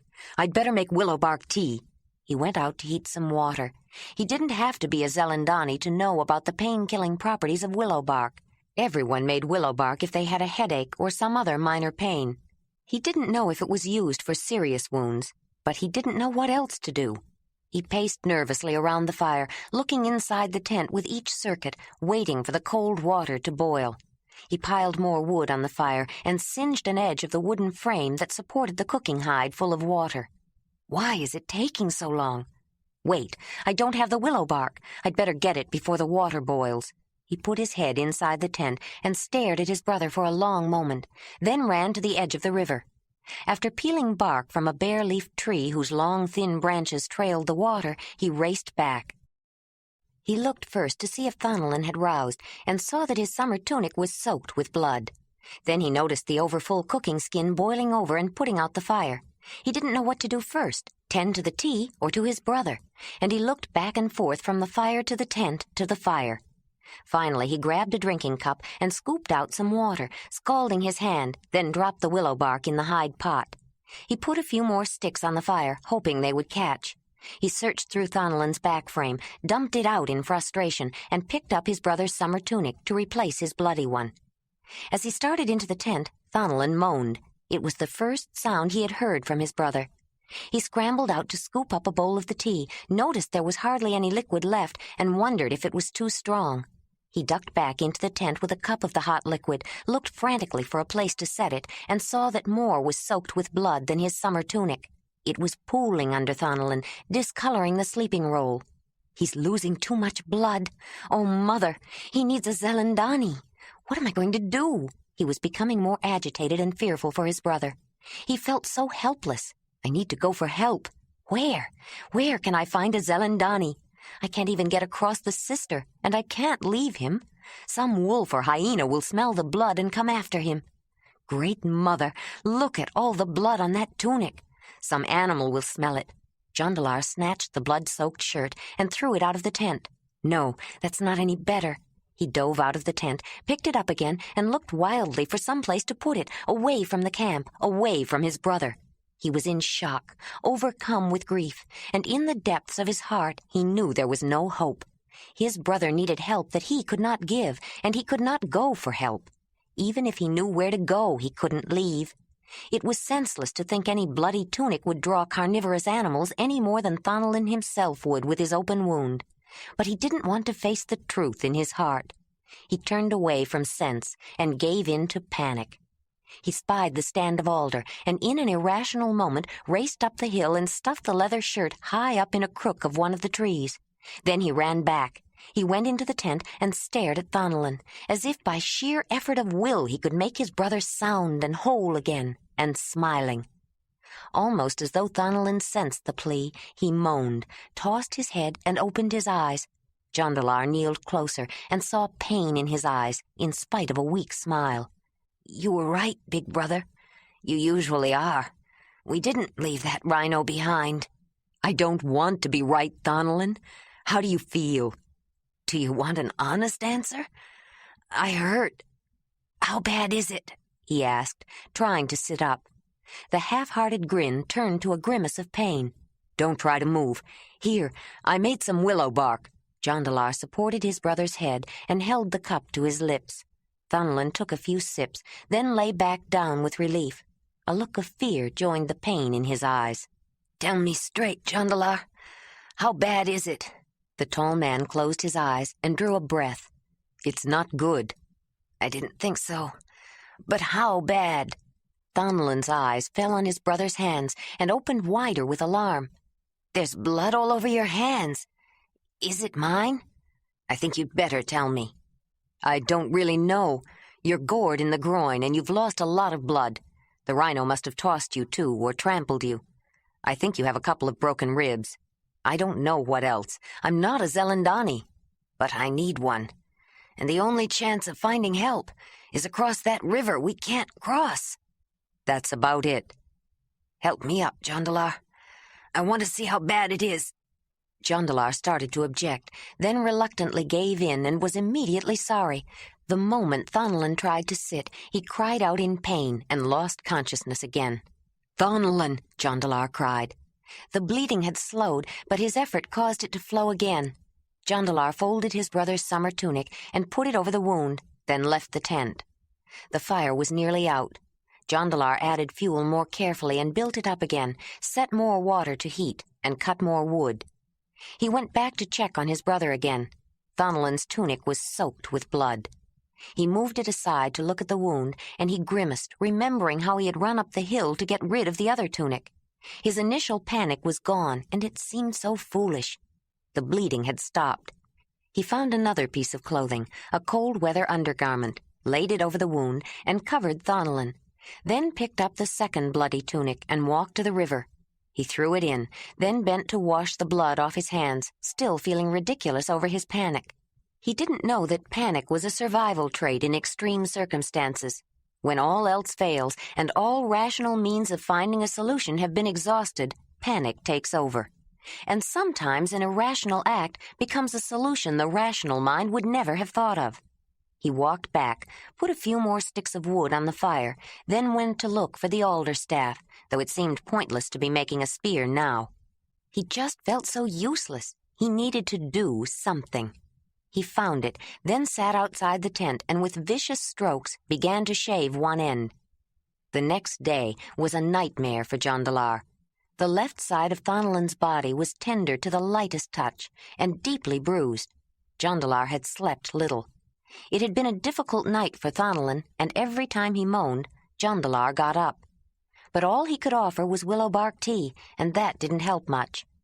In the morning, he cooked some food and made broth, but neither man ate much. By evening, the wound was hot, and Thonalin was feverish. Thonalin woke from a restless sleep to his brother's troubled blue eyes. The sun had just dipped below the rim of the earth, and though it was still light outside, in the tent it was harder to see. The dimness didn't keep Jondolar from noticing how glazed Thonalin's eyes were, and he had been moaning and mumbling in his sleep. Jondolar tried to smile encouragingly. "How are you feeling?" Thonalin hurt too much to smile, and Jondolar's worried look was not reassuring. "I don't feel much like hunting rhinos," he replied. They were silent for a while, neither knowing what to say. Thonalin closed his eyes and sighed deeply. He was tired of fighting the pain. His chest hurt with every breath, and the deep ache in his left groin seemed to have spread to his whole body. If he had thought there was any hope, he would have endured it. But the longer they stayed, the less chance Jondolar would have of crossing the river before a storm. Just because he was going to die was no reason his brother had to die, too. He opened his eyes again. "Jondolar, we both know without help there's no hope for me. But there's no reason you—" "What do you mean, no hope? You're young, you're strong, you'll be all right. There's not enough time. We don't have a chance out here in the open. Jondolar, keep moving. Find a place to stay. You're delirious. No, You wouldn't be talking like that if you weren't. You worry about gaining your strength. Let me worry about taking care of us. We're both going to make it. I've got a plan." "What plan?" "I'll tell you about it when I get all the details worked out. Do you want something to eat? You haven't eaten much." Thonalin knew his brother wouldn't leave while he was alive. He was tired. He wanted to give up, let it end, and give Jondolar a chance. "I'm not hungry," he said, then saw the hurt in his brother's eyes. "I could use a drink of water, though." Jondolar poured out the last of the water and held Thonalin's head while he drank. He shook the bag. "This is empty. I'll get some more." He wanted an excuse to get out of the tent. Thonalin was giving up. Jondolar had been bluffing when he said he had a plan. He had given up hope. No wonder his brother thought it was hopeless. "I have to find some way to get us across that river and find help." He walked up a slight rise that gave him a view upriver, over the trees, and stood watching a broken branch snagged by a jutting rock. He felt as trapped and helpless as that bare limb, and on impulse walked to the water's edge and freed it from the restraining stone. He watched the current carry it downstream, wondering how far it would go before it was snared by something else. He noticed another willow, and he peeled more inner bark with his knife. Thonalin might have a bad night again, not that the tea did much good. Finally, he turned away from the sister and went back to the small creek that added its tiny fraction to the rampaging river. He filled the water bag and started back. He wasn't sure what made him look upstream. He couldn't have heard anything above the sound of the rushing torrent. But when he did, he stared in open-mouthed disbelief. Something was approaching from upriver, heading straight for the bank where he stood. A monstrous water bird with a long curved neck, supporting a fierce crested head and large unblinking eyes, was coming toward him. He saw movement on the creature's back as it drew near, heads of other creatures. One of the smaller creatures waved. "Hola!" a voice called out. Jondolar had never heard a more welcome sound. Chapter 7. Ayla wiped the back of her hand across her sweaty forehead and smiled at the little yellow horse who had nudged her, trying to insinuate her muzzle under the woman's hand. The filly didn't like to let Ayla out of her sight and followed her everywhere. Ayla didn't mind. She wanted the company. "Little horse, how much grain should I pick for you?" Ayla motioned. The small, hay-colored foal watched her motions closely. It made Ayla think of herself when she was a young girl just learning the sign language of the clan. "Are you trying to learn to talk?" "Well, understand anyway. You'd have trouble talking without hands, but you seem to be trying to understand me." Ayla's speech incorporated a few sounds. Her clan's ordinary language wasn't entirely silent. Only the ancient formal language was. The filly's ears perked up when she spoke a word out loud. "You're listening, aren't you, little filly?" Ayla shook her head. "I keep calling you little filly, little horse. It doesn't feel right. I think you need a name. Is that what you are listening for, the sound of your name? I wonder what your dam called you. I don't think I could say it if I knew." The young horse was watching her intently, knowing Ayla was paying attention to her when she moved her hands in that way. She nickered when Ayla stopped. "Are you answering me, whinny?" Ayla tried to mimic her and made a fair approximation of a horse's whinny. The young horse responded to the almost familiar sound with a toss of her head and an answering neigh. "Is that your name?" Ayla motioned with a smile. The foal tossed her head again, bounded off a ways, then came back. The woman laughed. "All little horses must have the same name then, or maybe I can't tell the difference." Ayla whinnied again, and the horse whinnied back, and they played the game for a while. It made her think of the game of sound she used to play with her son, except Dirk could make any sound she could.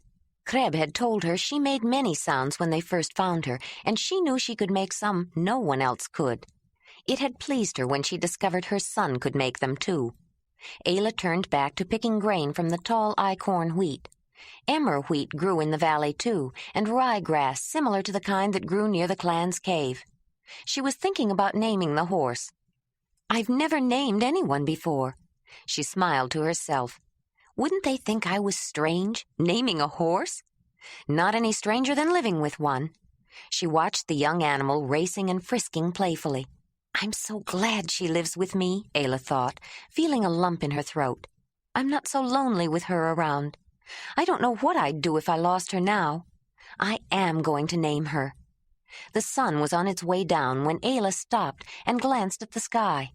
It was a big sky, vast, empty. Not a single cloud measured its depth nor arrested the eye from infinity. Only the distant incandescence in the west, whose wavering circumference was revealed in afterimage, marred the rich, uniformly blue expanse.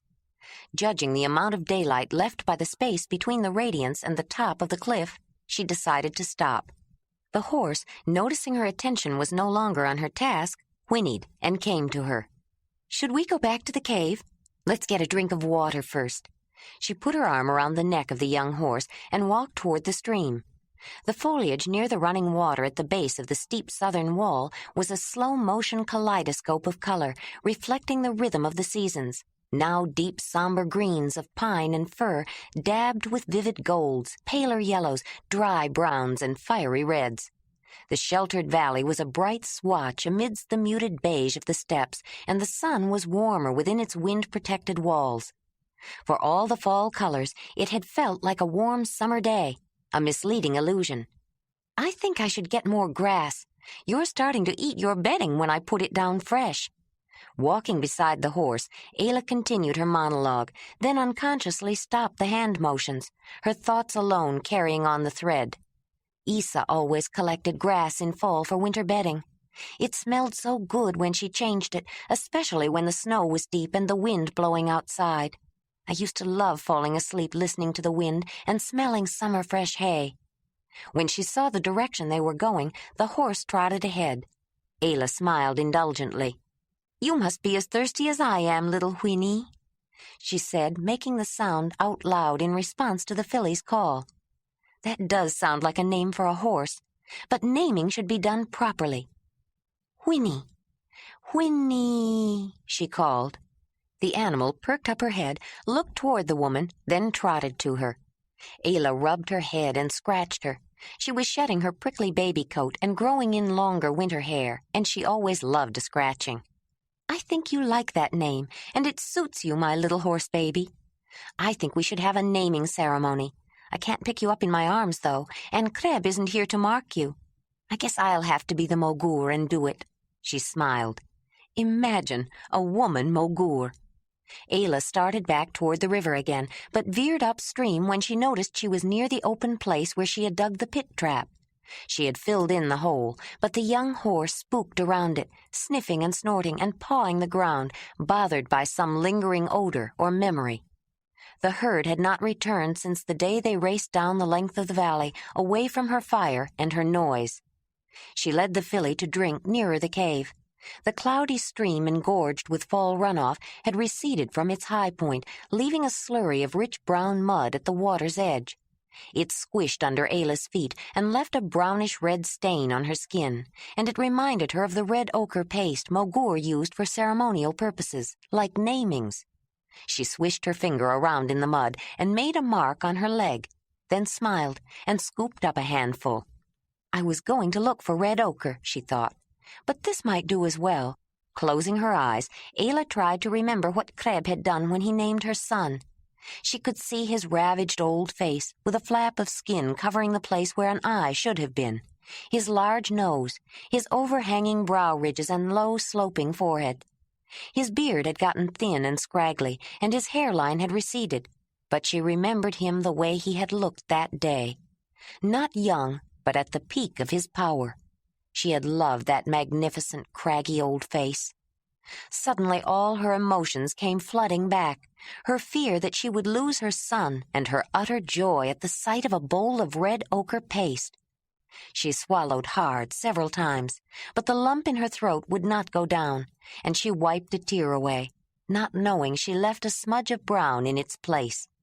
The little horse leaned against her, nuzzling for affection, almost as though she sensed Ayla's need.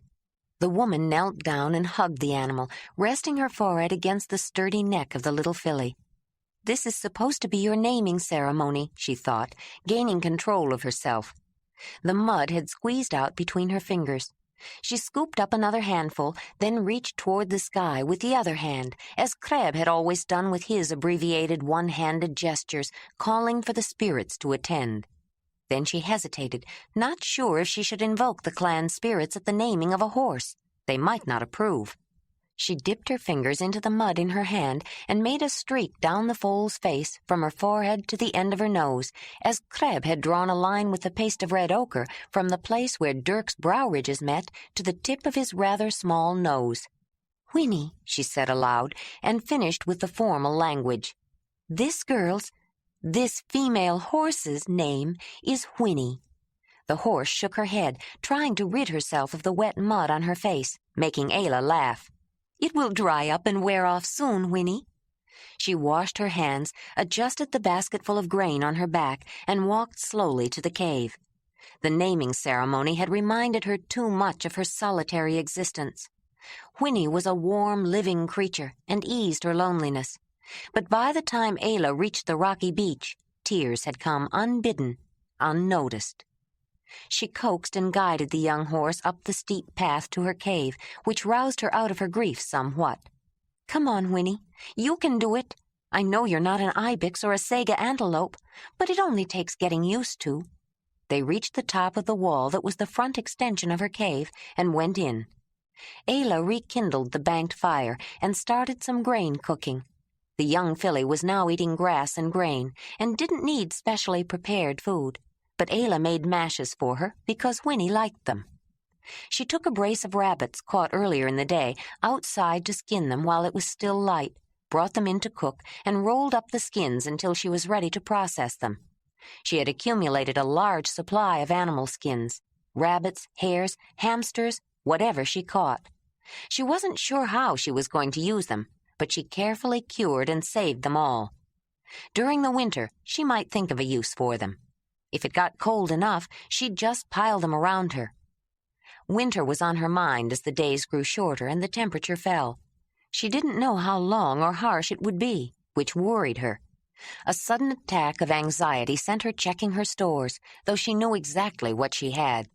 She looked through baskets and bark containers of dried meat, fruits and vegetables, seeds, nuts, and grains.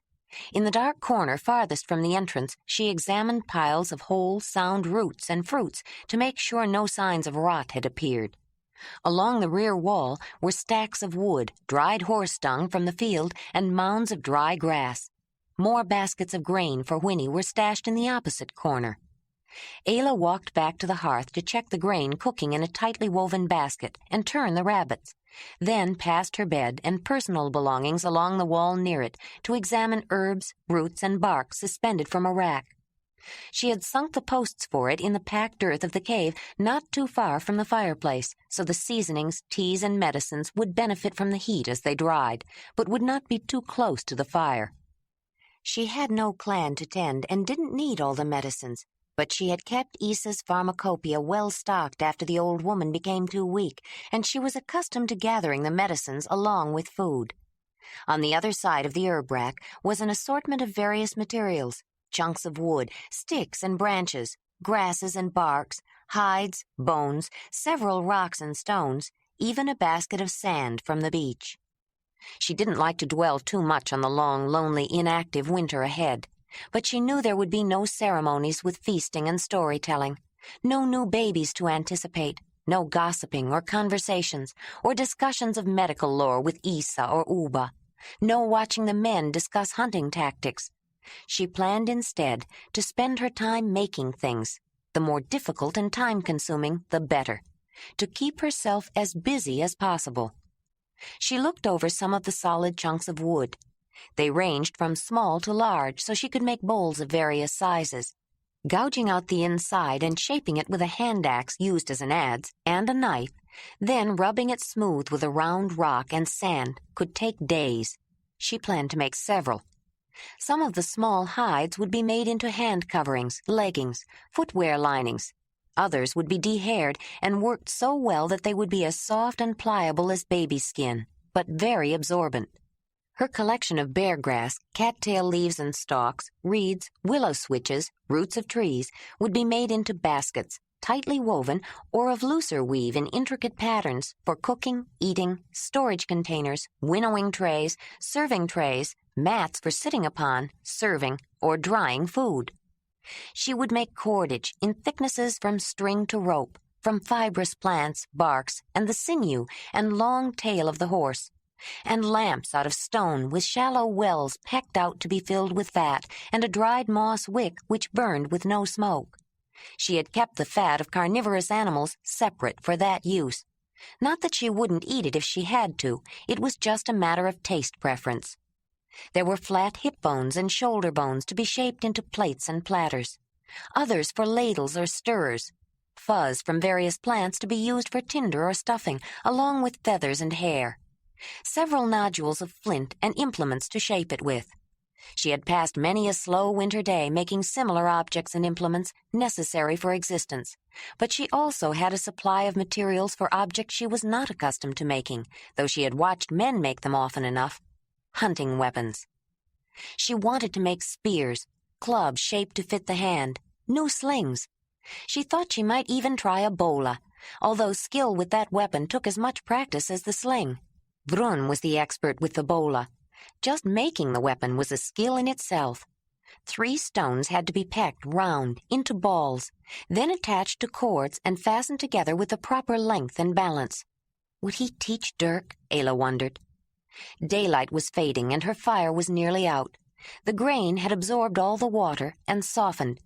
She took a bowlful for herself, then added water and prepared the rest for Winnie. She poured it into a watertight basket and brought it to the animal's sleeping place against the wall on the opposite side of the cave mouth. For the first few days down on the beach, Ayla had slept with the little horse, but she decided the foal should have her own place up in the cave. While she used dried horse dung for fuel, she found little use for fresh droppings on her sleeping furs, and the foal seemed unhappy about it as well. The time would come when the horse would be too big to sleep with, and her bed wasn't big enough for both of them, though she often lay down and cuddled the baby animal in the place she had made for her. It should be enough, Ayla motioned to the horse. She was developing a habit of talking to her, and the young horse was beginning to respond to certain signals. I hope I gathered enough for you. I wish I knew how long the winters are here. She was feeling rather edgy and a little depressed. If it hadn't been dark, she would have gone for a brisk walk, or better, a long run. When the horse started chewing on her basket, Ayla brought her an armload of fresh hay. Here, Winnie, chew on this. You're not supposed to eat your food dish. Ayla felt like paying special attention to her young companion with petting and scratching. When she stopped, the foal nuzzled her hand and presented a flank that was in need of more attention. You must be very itchy, Ayla smiled and began scratching again. Wait, I have an idea. She went back to the place where her miscellaneous materials were assembled and found a bundle of dried teasel. When the flower of the plant dried, it left an elongated, egg-shaped, spiny brush.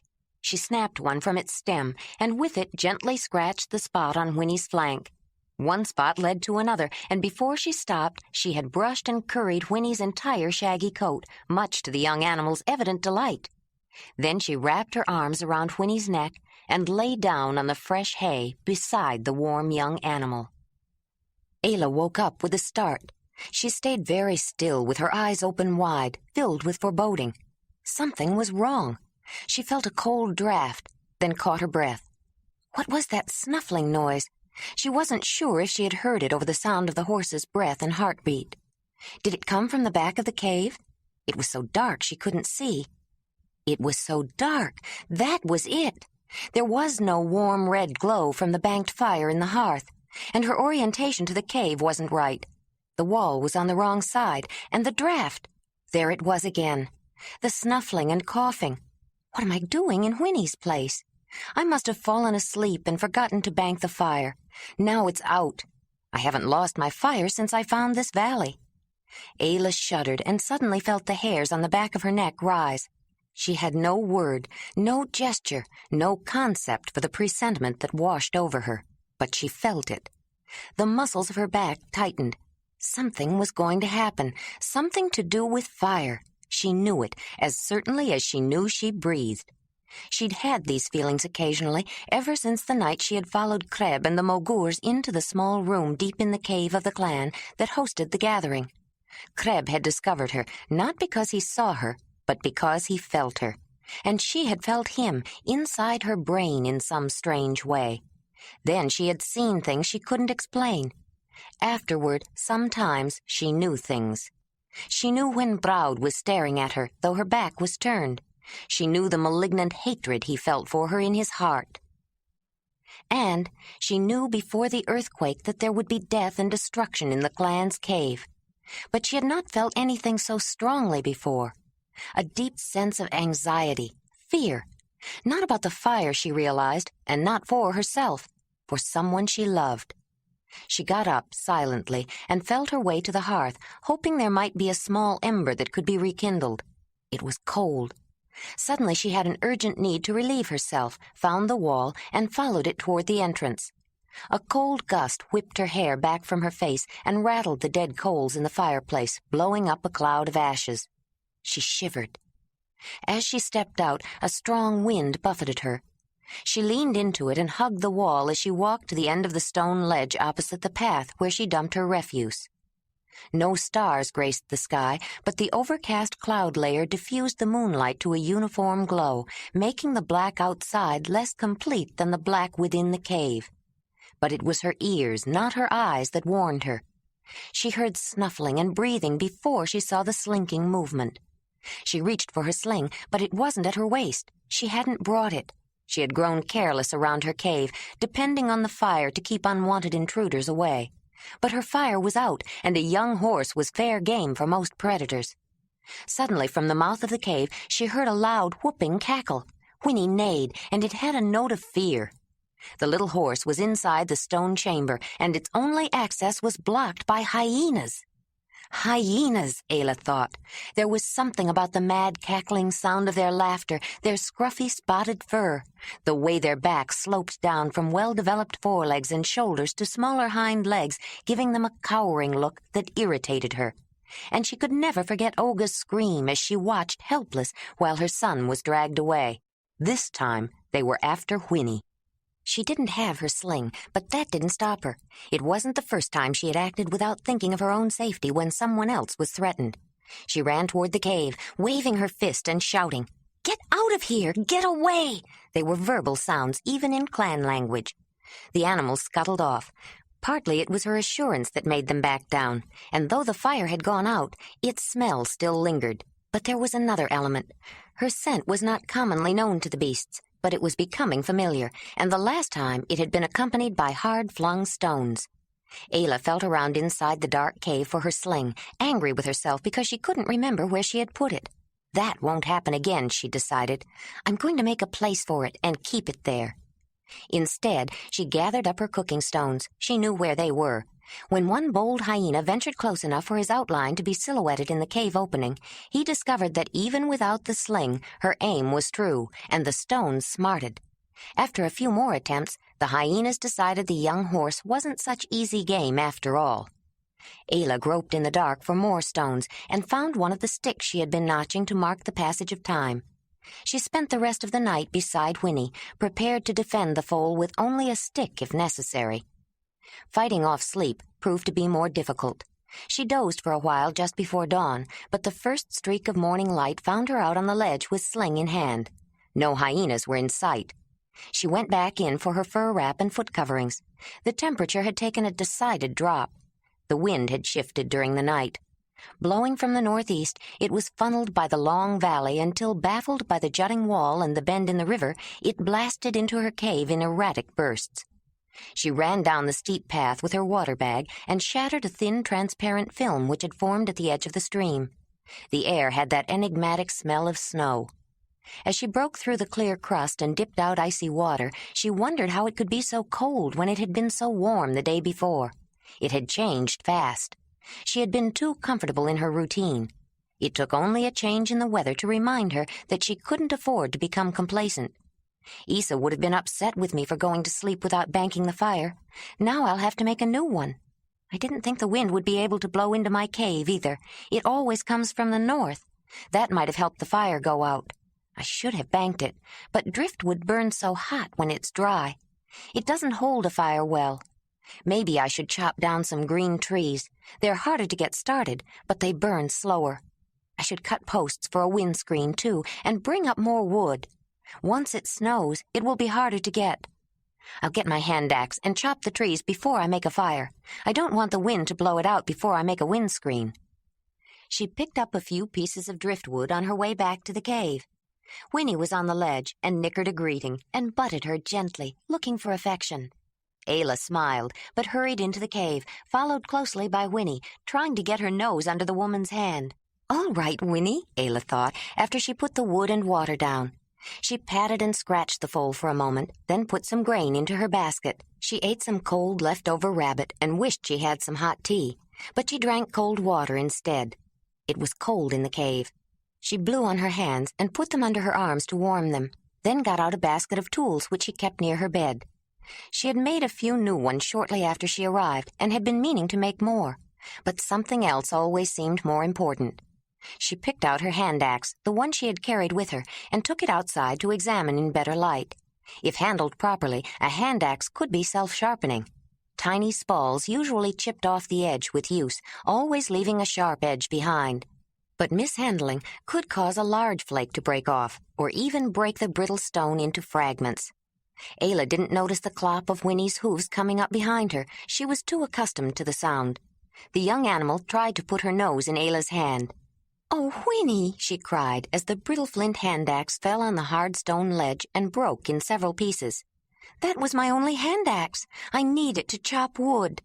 I don't know what is wrong," she thought. "My fire goes out just when it turns cold. Hyenas come as though they didn't expect to find a fire, all ready to attack you. And now my only hand axe breaks."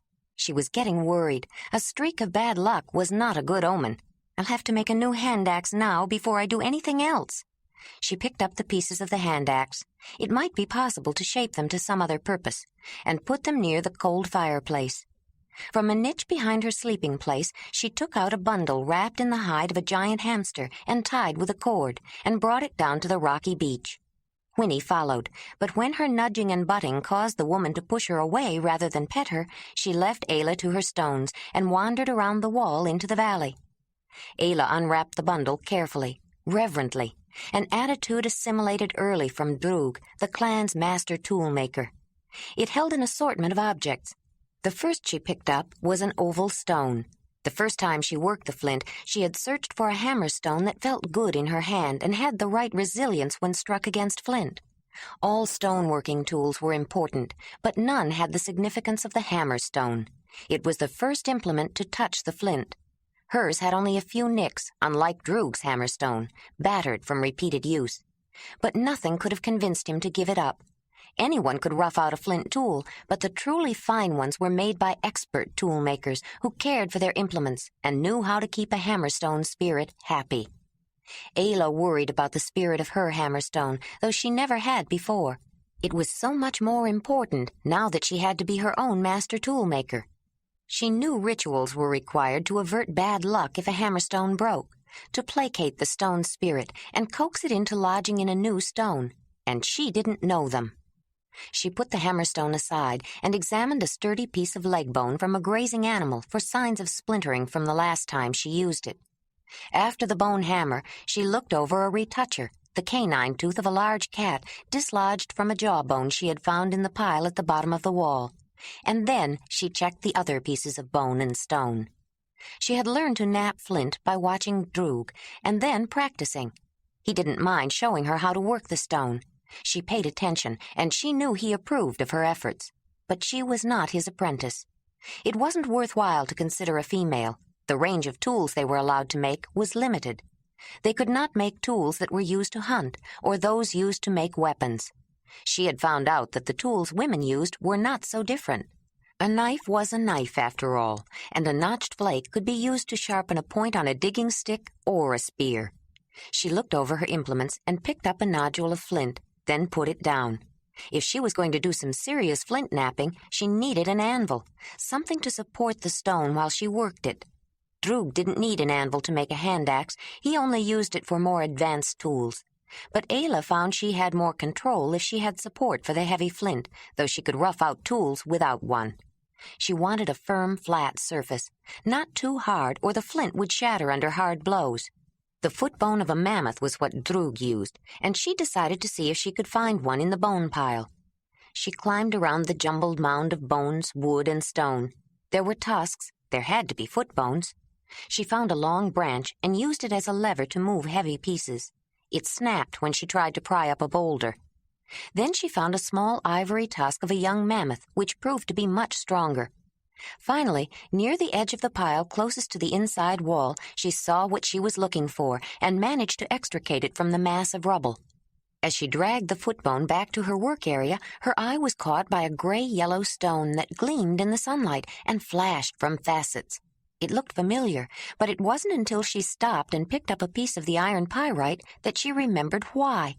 My amulet, she thought, touching the small leather pouch hanging around her neck. My cave lion gave me a stone like this to tell me my son would live. Suddenly she noticed the beach was strewn with the brassy gray stones glittering in the sun. Recognition had made her conscious of them, though she had overlooked them before. It made her aware, too, that the clouds were breaking up. It was the only one when I found mine. Here there's nothing special about them. They're all over. She dropped the stone and dragged the mammoth footbone down the beach, then sat down and pulled it between her legs. She covered her lap with the hamster hide and picked up the flint again. She turned it over and over, trying to decide where to make the first strike. But she couldn't settle down and concentrate. Something was bothering her. She thought it must be the hard, lumpy, cold stone she was sitting on. She ran up to the cave for a mat, and she brought down her fire drill and platform and some tinder. I'll be glad when I get a fire going. The morning is half gone, and it's still cold. She settled herself on the mat, put the tool-making implements within reach, pulled the footbone between her legs, and laid the hide across her lap. Then she reached for the chalky gray stone and positioned it on the anvil. She picked up the hammerstone, hefted it a few times to get the right grip, then put it down. What's wrong with me? Why am I so restless? Droog always asked his totem for help before he started. Maybe that's what I need to do. She clasped her hand around her amulet, closed her eyes, and took several slow, deep breaths to calm herself. She didn't make a specific request. She just tried to reach the spirit of the cave lion with her mind and with her heart. The spirit that protected her was part of her, inside her, the old magician had explained, and she believed him. Trying to reach the spirit of the great beast who had chosen her did have a soothing effect. She felt herself relax, and when she opened her eyes, she flexed her fingers and reached again for the hammerstone. After the first blows broke away the chalky cortex, she stopped to examine the flint critically. It had good color, a dark gray sheen, but the grain was not the finest. Still, there were no inclusions, about right for a hand axe. Many of the thick flakes that fell away as she began to shape the flint into a hand axe could be used. They had a bulb of percussion on the end of the flake where the hammerstone struck, but they tapered to a sharp edge. Many had semicircular ripples that left a deep rippled scar on the core, but such flakes could be used for heavy-duty cutting implements, like cleavers to cut through tough hide and meat, or sickles to cut grass. When Ayla had the general shape she wanted, she transferred to the bone hammer. Bone was softer, more elastic, and would not crush the thin, sharp, if somewhat wavy edge as the stone striker would have. Taking careful aim, she struck very close to the rippled edge. Longer, thinner flakes with a flatter percussion bulge and less rippled edges were detached with each blow. In much less time than it took her to get prepared, the tool was finished. It was about 5 inches long, in outline shaped like a pear with a pointed end, but flat. It had a strong, rather thin cross-section and straight cutting edges from the point down the sloping sides. Its rounded base was made to hold in the hand.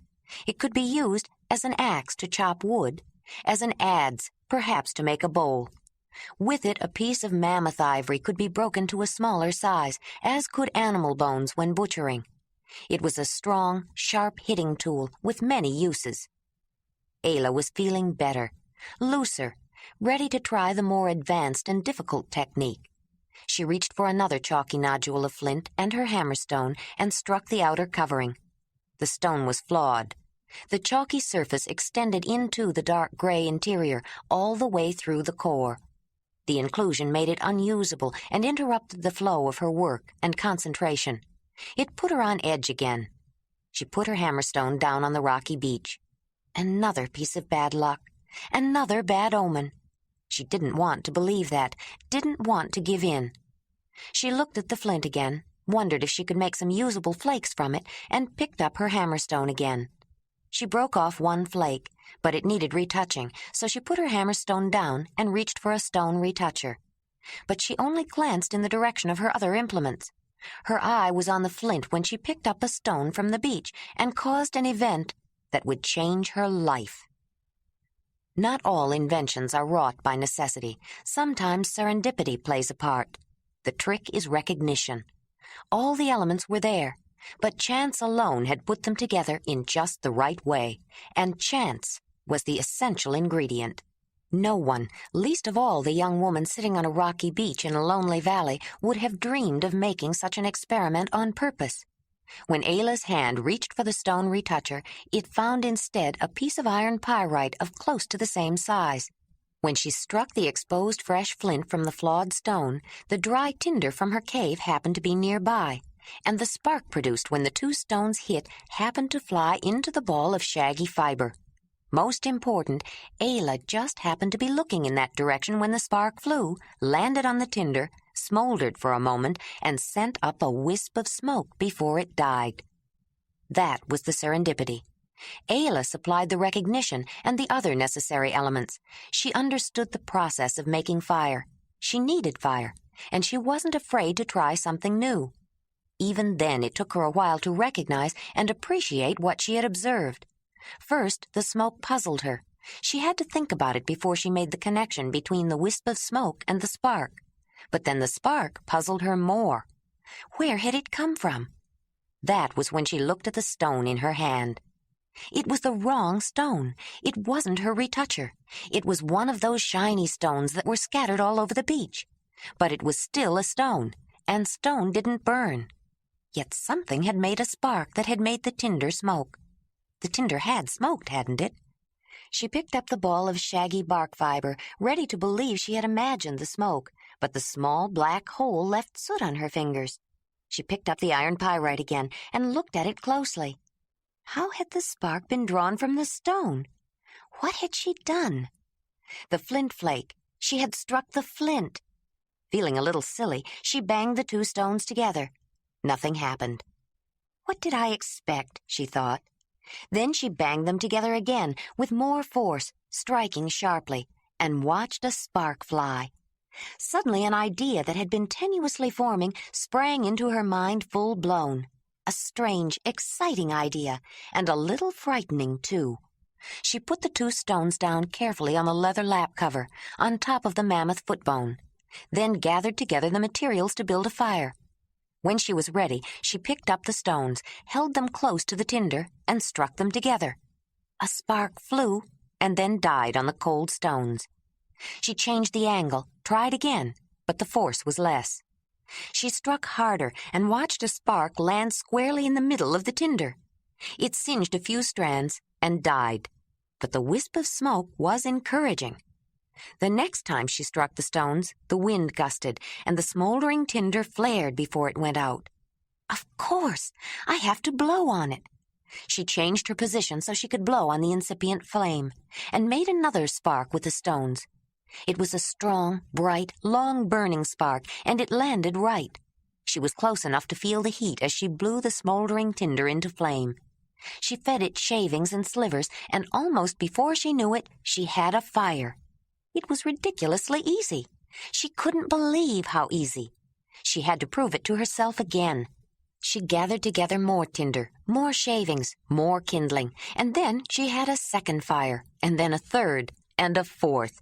She felt an excitement that was part fear, part awe, part joy of discovery, and a large dose of sheer wonder as she stood back and gazed at 4 separate fires, each made from the firestone. Winnie trotted back around the wall, drawn by the smell of smoke. Fire, once so fearful, smelled of safety now. "Winnie," Ayla called, running to the little horse. She had to tell someone, to share her discovery, even if just with a horse. "Look," she motioned. "Look at those fires. They were made with stones, Winnie. Stones." The sun broke through the clouds, and suddenly the whole beach seemed to glitter. I was wrong when I thought there was nothing special about those stones. I should have known. My totem gave one to me. Look at them. Now that I know, I can see the fire that lives inside. She grew thoughtful then. But why me? Why was I shown? My cave lion gave one to me once to tell me Dirk would live. What is he telling me now? She remembered the strange premonition she'd had after her fire died, and standing in the midst of 4 fires, she shivered, feeling it again. Then suddenly she felt an overwhelming sense of relief, though she didn't even know she had been worried. Chapter 8. "Hello, hello!" Jondolar waved as he called out, running to the river's edge. He felt an overwhelming sense of relief. He had all but given up, but the sound of another human voice filled him with a fresh surge of hope. It didn't occur to him that they might be unfriendly. Nothing could be worse than the utter helplessness he had felt. And they didn't seem unfriendly. The man who had called to him held up a coil of rope, attached at one end to the strange, enormous water bird. Jondolar could see that it was not a living creature, but some kind of craft. The man threw the rope at him. Jondolar dropped it and splashed in after it. A couple of other people, hauling on another rope, scrambled out and waded through water swirling up to their thighs. One of them, smiling when he saw Jondolar's expression, which managed to combine hope, relief, and perplexity over what to do with the wet rope in his hand, took the hawser from him. He hauled the craft in closer, then tied the rope to a tree and went to check on the other line snubbed to a jutting end of a broken branch of a large tree that lay half submerged in the river. Another occupant of the watercraft hoisted himself over the side and jumped on the log to test its stability. He said a few words in an unfamiliar language, and a ladder-like gangplank was lifted up and stretched across to the log. He climbed back to help a woman assist a third person down the gangplank and along the log to the shore, though it seemed the assistance was allowed rather than needed. The person, obviously greatly respected, had a composed, almost regal bearing, but there was an elusive quality Jondolar couldn't define, an ambiguity, and he found himself staring. Wind caught at wisps of long white hair tied at the nape of the neck, pulled back from a clean-shaven, or beardless, face, lined with years, yet glowing with a soft, luminous complexion. There was strength in the line of the jaw, the jut of the chin. Was it character? Jondolar realized he was standing in cold water when he was beckoned out, but the enigma did not resolve itself on closer inspection, and he felt he was missing something important. Then he stopped and looked into a face with a compassionate, questioning smile and piercing eyes of some indeterminate shade of gray or hazel. With a flush of wonder, Jondolar suddenly realized the implications of the mysterious person waiting patiently in front of him, and looked for some hint of gender. Height was no help. A little tall for a woman, a little short for a man. Bulky, shapeless clothing hid physical details. Even the walk left Jondolar wondering. The more he looked and found no answer, the more relieved he felt. He knew of people like that, born into the body of one sex, but with the inclinations of the other. They were neither, or both, and usually joined the ranks of those who served the mother. With powers derived from both female and male elements centered within them, they were reputed to have extraordinary skill as healers. Jondolar was far from home and did not know the customs of these people, yet he had no doubt that the person standing in front of him was a healer. Maybe one who served the mother, maybe not. It didn't matter. Thonolin needed a healer, and a healer had come. But how had they known a healer was needed? How had they known to come at all? Jondolar threw another log on the fire and watched a burst of sparks chase smoke into the night sky. He slid his bare backside farther down into his sleeping roll and leaned back on a boulder to stare at the undying sparks flung across the heavens. A shape floated into his field of vision, blocking out a portion of the star-splashed sky. It took a moment for his unfocused eyes to shift from the endless depths to the head of the young woman holding a cup of steaming tea out to him. He sat up quickly and exposed a length of bare thigh and grabbed at the sleeping roll, pulling it up with a glance at his trousers and boots hanging near the fire to dry.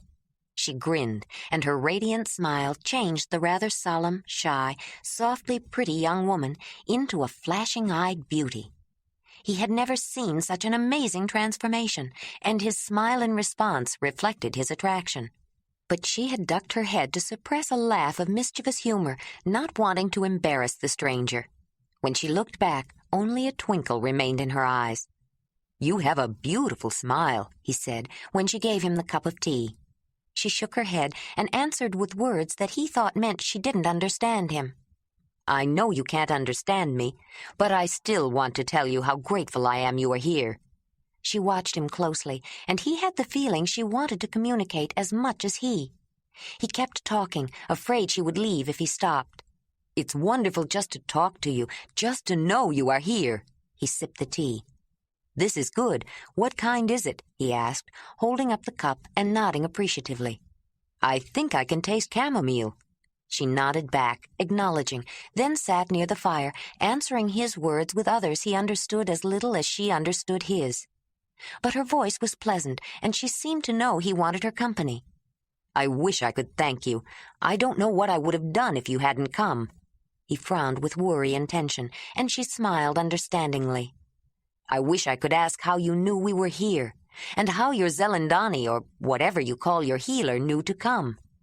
She answered him, gesturing toward the tent that had been set up nearby, glowing from the firelight within. He shook his head with frustration. It seemed that she almost understood him. He just couldn't understand her. "I don't suppose it matters," he said, "but I wish your healer would let me stay with Thonolin. Even without words, it was clear my brother would get no help until I left. I don't doubt the healer's ability. I want to stay with him, that's all." He was looking at her so earnestly that she laid a hand on his arm to reassure him. He tried to smile, but it was pained. The flap of the tent caught his attention as an older woman came out. "Jatamio," she called, adding other words. The young woman got up quickly, but Jondolar held her hand to detain her. "Jatamio?" he asked, pointing to her. She nodded. "Jondolar," he said, tapping his own chest. "Jondolar," she repeated slowly. Then she looked toward the tent, tapped herself, then him, and pointed to it. "Thonolin," he said. "My brother's name is Thonolin." "Thonolin," she said, repeating it as she hurried toward the tent. She had a slight limp, Jondolar noticed, though it didn't seem to hinder her. His trousers were still damp, but he pulled them on anyway and made a dash for a wooded copse, not bothering to fasten them or put his boots on. He had been restraining his urge ever since he woke up, but his extra clothing was in his back frame, which had been left behind in the large tent where the healer was treating Thonolin. Jatamio's grin of the evening before made him think twice about casually sauntering over to the secluded patch of brush wearing nothing but his short inner shirt. Nor did he want to chance breaching some custom or taboo of these people who were helping him. Not with 2 women in the camp. He had first tried to get up and walk in his sleeping roll, and he had waited so long before it occurred to him to put on his trousers, wet or not, that he was close to forgetting his embarrassment and ready to make a run for it. As it was, Jatamio's laughter followed him. "Tamio, don't laugh at him. It's not nice," the older woman said. But the force of her admonition was lost as she tried to suppress her own laughter. "Oh, Roche, I don't mean to make fun of him. I just can't help it. Did you see him try to walk in his sleeping bag?" She started giggling again, though she struggled to contain it. "Why didn't he just get up and go?" "Maybe the customs of his people are different, Jatamio. They must have traveled a long way. I've never seen clothes like theirs before, and his language isn't even close. Most travelers have a few words that are similar. I don't think I could pronounce some of his words." "You must be right. He must have some objection to showing his skin. You should have seen him blush last night just because I saw a little of his thigh. I never saw anyone so glad to see us, though." "Can you blame him?" "How is the other one?" the young woman said, serious again. "Has the Shamoot said anything, Rosario?"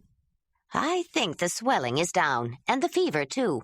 At least he's sleeping quieter. The Shamoot thinks he was gored by a rhino. I don't know how he lived through it.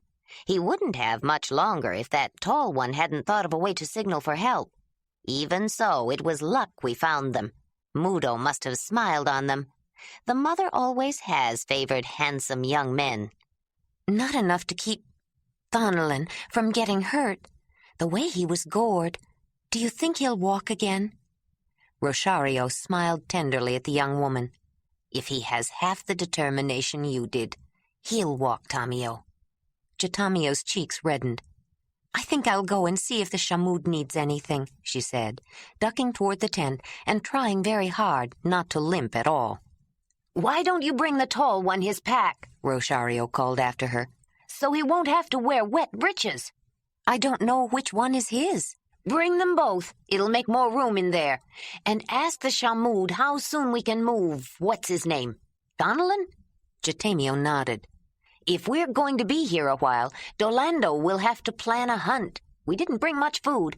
I don't think the Ramudoi can fish with the river like that, though I think they'd be just as happy if they never had to come to shore. I like solid ground under me." "Oh, Roche, you'd be saying just the opposite if you had made it a Ramudoi man instead of Dolando." The older woman eyed her sharply. "Have one of those rowers been making advances?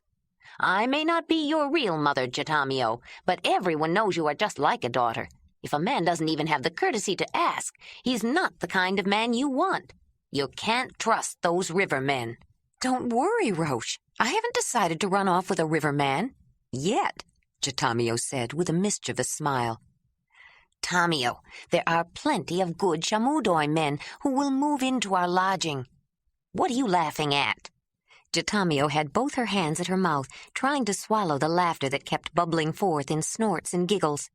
Rosario turned in the direction the younger woman was looking and slapped a hand over her mouth to keep from bursting out with laughter herself.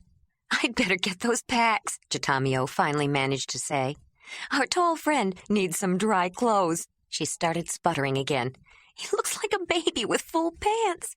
She made a dash for the tent, but Jondolar heard her laughter peal forth as she entered. "Hilarity, my dear?" the healer said, cocking an eyebrow with a quizzical look. "I'm sorry. I didn't mean to come in here laughing like that. It's just—" "Either I'm in the next world, or you're a Danyi who's come to take me there. No earthly woman could be so beautiful, but I can't understand a word you're saying." Jatamio and the Shamud both turned toward the wounded man. He was looking at Jatamio with a weak smile. Her smile left her face as she kneeled beside him. "I've disturbed him. How could I be so thoughtless?" "Don't stop smiling, my beautiful Danyi," Thonolin said, taking her hand. "Yes, my dear, you have disturbed him, but don't let it disturb you.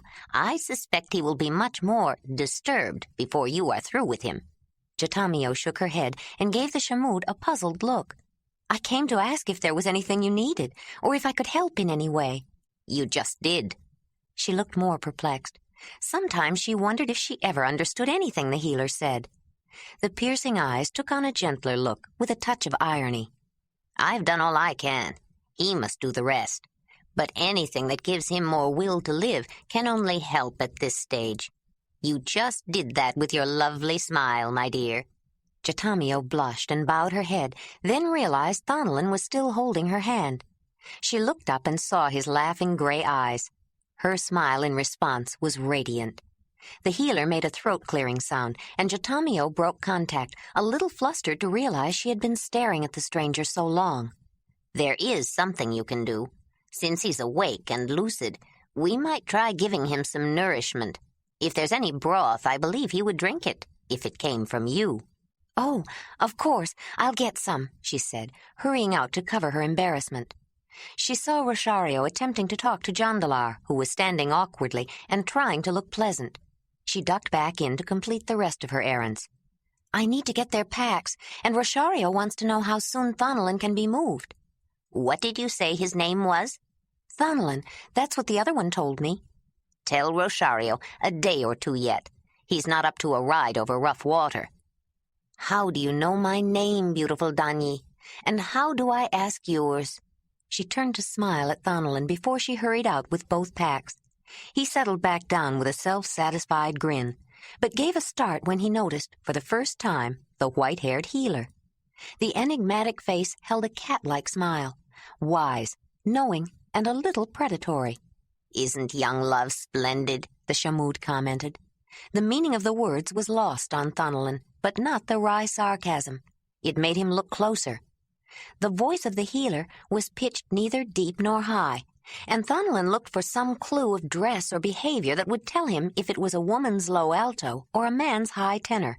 He couldn't decide, and though he wasn't exactly sure why, he relaxed a bit, feeling confident he was in the best of hands. Jondolar's relief was so evident when he saw Jatamio come out of the tent with the back frames that she was a little ashamed she hadn't gotten them sooner. She knew his problem, but he was so funny. He thanked her profusely with unfamiliar words that nonetheless communicated his gratitude, and then he headed for the patch of high brush. He felt so much better with dry clothes on, he even forgave Jatamio for laughing. "I suppose I did look rather ridiculous," he thought, "but those trousers were wet and cold. Well, a little laughter is a small price to pay for their help. I don't know what I would have done. I wonder how they knew. Perhaps the healer has other powers that could explain it. Right now, I'm just glad for the healing powers." He stopped. "At least I think that Zelendani has healing powers. I haven't seen Thonolin. I don't know if he's better or not. I think it's time I found out. After all, he is my brother.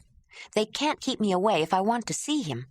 Jondolar strode back to the camp, put his pack down beside the fire, deliberately took the time to stretch out his damp clothes to dry again, and then headed for the tent.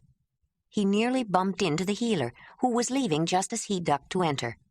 The Shamud sized him up quickly, and before Jondolar could attempt to say anything, smiled ingratiatingly, stepped aside, and waved him on with an exaggerated, graceful gesture, acquiescing to the tall, powerful man. Jondolar gave the healer an appraising look. No hint of relinquished authority showed in the piercing eyes, evaluating him in return, though any further disclosure of intent was as obscure as the ambiguous color. The smile, which had seemed ingratiating at first glance, was more ironic on second look. Jondolar sensed that this healer, like many of that calling, could be a powerful friend or a formidable enemy. He nodded, as though reserving judgment, briefly smiled his thanks, and went in. He was surprised to see that Jatamio had arrived before he did. She was supporting Thonalin's head, holding a bone cup to his lips. "I might have known," he said, and his smile was pure joy at seeing his brother awake and apparently much improved. "You did it again." Both of them looked up at Jondolar. "What did I do, big brother?" "Within 3 heartbeats of opening your eyes, you managed to get the prettiest woman around waiting on you." Thonalin's grin was the most welcome sight his brother could imagine. "You are right about the prettiest woman around." Thonalin looked fondly at Jatamio. "But what are you doing in the spirit world? And while I'm thinking of it, just remember, she's my own personal Danyi. You can keep your big blue eyes to yourself." "Don't worry about me, little brother. Every time she looks at me, all she can do is laugh." "She can laugh at me any time she wants," Thonalin said, smiling at the woman. She smiled in return. "Can you imagine waking up from the dead to that smile?" His fondness was beginning to look adoring as he stared into her eyes. Jondolar looked from his brother to Jatamio, and back again. "What is going on here? Thonalin just woke up. They can't have said one word to each other, but I'd swear he was in love." He looked at the woman again, more objectively. Her hair was a rather nondescript shade of light brown, and she was smaller and thinner than the women Thonalin was usually attracted to. She could almost be mistaken for a girl. She had a heart-shaped face with regular features, and was really a rather ordinary-looking young woman. Pretty enough, but certainly not exceptional, until she smiled. Then, by some unexpected alchemy, some mysterious redistribution of light and shadows, some subtle shift in arrangement, she became beautiful, completely beautiful. So complete was the transformation that Jondolar had thought of her as beautiful himself. She had only to smile once to create that impression, yet he had the feeling she didn't usually smile often. He remembered she had seemed solemn and shy at first, though it was hard to believe now. She was radiant, vibrantly alive, and Thonalin was looking at her with an idiotic, lovesick grin. Well, Thonalin has been in love before, Jondolar thought. I just hope she won't take it too hard when we leave. One of the laces that held closed the smoke-hole flap in the roof of his tent was frayed. Jondolar was staring at it, but not seeing it. He was wide awake, lying in his sleeping roll, wondering what had brought him out of the depths of sleep so quickly. He didn't move, but he was listening, smelling, trying to detect anything unusual that might have alerted him to some impending danger. After a few moments, he slipped out of his bedroll and looked carefully out of the opening of his tent, but could find nothing wrong. A few people were gathered around the campfire. He wandered over, still feeling restless and edgy. Something bothered him, but he didn't know what. Thonalin? No. Between the skill of the Shamood and Jatamio's attentive care, his brother was doing well. No, it wasn't Thonalin that was troubling him. Exactly. "Hola," he said to Jatamio as she looked up and smiled. She didn't find him so laughable anymore. Their mutual concern for Thonalin had begun to ripen into friendship, though communication was limited to basic gestures and the few words he had learned. She gave him a cup of hot liquid. He thanked her with the words he had learned that expressed the concept of thanks for them, wishing he could find a way to repay them for their help. He took a sip, frowned, and took another. It was an herb tea, not unpleasant, but surprising. They customarily drank a meat-flavored broth in the morning. His nose told him the Kerfid wooden cooking box near the fire had roots and grains simmering in it, but no meat. It took only a quick glance to explain the change in the morning menu. There was no meat. No one had gone hunting. He quaffed his drink, put down the bone cup, and hurried back to his tent. While waiting, he had finished making the sturdy spears out of the alder saplings and even tipped them with flint points. He picked up the 2 heavy shafts that were leaning against the back of the tent, then reached inside for his back frame, took several of the lighter throwing spears, and walked back to the fire. He didn't know many words, but it didn't take many to communicate a desire to go hunting, and before the sun was much higher, an excited group was gathering. Chitamio was torn. She wanted to stay with the wounded stranger whose laughing eyes made her feel like smiling every time he looked at her.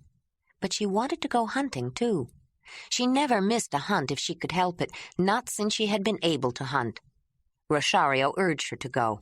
"He'll be fine. The Shamud can take care of him without you for a little while, and I'll be here."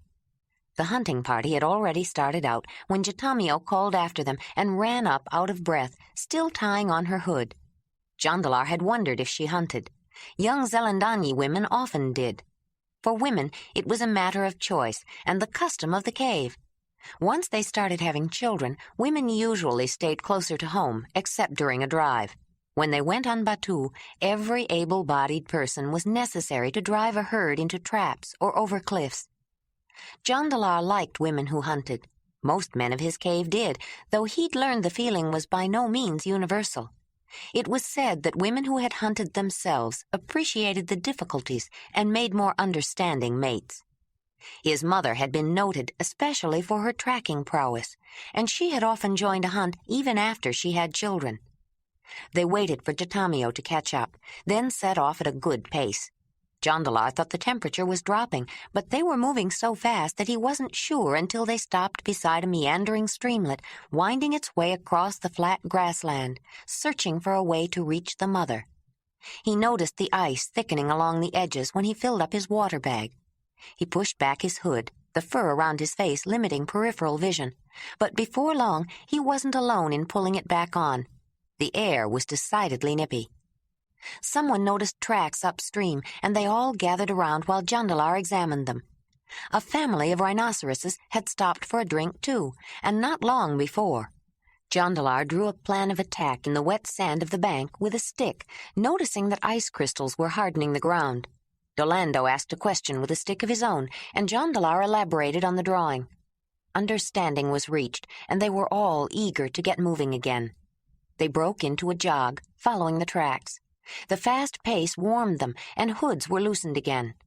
Jondolar's long blonde hair crackled and clung to the fur of his hood. It took longer than he expected to catch up, but when he sighted the reddish-brown woolly rhinos ahead, he understood. The animals were moving faster than usual, and straight north. Jondolar glanced uneasily at the sky. It was a deep azure bowl inverted over them, with only a few scattered clouds in the distance. It didn't appear that a storm was brewing, but he was ready to turn back, get Thonolin, and get out. No one else seemed to have any inclination to leave now that the rhinos were in sight. He wondered if their lore included the forecasting of snow by the northward movement of the woolies, but he doubted it. It had been his idea to go hunting, and he'd had little difficulty communicating that. Now he wanted to get back to Thonolin and get him to safety. But how was he going to explain that a snowstorm was on the way when there was hardly a cloud in the sky and he couldn't speak the language? He shook his head. They'd have to kill a rhino first.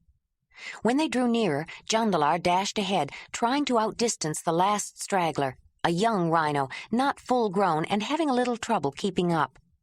When the tall man pulled ahead, he shouted and waved his arms, trying to get the animal's attention to make him veer or slow down. But the youngster, pushing forward toward the north with the same single-minded determination as the others, ignored the man. They were going to have trouble distracting any of them, it seemed, and it worried him. The storm was coming faster than he thought. Out of the corner of his eye, he noticed that Chitamio had caught up with him, and he was surprised. Her limp was more noticeable, but she moved with speed. Jondolar nodded his head in unconscious approval. The rest of the hunting party were moving up, trying to surround one animal and stampede the others. But rhinoceroses were not herd animals, sociable and easily led or stampeded, depending upon large numbers for safety and survival of their kind. Woolly rhinos were independent, cantankerous creatures who seldom mingled in groups larger than a family, and they were dangerously unpredictable. Hunters were smart to be wary around them. By tacit agreement, the hunters concentrated on the young one lagging behind, but the shouts of the rapidly closing group neither slowed him down nor hurried him along. Chitamio finally got his attention when she took off her hood and waved it at him. He slowed, turned the side of his head toward the flutter, and seemed decidedly undecided. It gave the hunters a chance to catch up. They deployed themselves around the beast, those with heavy lances moving in closer, those with light spears forming an outer circle, ready to rush to the defense of the more heavily armed if necessary. The rhino came to a stop. He seemed unaware that the rest of his troop were rapidly moving ahead. Then he started out at a rather slow run, veering toward the hood fluttering in the wind. Jondolar moved in closer to Jatamio, and he noticed Orlando doing the same. Then a young man, whom Jondolar recognized as one who stayed on the boat, waved his hood and rushed in front of them toward the animal. The confused rhino stalled his headlong run toward the young woman and, changing his direction, started after the man. The larger moving target was easier to follow, even with limited sight. The presence of so many hunters misled his acute sense of smell. Just as he was getting close, another running figure darted between him and the young man. The woolly rhino stalled again, trying to decide which moving target to follow. He changed direction and charged after the second, who was so tantalizingly close. But then another hunter interceded, flapping a large fur cloak, and when the young rhino neared it, still another ran past, so close he gave the long reddish fur on his face a yank. The rhinoceros was getting more than confused. He was getting angry, murderously angry. He snorted, pawed the ground, and when he saw another of those disconcerting running figures, tore after it at top speed. The young man of the river people was having difficulty staying ahead, and when he swerved, the rhino swerved in fast pursuit. But the animal was tiring. He had been chasing one after another of the vexatious runners, back and forth, unable to catch up with any. When yet another hood-waving hunter dashed in front of the woolly beast, he stopped, lowered his head until his large front horn touched the ground, and concentrated on the limping figure moving just beyond his reach. Jondolar raced toward them, his lance held high. He needed to make the kill before the winded rhino caught his breath. Dolendo, approaching from another direction, had the same intention, and several others were closing in. Jatamio flapped her hood, warily moving closer, trying to keep the animal's interest. Jondolar hoped he was as exhausted as he seemed. Everyone's attention was riveted on Jatamio and the rhino. Jondolar wasn't sure what caused him to look north, perhaps a peripheral motion. "Look out!" he cried, spurting forward. "From the north, a rhino!" But his action seemed inexplicable to the others. They didn't understand his shouts, and they didn't see the enraged female rhinoceros bearing down on them full tilt. "Jatamio! Jatamio, north!" he shouted again, waving his arm and pointing his spear. She looked north, the way he was pointing, and she screamed a warning to the young man the she-rhino was charging. The rest of them raced to help him, forgetting the young one for the moment. It may have been that he was rested, or that the scent of the charging female had revived him, but suddenly the young male rushed the person waving a hood so provocatively close. Jatamio was lucky he was so close. He didn't have time to build up speed or momentum, and his snort as he began his advance snapped her attention back, and Jondolar's as well. She threw herself back, dodging the rhino's horn, and ran behind him. The rhinoceros slowed, looking for the target that had slipped away, and wasn't focusing on the tall man who closed the gap with long strides. And then it was too late. The small eye lost all ability to focus. Jondolar rammed the heavy lance into the vulnerable opening and smashed it into the brain. The next instant, all his sight disappeared when the young woman thrust her spear into the rhino's other eye. The animal seemed surprised, then stumbled, fell to his knees, and, as life ceased to sustain him, dropped to the ground. There was a shout. The two hunters looked up and sprinted away at full speed in different directions. The full-grown female rhinoceros was hurtling toward them. But she slowed as she neared the young one, overran a few paces before she halted, then turned back to the young male lying on the ground with a spear bristling out of each eye. She nudged him with her horn, urging him to get up. Then she turned her head from side to side and shifted her weight from foot to foot as though trying to make up her mind. Some of the hunters tried to get her attention, flapped hoods and cloaks at her, but she didn't see or chose to ignore them. She nudged the young rhino again, and then, in answer to some deeper instinct, turned north once more. I will tell you, Thonolin, it was close, but that female was determined to go north. She didn't want to stay at all. You think snow is on the way? Thonolin asked, glancing down at his poultice, then back to his worried brother. Jondolar nodded. But I don't know how to tell Dolando that we'd better leave before the snow comes, when there's hardly a cloud in the sky, even if I could speak their language. I've been smelling snow on the way for days. It must be building up to a big one. Jondolar was sure the temperature was still dropping, and knew it the next morning when he had to break a thin film of ice in a cup of tea that had been left near the fire. He tried again to communicate his concern, seemingly without success, and nervously watched the sky for more overt signs of weather change. He would have been relieved when he saw curdled clouds pouring over the mountains and filling up the blue bowl of the sky, if it weren't for the imminent threat they posed. At the first sign that they were breaking camp, he struck his own tent and packed his and Thonolin's back frames. Dolando smiled and nodded at his readiness, then motioned him toward the river. But there was a nervousness to the man's smile and deep concern in his eyes. Jondolar's apprehension grew when he saw the swirling river and the wooden craft bobbing and jerking, straining at the ropes. The expressions of the men who took his packs and stowed them near the cut-up frozen carcass of the rhino were more impassive, but Jondolar didn't see much encouragement either. And for all that he was anxious to get away, he was by no means comfortable about the means of transportation. He wondered how they were going to get Thonolin into the boat, and he went back to see if he could help. Jondolar watched as the camp was dismantled with speed and efficiency, knowing that sometimes the best assistance one could offer was simply to stay out of the way. He had begun to notice certain details in clothing that differentiated those who had set up shelters on land and referred to themselves as shamudoi from the ramudoi, the men who stayed on the boat. Yet they didn't seem quite like different tribes. There was an ease of communication, with much joking, and none of the elaborate courtesies that usually indicated underlying tensions when two different peoples met. They seemed to speak the same language, shared all their meals, and worked well together. He noticed, though, that on land Dolando seemed to be in charge, while the men on the boat looked to another man for direction. The healer emerged from the tent, followed by two men carrying Thonolin on an ingenious stretcher.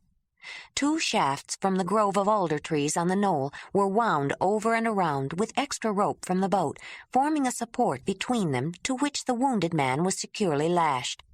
Jondolar hurried toward them, noticing that Rosario had begun taking down the tall circular tent. Her nervous glances toward the sky and the river convinced Jondolar she was not looking forward to the trip any more than he was. "Those clouds look full of snow," Thonolin said when his brother came into sight and started walking beside the litter. "You can't see the tops of the mountains. Snow must be falling up north already. I'll say one thing, you get a different view of the world from this position." Jondolar looked up at the clouds rolling over the mountains, hiding the frozen peaks, tumbling over each other as they pushed and shoved in their hurry to fill the clear blue space above. Jondolar's frown looked almost as threatening as the sky, and his brow clouded with concern, but he tried to mask his fears.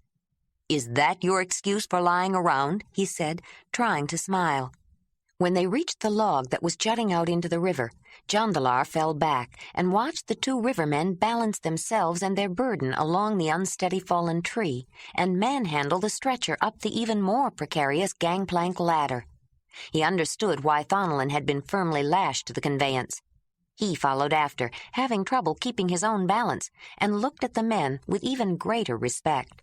A few white flakes were beginning to sift down from a gray, overcast sky when Rosario and the Shamud gave tightly bound bundles of poles and hides, the large tent, to a couple of the Ramudoi to carry on board, and started across the log themselves. The river, reflecting the mood of the sky, roiled and swirled violently, the increased moisture in the mountains making its presence felt downstream. The log was bobbing to a different motion than the boat, and Jondolar leaned over the side and reached a hand toward the woman. Rosario gave him a grateful look and took it, and was almost lifted up the last rung and into the boat. The Shamud had no qualms about accepting his assistance either, and the healer's look of gratitude was as genuine as Rosario's. One man was still on shore. He released one of the moorings, then raced up the log and clambered aboard. The gangplank was hauled in quickly. The heaving craft that was trying to pull away and join the current was restrained by only one line and long-handled paddles in the hands of the rowers. The line was slipped with a sharp jerk, and the craft jumped at its chance for freedom. Jondolar clung tightly to the side as the craft bobbed and bounced into the mainstream of the sister. The storm was building rapidly, and the swirling flakes reduced visibility. Floating objects and refuse traveled with them at varying speeds.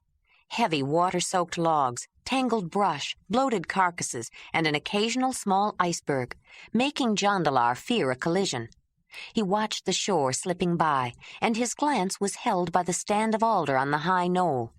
Something attached to one of the trees was flapping in the wind. A sudden gust broke its hold and carried it toward the river.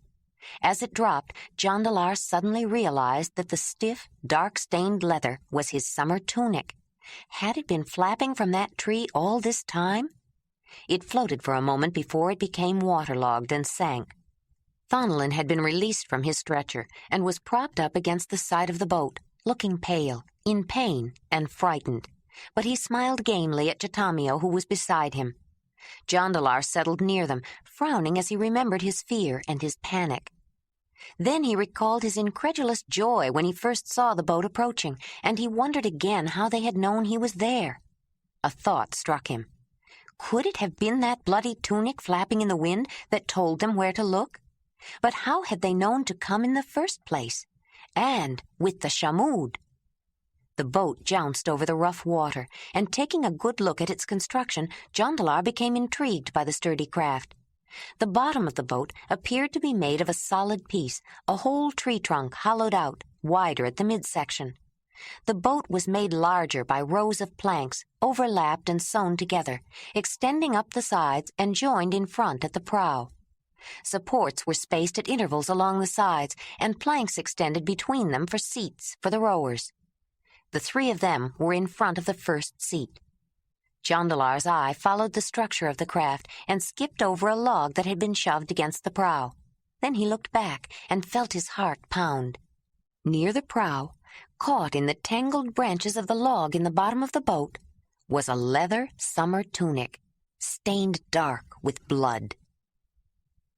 Chapter 9. "Don't be so greedy, Winnie," Ayla cautioned, watching the hay-colored horse lapping up the last drops of water from the bottom of a wooden bowl. "If you drink it all, I'll have to melt more ice." The filly snorted, shook her head, and put her nose back in the bowl. Ayla laughed. "If you're that thirsty, I'll get more ice. Are you coming with me?" Ayla's steady flow of thought directed at the young horse had become a habit. Sometimes it was no more than mental pictures, and often the expressive language of gestures, postures, and facial expressions with which she was most familiar. But since the young animal tended to respond to the sound of her voice, it encouraged Ayla to vocalize more. Unlike the rest of the clan, a variety of sounds and tonal inflections had always been easy for her. Only her son had been able to match her facility. It had been a game for both of them to mimic each other's nonsense syllables, but some of them had begun to take on meanings. In her streams of conversation to the horse, the tendency extended into more complex verbalizations. She mimicked the sounds of animals, invented new words out of combinations of sounds she knew, even incorporated some of the nonsense syllables from her games with her son. With no one to glare disapprovingly at her for making unnecessary sounds, her oral vocabulary expanded. But it was a language comprehensible only to her, and in a unique sense, to her horse. Ayla wrapped on fur leggings, a wrap of shaggy horsehair, and a wolverine hood, then tied on hand coverings. She put a hand through the slit in the palm to tuck her sling in her waist thong and tie on her carrying basket. Then she picked up an ice pick, the long bone from a horse's foreleg, cracked with a spiral break to get out the marrow, and then sharpened by splintering and grinding against a stone, and started out. "Well, come on, Winnie," she beckoned. She held aside the heavy aurochs hide, once her tent, attached to poles sunk into the earth floor of the cave as a windbreak at the mouth. The horse trotted out and behind her down the steep path. Wind whipping around the bend buffeted her as she walked out on the frozen watercourse. She found a place that looked as if the crumpled crystal of the ice-locked stream could be broken and hacked off shards and blocks. "It's much easier to scoop up a bowl of snow than chop ice for water, Winnie," she said, loading the ice into her basket. She stopped to add some driftwood from the pile at the foot of the wall, thinking how grateful she was for the wood for melting the ice as much as for warmth. "The winters are dry here, colder too. I miss the snow, Winnie. The little bit that blows around here doesn't feel like snow. It just feels cold." She piled the wood near the fireplace and dumped the ice into a bowl. She moved it near the fire to let the warmth begin to melt the ice before she put it into her skin pot, which needed some liquid so it wouldn't burn when she placed it over the fire. Then she looked around her snug cave at several projects in various stages of completion, trying to decide which one to work on that day. But she was restless. Nothing appealed to her until she noticed several new spears, completed not long before. "Maybe I'll go hunting," she thought. "I haven't been up on the steppes for a while. I can't take those, though." She frowned. "It wouldn't do any good.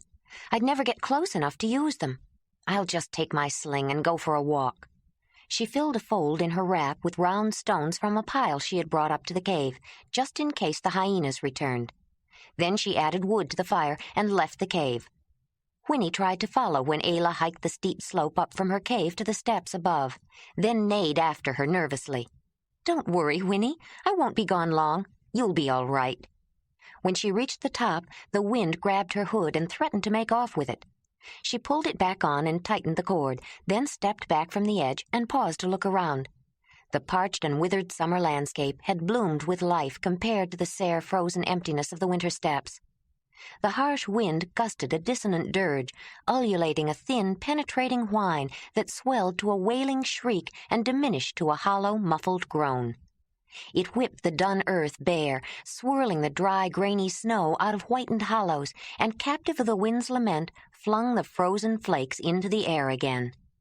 The driven snow felt like gritty sand that burned her face raw with its absolute cold. Ayla pulled her hood closer, bowed her head, and walked into the sharp northeast wind through dry, brittle grass bent to the ground. Her nose pinched together, and her throat ached as moisture was snatched away by the bitter air. A violent blast of wind caught her by surprise. She lost her breath, gulped for air, coughing and wheezing, and brought up phlegm. She spit it out and watched it freeze solid before it hit the rock-hard ground and bounced. "What am I doing up here?" she thought. "I didn't know it could be so cold. I'm going back." She turned around and stopped still, for the moment forgetting the intense cold. Across the ravine, a small herd of woolly mammoths was lumbering past, huge moving hummocks of dark reddish-brown fur with long curving tusks. This stark, seemingly barren land was their home. The rough grass, burned crisp with cold, was life-sustaining nourishment for them. But in adapting to such an environment, they had forfeited their ability to live in any other. Their days were numbered. They would last only as long as the glacier. Ayla watched, spellbound, until the indistinct shapes disappeared into the swirling snow, then hurried on and was only too glad to drop over the edge and out of the wind. She remembered feeling the same way when she first found her sanctuary. What would I ever have done if I hadn't found this valley? She hugged the filly when she reached the ledge in front of her cave, then walked to the edge and looked out over the valley. The snow was slightly deeper there, especially where it had blown into drifts, but just as dry and just as cold. But the valley did offer protection from the wind and a cave. Without it, and fur, and fire, she could not have survived. She was not a woolly creature. Standing on the ledge, the wind brought the howl of a wolf to her ears and the yipping bark of a dhole. Below, an Arctic fox walked across the ice of the frozen stream, its white fur almost hiding it from view when it stopped and held a stiff pose. She noticed movement down the valley and made out the shape of a cave lion. Its tawny coat, lightened to almost white, was thick and full. Four-legged predators adapted to the environment of their prey. Ayla and her kind adapted the environment to themselves. Ayla started when she heard a whooping cackle close by and looked up to see a hyena above her at the rim of the gorge. She shivered and reached for her sling, but the scavenger moved off with its distinctive shuffling lope along the edge of the ravine, then turned back to the open plains. Winnie moved up beside her, nickered softly, and nudged her gently. Ayla pulled her dun-colored wrap of horse fur closer around her, put her arm around Winnie's neck, and walked back to her cave. Ayla lay on her bed of furs, staring at a familiar formation of rock over her head, wondering why she was suddenly wide awake. She lifted her head and looked in Winnie's direction. Her eyes were open too, and looking toward the woman, but she displayed no anxiety. Yet Ayla was sure something was different. She snuggled back down in her furs, not wanting to leave their warmth, and looked around the home she had made for herself by the light shining in the hole above the mouth of the cave. Her projects were scattered around, but there was a growing stack of completed utensils and implements along the wall on the other side of the drying rack. She was hungry, and her eye was drawn back to the rack. She had poured the fat she had rendered from the horse into the cleaned intestines, giving it a pinch and a twist at intervals, and the little white sausages were dangling near a variety of dried herbs and seasonings hanging by their roots. It made her think of breakfast. Dried meat made into a broth, a little fat added for richness, seasonings, maybe some grain, dried currants. She was too wide awake to stay in bed, and threw back the covers. She quickly tied on her wrap and foot coverings, then reached for the lynx fur from her bed, still warm from body heat, and hurried to go out and pass her urine off the far corner of the ledge. She pushed aside the windbreak and caught her breath. The sharp, angular contours of the rock ledge had been softened during the night by a thick blanket of white. It glistened in uniform brilliance, reflecting a transparent blue sky hung with mounded fluff. It took a moment longer to comprehend a more astounding change. The air was still. There was no wind. The valley, nestled in the region where the wetter continental steppes were giving way to the dry lowest steppes, partook of both climates, the south holding sway for the moment. The heavy snow resembled the winter conditions that usually prevailed around the cave of the clan, and to Ayla it was a taste of home. "Winnie," she called, "come out. It snowed. It really snowed for a change." She was suddenly reminded of the reason she had come out of the cave, and made virgin tracks in the pure white expanse, rushing to the far edge. Returning, she watched the young horse step gingerly on the insubstantial stuff, lower her head to sniff, then snort at the strange, cold surface. She looked at Ayla and nickered. "Come on, Winnie. It won't hurt you." The horse had never experienced deep snow in such quiet abundance before. She was accustomed to it blowing in the wind or piled up in drifts.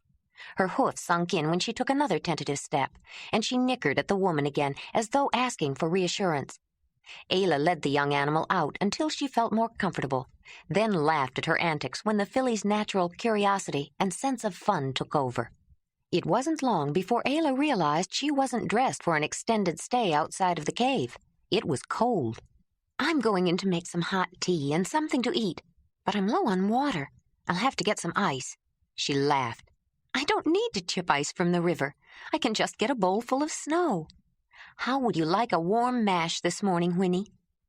After they ate, Ayla dressed warmly and went back outside. Without the wind, it felt almost balmy, but it was the familiarity of ordinary snow on the ground that delighted her most. She brought bowls and baskets of it into the cave and set them near the fireplace to melt. It was so much easier than chipping ice for water that she decided to use some for washing. It had been her custom to wash herself with melted snow regularly in winter, but it had been difficult enough to chip sufficient ice for drinking water and cooking. Washing was a foregone luxury. She built up the fire with wood from the pile in the rear of the cave, then cleared the snow from the additional firewood stacked outside and brought more in.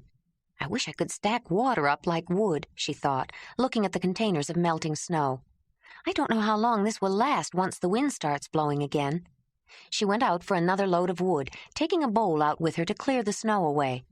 As she scooped up a bowlful and dumped it beside the wood, she noticed that it held its shape when she lifted the bowl away. "I wonder, why couldn't I stack snow like that, like a pile of wood?"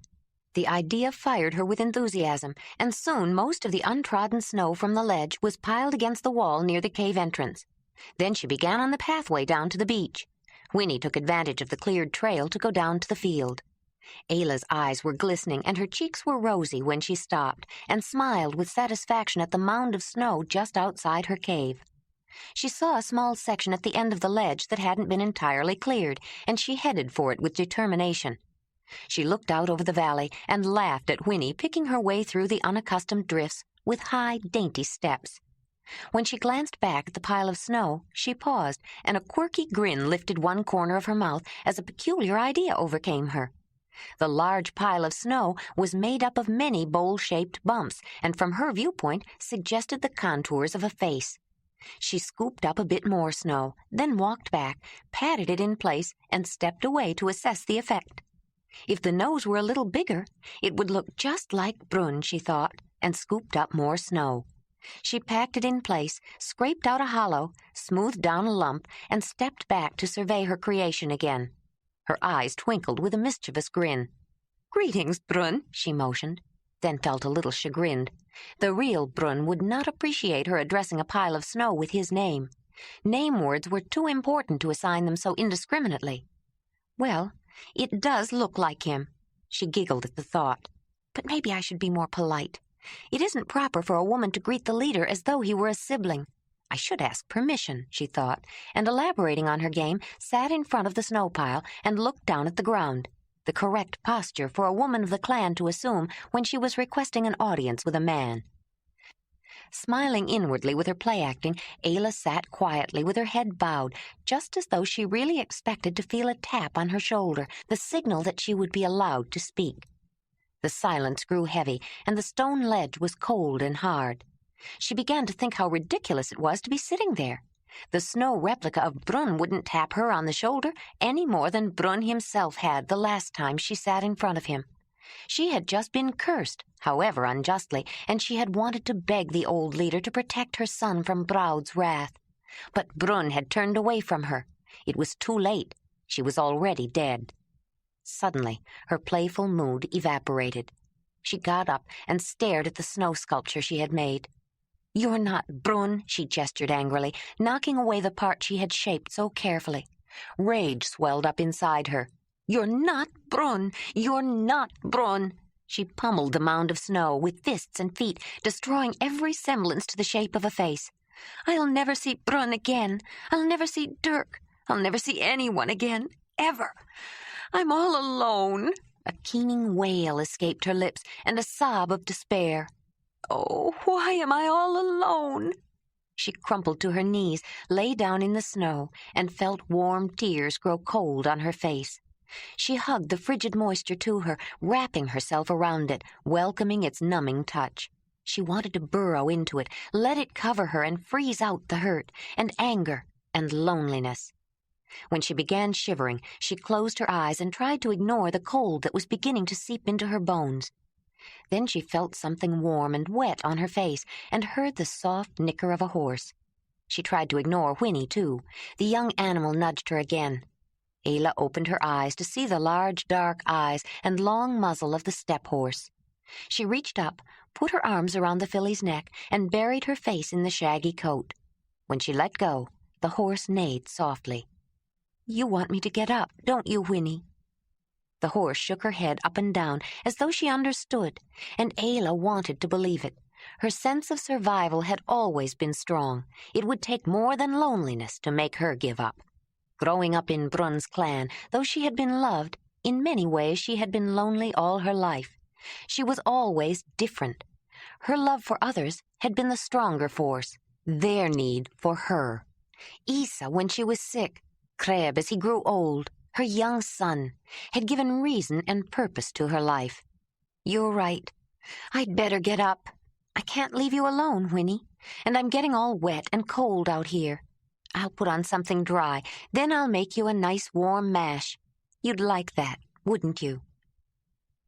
Ayla watched the two male Arctic foxes snarling and nipping at each other, fighting over the vixen, and smelled the strong foxy odor of males in rut even from the elevation of her ledge.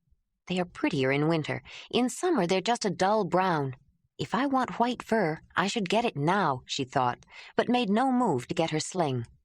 One male had emerged victorious and was claiming his prize. The vixen announced his act with a raucous scream as he mounted her. She only makes that sound when they couple like that. I wonder if she likes it, or if she doesn't. I never liked it, even after it didn't hurt any more. But the other women did. Why was I so different? Just because I didn't like Braud? Why should that make any difference? Does that female fox like that male? Does she like what he's doing? She doesn't run away. It wasn't the first time Ayla had refrained from hunting in order to observe foxes and other carnivorous animals. She had often spent long days watching the prey her totem allowed her to hunt, to learn their habits and habitats, and she had discovered they were interesting fellow creatures. The men of the clan learned hunting by practicing on herbivorous animals, food animals, and though they could track and hunt them when a warm fur was wanted, carnivores were never their favorite prey. They did not develop the special bond with them that Ayla had. They still fascinated her, though she knew them well, but the rapidly pumping fox and the screaming vixen set her to wondering about more than hunting. Every year in late winter, they come together like that. In spring, when her coat is turning brown, that vixen will have a litter. I wonder if she'll stay here under the bones and driftwood or dig a burrow someplace else. I hope she stays. She'll nurse them, then give them baby food partly chewed from her own mouth. After that, she'll bring dead prey, mice and moles and birds, sometimes a rabbit. When her babies are bigger, she'll bring them animals still alive and teach them to hunt. By next fall, they'll be almost grown, and next winter the vixens will screech like that when the males mount. Why do they do it? Come together like that? I think he's starting her babies. If all she has to do to have them is swallow a spirit, like Kreb always told me, why do they couple like that? No one thought I'd have a baby. They said the spirit of my totem was too strong. But I did. If Dirk was started when Brau did that to me, it wouldn't matter if my totem was strong. People are not like foxes, though. They don't have babies only in spring. Women can have them any time. And women and men don't couple just in winter. They do it all the time. A woman doesn't have a baby every time, though. Maybe Kreb was right, too. Maybe the spirit of a man's totem has to get inside a woman, but she doesn't swallow it. I think he puts it inside her when they come together, with his organ. Sometimes her totem fights it, and sometimes it starts a new life. I don't think I want a white fox fur.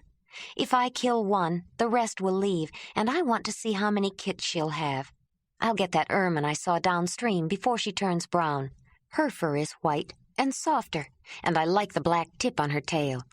But that little weasel is so small, her pelt is hardly big enough to make one hand covering, and she'll have babies in spring, too.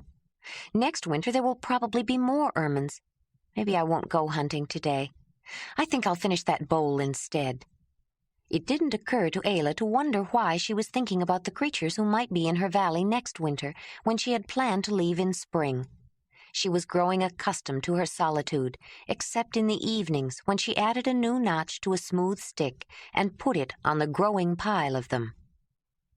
Ayla tried to push the stringy, oily lock of hair out of her face with the back of her hand. She was splitting a feeder root of a tree in preparation for making a large mesh basket and couldn't let go. She had been experimenting with new weaving techniques, using various materials and combinations of them to produce different textures and meshes. The whole process of weaving, tying, knotting, and the making of webbing, strands, and cords had captured her interest to the exclusion of almost everything else. Though occasionally the end products were unworkable and sometimes laughable, she had made some startling innovations, encouraging her to try more. She found herself twining or plaiting nearly everything that came to hand. She had been working since early morning on a particularly intricate weaving process, and it wasn't until Winnie entered, nosing aside the hide windbreak, that Ayla noticed it was evening. "How did it get so late, Winnie? You don't even have water in your bowl," she said, getting up and stretching, stiff from sitting in one place for so long. "I should get something to eat for us, and I was going to change my bedding." The young woman bustled about, getting fresh hay for the horse and more for the shallow trench under her bed, dumping the old grass off the ledge. She chopped through the coating of ice to get at the snow inside the mound piled near the cave mouth, grateful again she had it there. She noticed there was not much left and wondered how long it would last before she'd have to get water below. She debated with herself about bringing in enough to wash, then, thinking she might not have the opportunity again until spring, brought in enough to wash her hair as well. Ice melted in bowls near the fire while she prepared and cooked a meal. As she worked, her thoughts kept turning back to the processes of working with fibers that she was finding so engrossing. After she had eaten and washed, she was pulling tangles out of her wet hair with a twig and her fingers when she saw the dried teasel she had been using to comb and untangle some shaggy bark for twining. Combing Winnie regularly had given her the idea to use the teasel on the fibers, and it was a natural step to try it on her own hair. She was delighted with the results. Her thick golden tresses felt soft and smooth. She had not paid particular attention to her hair before, aside from an occasional washing, and she usually wore it pushed out of the way behind her ears with a haphazard part down the middle. Isa had often told her it was her best feature, she remembered, after she had brushed it forward to examine by firelight. The color was rather nice, she thought. But even more appealing was the texture, the smooth, long strands. Almost before she realized it, she was plaiting a section into a long, braided cord. She tied a piece of sinew to the end, then started on another section. She had a passing thought of how odd it would seem if anyone saw her making cords of her own hair, but it didn't deter her, and before long her entire head was covered with many long braids. Swinging her head from side to side, she smiled at the novelty of them. She liked the braids, but she couldn't tuck them behind her ears to keep them off her face. After some experimenting, she discovered a way to coil and tie them down on her head in front, but she liked to swing them and left the sides and back hanging down. It was the novelty that appealed to her in the beginning, but it was the convenience that persuaded her to keep her hair in braids. It stayed in place. She wasn't always tucking loose tendrils out of the way. And what did it matter if someone might think her strange? She could make cords of her hair if she wished. She had only herself to please. She used up the snow on her ledge not long after, but it wasn't necessary to chip ice for water anymore. Enough snow had accumulated in drifts. The first time she went down for it, though, she noticed that the snow below her cave had a sifting of soot and ash from her fire. She walked upstream on the frozen surface to find a cleaner location to collect it, but when she entered the narrow gorge, curiosity kept her going. She had never swum as far upstream as she could have. The current was strong, and it hadn't seemed necessary. But walking was no effort except for watching her footing. Along the gorge, where falling temperatures caught sprays of water or pressures built up ridges, fantasies in ice created a magical dreamland.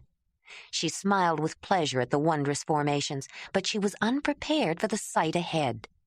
She had been walking for some time and was thinking of turning back. It was cold in the bottom of the shaded gorge, and the ice added its measure to the chill. She decided to go only as far as the next bend in the river. When she reached it, she stopped and stared in awe. Beyond the turn, the gorge walls came together, forming a stone wall that reached to the steps high above, and cascading down it were the glittering stalactite icicles of a frozen waterfall. Hard as stone, but cold and white, it seemed of spectacular inversion, like a cave turned inside out. The massive ice sculpture was breathtaking in its grandeur. The entire force of the water, held by the grip of winter, seemed ready to break upon her. It was dizzying in its effect, yet she was rooted to the spot, held by its magnificence. She shivered in the face of the restrained power. Before she turned away, she thought she saw a glistening drop of water at the tip of a high icicle, and shivered with a deeper chill. Ayla awoke to cold, gusting drafts and looked up to see the opposite wall out of the entrance of the cave and the windbreak whipping against the post. After she repaired it, she stood for a while with her face to the wind. "It's warmer, Winnie. The wind isn't as cold, I'm sure." The horse twitched her ears and looked at the woman expectantly. But it was just conversation. There were no signals or sounds requiring a response from the young mare. No gestures beckoning her to approach or back away. No sign that food was forthcoming, or currying, or patting, or other forms of affection. Ayla had not been consciously training the horse. She thought of Winnie as a companion and friend. But the intelligent animal had begun to perceive that certain signals and sounds were associated with certain activities, and had learned to respond to many of them appropriately. Ayla, too, was beginning to understand Winnie's language. The horse didn't need to speak with words. The woman was accustomed to reading fine shades of meaning in nuances of expression or posture. Sounds had always been a secondary aspect of communication in the clan. During the long winter that had enforced close association, the woman and the horse had formed a warm bond of affection and achieved a high level of communication and understanding. Ayla usually knew when Whinny was happy, content, nervous, or upset, and responded to signals from the horse that she required attention, food, water, affection. But it was the woman who had assumed the dominant role, intuitively. She who had begun to give purposeful directions and signals to which the horse responded. Ayla stood just inside the cave entrance, examining her repair work and the condition of the hide. She'd had to make new holes along the top edge, below the ones that had ripped out, and thread a new thong through them to lash the windbreak back to the horizontal crosspiece. Suddenly she felt something wet on the back of her neck. "Whinny, don't!" She turned around, but the horse had not moved. Just then, another drop splattered her. She looked around, then up at a long shaft of ice hanging down from the smoke hole. The moisture from cooking steam and breath, carried up by the warmth of the fire, met the freezing cold air coming in the hole, causing ice to form. But the dry wind drew off just enough moisture to keep it from growing very long. For most of the winter, only a fringe of ice had decorated the top of the hole. Ayla was surprised to see the long, dirty icicle, full of soot and ash. A drop of water at the tip let go and splashed her forehead before she overcame her amazement enough to move out of the way. She wiped away the wetness, then let out a whoop. "Whinny, Whinny, spring is coming. The ice is starting to melt." She ran to the young mare and threw her arms around the shaggy neck, calming the horse's startled nervousness. "Oh, Whinny, soon the trees will be budding and the first greens will be starting. Nothing is as good as the first greens of spring. Wait until you taste spring grass. You'll love it." Ayla ran out on the broad ledge as though she expected to see a world of green instead of white. The chill wind drove her back inside quickly enough, and her excitement at the first drops of meltwater turned to dismay when spring took back its promise, and the worst blizzard of the season whistled down the river gorge a few days later. But despite the mantle of glacial ice, spring inexorably followed on the heels of winter, and the warming breath of the sun melted the frozen crust of the earth. The drops of water did indeed herald the change from ice to water in the valley, more than Ayla ever imagined. The early warm drops of melt were soon joined by spring rains, which helped soften and wash out the accumulated snow and ice, bringing the seasonal moisture to the dry steppes. There was more than local accumulation, however. The source of the valley's river was meltwater from the great glacier itself, and during the spring melt it acquired tributaries all along its route, many that had not existed when Ayla first arrived. Flash floods in formerly dry washes caught unsuspecting animals by surprise and churned them downstream. In the wild turbulence, whole carcasses were torn apart, battered, bashed, and bared to the bone. At times, previous stream beds were ignored by the runoff. The meltwater cut new channels, tearing out by the roots, brush, and trees that had struggled to grow in the hostile environment for years, sweeping them away. Stones and rocks, even huge boulders made buoyant by the water, were carried off, urged along by the scouring debris. The narrow walls of the river gorge upstream from Ayla's cave constricted the rampaging water that poured over the high waterfall. The resistance added force to the current, and with the excess volume, the level of the river rose. The foxes had left their kennel under the former year's pile long before the rocky beach below the cave was awash. Ayla could not keep herself in the cave. From the ledge, she watched the swirling, churning, foaming river rising daily. Surging through the narrow gorge, she could see the water fall over itself as it broke free. It slammed into the jutting wall, dropping portions of its load of debris at the foot. She finally understood how the pile of bones, driftwood, and erratic stones that she had found so useful had lodged there, and she came to appreciate how fortunate she was to have found a cave so high up. She could feel the ledge shudder when a large boulder or tree crashed against it. It frightened her, but she had developed a fatalistic view of life. If she was meant to die, she would die. She had been cursed and was supposed to be dead anyway.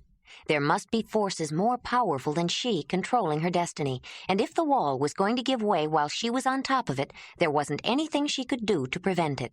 And the mindless violence of nature fascinated her. Each day presented a new aspect. One of the tall trees growing near the opposite wall gave in to the tide. It fell against her ledge, but soon was swept away by the swollen stream. She watched it hurtled around the bend by the current that spread out into a long, narrow lake across the lower meadow, flooding or entirely inundating vegetation that had once lined the bank of quieter waters. Limbs of trees and tangled brush that clung to the earth beneath the turbulent river snatched and held the fallen giant. But resistance was fruitless. The tree was torn from their grasp, or they were torn out by their roots. She knew the day winter lost its final grip on the ice falls. A crash echoing down the canyon announced the appearance of water-worn ice floes bobbing and swirling on the current. They crowded together at the wall, then careened around it, losing shape and definition as they proceeded. The familiar beach had a different character when the waters finally receded enough for Ayla to walk down the steep path to the river's edge again. The muddy pile at the foot of the wall had taken on new dimensions, and among the bones and driftwood were carcasses and trees. The shape of the rocky bit of land had changed, and familiar trees had been washed out, but not all of them. Roots went deep in a land essentially dry, especially those of vegetation set back from the edge of the stream. The brush and trees were accustomed to the yearly inundation, and most of those that had survived several seasons were still firmly entrenched. When the first green nubs on the raspberry bushes began to show, Ayla began to anticipate the ripe red berries, and that precipitated a problem. It was pointless to think about berries that wouldn't be ripe until summer. She wouldn't be in the valley, not if she was going to continue her search for the others. The first stirrings of spring had brought the need to make a decision: when to leave the valley.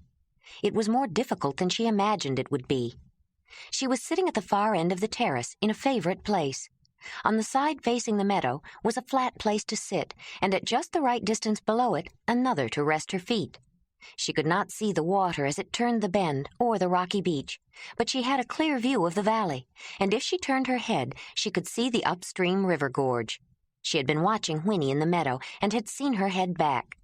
The mare had disappeared from view when she rounded the jutting nose of the wall, but Ayla could hear her coming up the path and was waiting for her to appear. The woman smiled when she saw the large head of the steppe horse with her dark ears and stiff brown mane. As she continued up, Ayla noticed the scraggly shedding coat of the yellow horse and the dark brown ferrule stripe down her spine, ending in a long, dark horse's tail. There was a faint suggestion of stripes on her forelegs above the dark brown lower part. The young horse looked at the woman and nickered softly, waiting to see if Ayla wanted something, then proceeded into the cave. Though not quite filled out, the yearling had reached her adult size. Ayla turned back to the view and to thoughts that had been occupying her for days, keeping her awake nights. I can't leave now. I need to hunt a little first and maybe wait for some fruits to ripen. And what am I going to do about Winnie? That was the crux of her problem. She didn't want to live alone, but she didn't know anything about the people whom the clan called the others, except that she was one. What if I find people who won't let me keep her? Brun would never let me keep a full-grown horse, especially one so young and tender. What if they wanted to kill her? She wouldn't even run away. She'd just stand there and let them. If I told them not to, would they pay attention? Braud would kill her no matter what I said. What if men of the others are like Braud? Or worse? After all, they did kill Oda's baby, even if it wasn't on purpose. I have to find someone sometime. But I can stay a little longer, at least until I do some hunting and maybe until some of the roots are ready. That's what I'll do. I'll stay until the roots are big enough for digging. She felt relieved after her decision to postpone her departure and ready to do something. She got up and walked to the other side of the ledge. The stench of rotting meat wafted up from the new pile at the base of the wall. She noticed movement below and watched a hyena crush with powerful jaws the foreleg of what had likely been a deer. No other animal, predator or scavenger, had such strength concentrated in jaw and forequarters. But it gave the hyena an ungainly, disproportionate build. She'd had to restrain herself the first time she saw the back end of one, with its low hindquarters and slightly crooked legs nosing into the pile. But when she saw it dragging out a rotting piece of carcass, she left it alone, for once grateful of the service they performed. She had studied them, as she had observed other carnivorous animals. Unlike the felines or wolves, they didn't need powerful springing hind leg muscles to attack. When they hunted, they went for the viscera, the soft underbelly and mammary glands. But their usual diet was carrion, in any condition. They reveled in corruption. She had seen them scavenge human refuse piles, disinter bodies if they weren't carefully buried. They even ate dung, and they smelled as foul as their diet. Their bite, if not immediately fatal, often caused death later from infection, and they went after the young. Ayla made a face and shuddered with disgust. She hated them, and she had to resist an urge to chase off the ones below with her sling. Her attitude was irrational, but she couldn't help her revulsion at the brown-spotted scavengers. To her, they had no redeeming features. She was not nearly as offended by other scavengers, though they often smelled as bad. From the vantage point of the ledge, she saw a wolverine going after a share of the offal.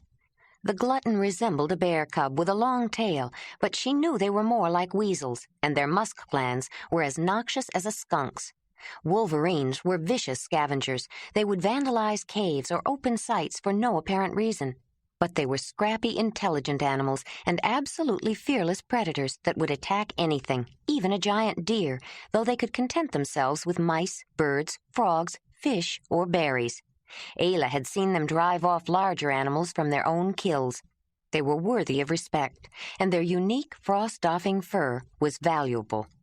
She watched a pair of red kites take wing from their nest high in a tree across the stream and fly rapidly into the sky. They spread long reddish wings and deeply forked tails and soared down to the rocky beach. Kites fed on carrion, but like other raptors, they also preyed on small mammals and reptiles. The young woman wasn't as familiar with carnivorous birds, but she knew the females were usually larger than the males, and they were beautiful to watch. Ayla could tolerate the vulture, despite its ugly bald head and a smell as evil as its looks. Its hooked beak was sharp and strong, built for shearing and dismembering dead animals. But there was majesty to its movements. It was breathtaking to see one gliding and soaring so effortlessly, riding air currents with large wings, then, on spying food, plummeting to the ground and running toward the corpse with outstretched neck and wings half open. The scavengers below were having a feast. Even carrion crows were getting a share, and Ayla was delighted. With the stink of decaying corpses so near her cave, she could even abide the hated hyena. The faster they cleaned it up, the happier she would be. Suddenly, she felt overpowered by the fulsome reek. She wanted a breath of air untainted by malodorous emanations. "Winnie," she called. The horse poked her head out of the cave at the sound of her name. "I'm going for a walk. Do you want to come with me?" The mare saw the beckoning signal and walked toward the woman, tossing her head. They walked down the narrow path, gave the rocky beach and its noisome inhabitants a wide berth, and edged around the stone wall. The horse seemed to relax as they strolled along the fringe of brush that lined the small river, quietly contained within its normal banks again. The smell of death made her nervous, and her unreasoning fear of hyenas had a basis in early experience. They both enjoyed the freedom allowed by the sunny spring day after a long, restricting winter, though the air still had a chilly dampness. It smelled fresher on the open meadow, too, and flying scavengers were not the only birds feasting, although other activities seemed more important. Ayla slowed to watch a pair of great spotted woodpeckers, the male with a crimson crown, the female white, indulge in aerial displays, drum on a dead snag, and chase each other around trees. Ayla knew woodpeckers. They would hollow out the heart of an old tree and line the nest with wood chips. But once the 6 or so brown-spotted eggs were laid and incubated, and the young hatched and reared, the couple would go their separate ways again to search tree trunks within their territory for insects and make the woods resound with their harsh, laughing call. Not so the larks. Only during breeding season did the sociable flock separate into pairs, and the males behaved like feisty gamecocks with former friends. Ayla heard the glorious song as a pair soared straight up. It was sung with such volume that she could hear them as they hovered above, hardly more than specks in the sky. Suddenly, like a pair of stones, they dropped, then swooped up, singing again the next moment. Ayla reached the place where she had once dug a pit to hunt a dun mare. At least, she thought it was the place. No trace remained. The spring flood had swept away the brush she had cut and smoothed out the depression.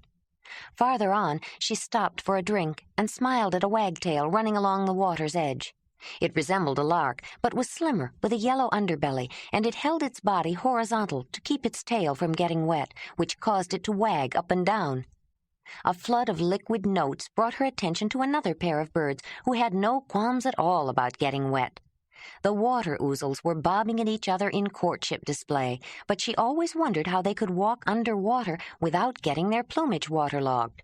When she went back to the open field, Winnie was grazing the new green shoots.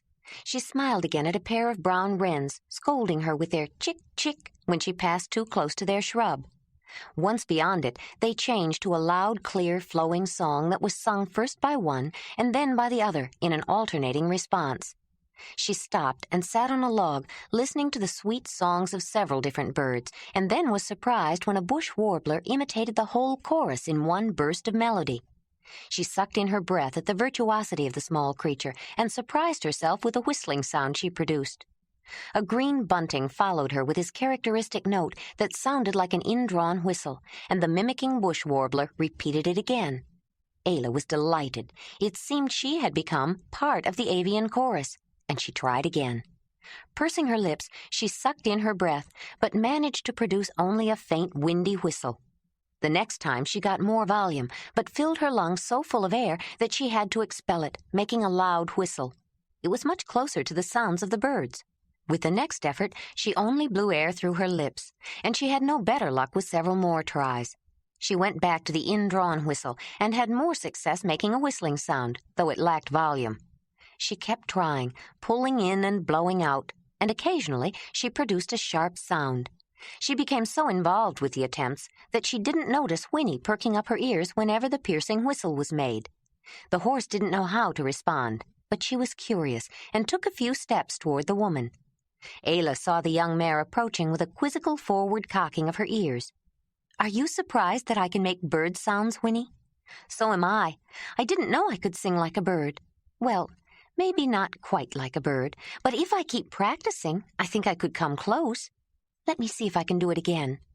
She drew in a breath, pursed her lips, and concentrating on it, let out a long, solid whistle. Winnie tossed her head, whinnied, and pranced to her. Ayla stood up and hugged the horse's neck, suddenly realizing how much she had grown. "You're so big, Winnie. Horses grow so fast, you're almost a grown woman horse. How fast can you run now?" Ayla gave her a sharp slap on the rump. "Come on, Winnie, run with me," she motioned, starting across the field as fast as she could. The horse outdistanced her in a few paces and raced ahead, stretching out as she galloped. Ayla followed after, running just because it felt good. She pushed herself until she could go no farther, panting to a breathless halt. She watched the horse gallop down the long valley, then veer around in a wide circle and come cantering back. "I wish I could run like you," she thought. "Then we could both run together, wherever we wanted. I wonder if I'd be happier if I were a horse instead of a human. I wouldn't be alone then. I'm not alone. Winnie is good company, even if she isn't human. She's all I have, and I'm all she has. But wouldn't it be wonderful if I could run like her?" The filly was lathered when she returned and made Ayla laugh when she rolled in the meadow, kicking her legs up in the air and making little noises of pleasure. When she got up, she shook herself and went back to grazing. Ayla kept watching her, thinking how exciting it would be to run like a horse, then fell to practicing her whistle again. The next time, she managed a shrill, piercing sound. Winnie looked up and cantered to her again. Ayla hugged the young horse, rather pleased that she had come at the whistle, but she couldn't get the thought of running with the horse out of her mind. Then an idea struck her. Such an idea would not have occurred to her if she hadn't lived with the animal all winter, thinking of her as a friend and companion. And certainly she would not have acted on such a thought if she were still living with the clan. But Ayla had become more used to following her impulses. Would she mind? Ayla thought. Would she let me? She led the horse to the log and climbed up on it, then put her arms around the horse's neck and lifted a leg. "Run with me, Winnie. Run and take me with you," she thought, then straddled the horse. The young mare was unaccustomed to weight on her back, and she flattened her ears back and pranced nervously. But though the weight was unfamiliar, the woman was not, and Ayla's arms around her neck had a calming influence. Winnie almost reared to throw the weight off, then tried to run away from it instead. Breaking into a gallop, she raced down the field with Ayla clinging to her back. But the young horse had already had a good run, and life for her in the cave was more sedentary than was usual. Though she had grazed the standing hay of the valley, she hadn't had a herd to keep up with or predators to run from, and she was still young. It wasn't long before she slowed, then stopped, her sides heaving and her head drooping. The woman slid off the horse's back. "Winnie, that was wonderful," Ayla motioned, her eyes sparkling with excitement. She lifted the drooping muzzle with both hands and laid her cheek on the animal's nose. Then she tucked the mare's head under her arm in a gesture of affection which she hadn't used since the horse was small. It was a special embrace, saved for special occasions. The ride was a thrill she could hardly contain. The very idea of going along with a horse when it galloped filled Ayla with a sense of wonder. She had never dreamed such a thing was possible. No one had. Chapter 10. Ayla could hardly keep herself off the horse's back. Riding the young mare as she galloped at top speed was an inexpressible joy. It thrilled her more than anything she had ever known. Winnie seemed to enjoy it as well, and she quickly became accustomed to carrying the woman on her back. The valley soon became too small to contain the woman and her galloping steed. They often raced across the steppes east of the river, which were easy to reach. She knew that soon she would have to gather and hunt, process and store the wild food nature provided to prepare for the next cycle of seasons. But during early spring, when the earth was still awakening from the long winter, its offerings were lean. A few fresh greens added variety to a dried winter diet, but neither roots nor buds nor bony shanks had yet filled out.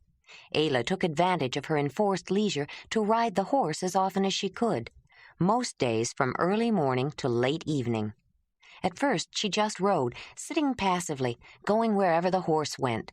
She didn't think in terms of directing the filly. The signals Winnie had learned to understand were visual. Ayla didn't attempt to communicate with only words, and she couldn't see them with the woman sitting on her back. But to the woman, body language had always been as much a part of speaking as specific gestures, and riding allowed close contact. After an initial period of soreness, Ayla began to notice the play of the horse's muscles, and after her initial adjustment, Winnie could sense the woman's tension and relaxation. They had already developed an ability to sense each other's needs and feelings, and a desire to respond to them. When Ayla wanted to go in a particular direction, unknowingly, she leaned that way, and her muscles communicated the change in tension to the horse. The horse began reacting to the tension and relaxation of the woman on her back by changing direction or speed. The animal's response to the barely perceptible movements caused Ayla to tense or move in the same way when she wanted Winnie to respond that way again. It was a mutual training period, each learning from the other, and in the process, deepening their relationship. But without being aware of it, Ayla was taking control. The signals between woman and horse were so subtle, and the transition from passive acceptance to active direction so natural that Ayla didn't notice it at first, except at a subliminal level. The almost continuous riding became a concentrated and intense training course. As the relationship grew more sensitive, Winnie's reactions came to be so finely tuned that Ayla had only to think of where she wanted to go and at what speed, and as though the animal were an extension of her own body, the horse responded. The young woman didn't realize she had transmitted signals through nerves and muscles to the highly sensitive skin of her mount. Ayla hadn't planned to train Winnie. It was the result of the love and attention she lavished on the animal and the innate differences between horse and human. Winnie was curious and intelligent. She could learn and had a long memory, but her brain was not as evolved and was organized differently. Horses were social animals, normally living in herds, and they needed the closeness and warmth of fellow creatures. The sense of touch was particularly developed and important in establishing close rapport. But the young mare's instincts led her to follow directions, to go where she was led. When panicked, even leaders of herds fled with the rest. The woman's actions had purpose, were directed by a brain in which foresight and analysis were constantly interacting with knowledge and experience. Her vulnerable position kept her survival reflexes sharp and forced her to be constantly aware of her surroundings, which together had precipitated and accelerated the training process. The sight of a hare or giant hamster, even while she was riding for pleasure, tended to make Ayla reach for her sling and want to go after it. Winnie had quickly interpreted her desire, and her first step in that direction led ultimately to the young woman's tight, though unconscious, control of the horse. It wasn't until Ayla killed a giant hamster that she became aware of it. It was still early in spring. They had flushed the animal inadvertently, but the moment Ayla saw it running, she leaned toward it, reaching for her sling as Winnie started racing after it. When they drew near, Ayla's shift in position that came with a thought to jump down brought the horse to a halt in time for her to slide off and hurl a stone. "It'll be nice to have fresh meat tonight," she was thinking as she walked back toward the waiting horse. "I should do more hunting, but it's been so much fun riding Winnie." I was riding Winnie. She chased after that hamster, and she stopped when I wanted her to. Ayla's thoughts raced back to the first day she had climbed on the horse's back and wrapped her arms around the young mare's neck. Winnie had reached down for a clump of tender new grass. "Winnie!" Ayla cried. The horse lifted her head and perked up her ears expectantly. The young woman was stunned. She didn't know how to explain it. The mere idea of riding on the horse had been overwhelming enough, but that the horse would go where Ayla wanted to go was harder to understand than the process had been for both of them to learn. The horse came to her. "Oh, Winnie," she said again, her voice cracking with a sob, though she wasn't sure why, as she hugged the shaggy neck. Winnie blew through her nostrils and arched her neck so her head was leaning over the woman's shoulder. When she went to mount the horse, Ayla felt clumsy. The hamster seemed to get in the way. She walked to a boulder, though she had long since ceased using one, and, stopping to think about it, knew she had jumped and thrown her leg over, mounting easily before. After some initial confusion, Winnie started back to the cave. When Ayla consciously tried to govern the filly, her unconscious signals lost some of their decisiveness, as did Winnie's response. She didn't know how she had been directing the horse. Ayla learned to rely on her reflexes again when she discovered that Winnie responded better if she relaxed, though in the process she did develop some purposeful signals. As the season waxed, she began to hunt more. At first, she stopped the horse and got off to use her sling, but it wasn't long before she made an attempt from horseback. Missing her shot only gave her reason to practice, a new challenge. She had taught herself the use of the weapon in the beginning by practicing alone. It was a game then, and there was no one else she could have turned to for training. She wasn't supposed to hunt. And after a lynx caught her unarmed when a stone missed, she had developed a technique to rapid-fire 2 stones, practicing until she had it perfected. It had been a long time since she'd had need to practice with her sling, and it again became a game, though no less serious because it was fun. She was already so skilled, however, that it wasn't long before she was as accurate from horseback as she was standing on her own 2 feet. But even racing on the horse as she closed on a fleet-footed mare, the young woman still didn't comprehend, couldn't imagine the full range of possible benefits, the advantages she had gained. Initially, Ayla carried her kills home the way she always had, in a basket strapped to her back. Laying her prey in front of her across Winnie's back was an easy step to make. Devising a pannier, a specially made basket for the young mare to carry on her back, was the next logical move. It took a little more thought to come up with a pair of baskets on either side of the horse, attached to a wide thong tied around her middle. But with the addition of the second basket, she began to perceive some of the advantages of harnessing the strength of her 4-legged friend. For the first time, she was able to bring to the cave a load that was larger than she alone could carry. Once she understood what she could accomplish with the help of the horse, her methods changed. The entire pattern of her life changed. She stayed out longer, ranged farther afield, and returned with more produce or plant materials or small animals at one time. Then she spent the next few days processing the results of her forays. Once, when she noticed wild strawberries were beginning to ripen, she searched over a large area to find as many as she could. Ripe ones were few so early in the season, and far between. It was nearly dark when she started back. She had a sharp eye for landmarks, which kept her from getting lost. But before she reached the valley, it was too dark to see them. When she found herself near the cave, she relied on Whinny's instincts to guide them, and on subsequent trips she often let the horse find their way back. But afterward she took along a sleeping fur, just in case. Then one evening she decided to sleep out on the open steppes because it was late and she thought she'd enjoy a night under the stars again. She made a fire, but cuddled up beside Whinny in her fur, she hardly needed it for warmth. Rather, it was a deterrent to nocturnal wildlife. All the steppes creatures were wary of the smell of smoke. Raging grass fires sometimes burned unchecked for days, flushing out or roasting everything in their path. After the first time, it was easier to spend a night or two away from the cave, and Ayla began to explore the region east of the valley more extensively. She wasn't quite admitting it to herself, but she was looking for the others, hoping she would find them, and afraid that she might. In one sense, it was a way of putting off the decision to leave the valley. She knew she would soon have to make preparations to go if she was going to take up her search again, but the valley had become her home. She didn't want to leave, and she was still worried about Whinny. She didn't know what some unknown others might do to her. If there were people living within range of her valley by horseback, she could, perhaps, observe them first before making her presence known and learn something about them. The others were her people, but she couldn't remember anything of her life before living with the clan. She knew she had been found unconscious beside a river, half-starved and burning with infected cave lion gashes. She was near death when Isa picked her up and carried her with them on their search for a new cave. But whenever she tried to recall anything of her earlier life, a nauseous fear overcame her, along with an uneasy sense of the earth rocking beneath her feet. The earthquake that had cast a 5-year-old girl alone in the wilderness, left to the mercy of fate and the compassion of people who were much different, had been too devastating for her young mind. She had lost all memory of the earthquake and of the people to whom she had been born.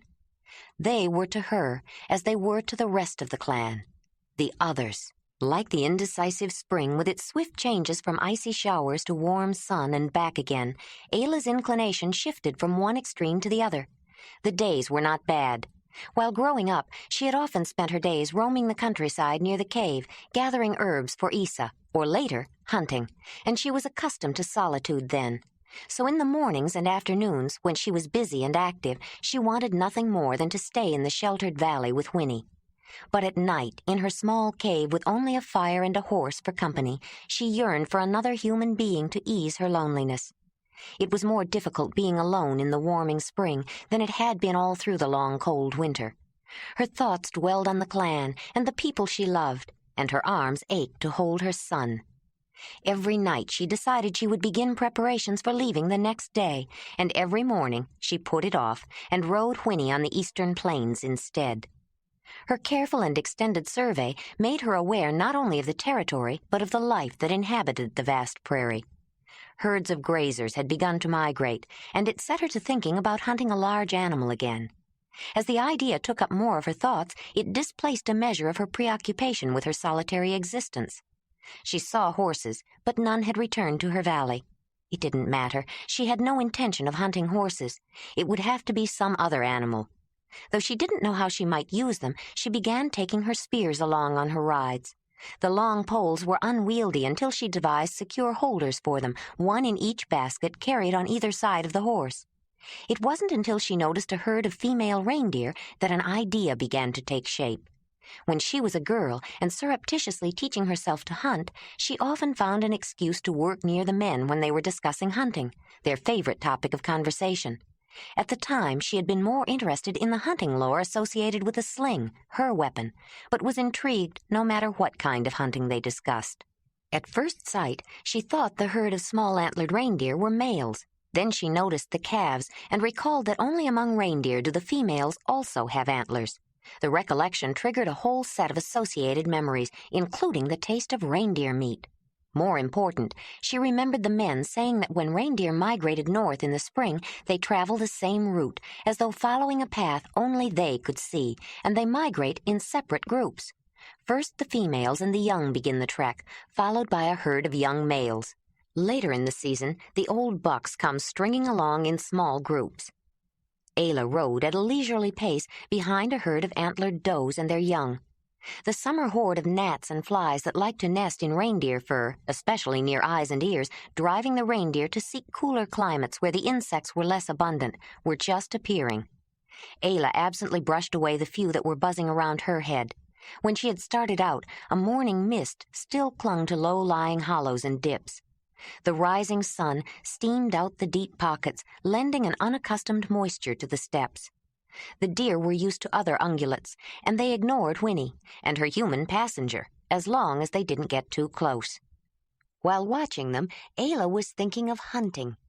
If the bucks follow the does, they should be coming this way soon. Maybe I could hunt a young reindeer buck. I'll know what path they will be taking. But knowing the path won't help if I can't get close enough to use my spears. Maybe I could dig a hole again. They'd just move out of the way and avoid it. There's not enough brush to build a fence they couldn't jump. Maybe if I get them running, one will fall in. If it does, how will I get it out? I don't want to butcher an animal in the bottom of a muddy hole again. I'll have to dry the meat out here, too, unless I can get it back to the cave. The woman and the horse followed the herd all day, stopping occasionally to eat and rest until the clouds turned pink in a deepening blue sky. She was farther north than she had been before, in an unfamiliar area. From a distance, she'd seen a line of vegetation, and in the fading light as the sky turned vermilion, she saw the color reflected beyond a stand of thick brush. The reindeer formed themselves into single files to pass through narrow openings to reach the water of a large stream, and they ranged along the shallow edge to drink before crossing. Gray twilight drained the fresh green from the land, while the sky blazed as though the color stolen by night was returned in brighter hue. Ayla wondered if it was the same stream they had crossed several times before. Rather than several rills, creeks, and streams contributing to a larger body of running water, often the same river was crossed several times as it meandered across flat grasslands, turning back on itself in oxbows and breaking into channels. If her reckoning was right, from the other side of the river she could reach her valley without having to cross any other major watercourses. The reindeer, browsing on lichen, appeared to be settling down for the night on the opposite side. Ayla decided to do the same. It was a long way back, and she'd have to cross the river at some point. She didn't want to chance getting wet and chilled with night coming on. She slid off the horse, then removed the carrying baskets and let Whinny run loose while she made camp. Dry brush and driftwood were soon blazing with the help of her firestone and flint. After a meal of starchy ground nuts wrapped in leaves to roast and an assortment of edible greens stuffed in a giant hamster and cooked, she set up her low tent.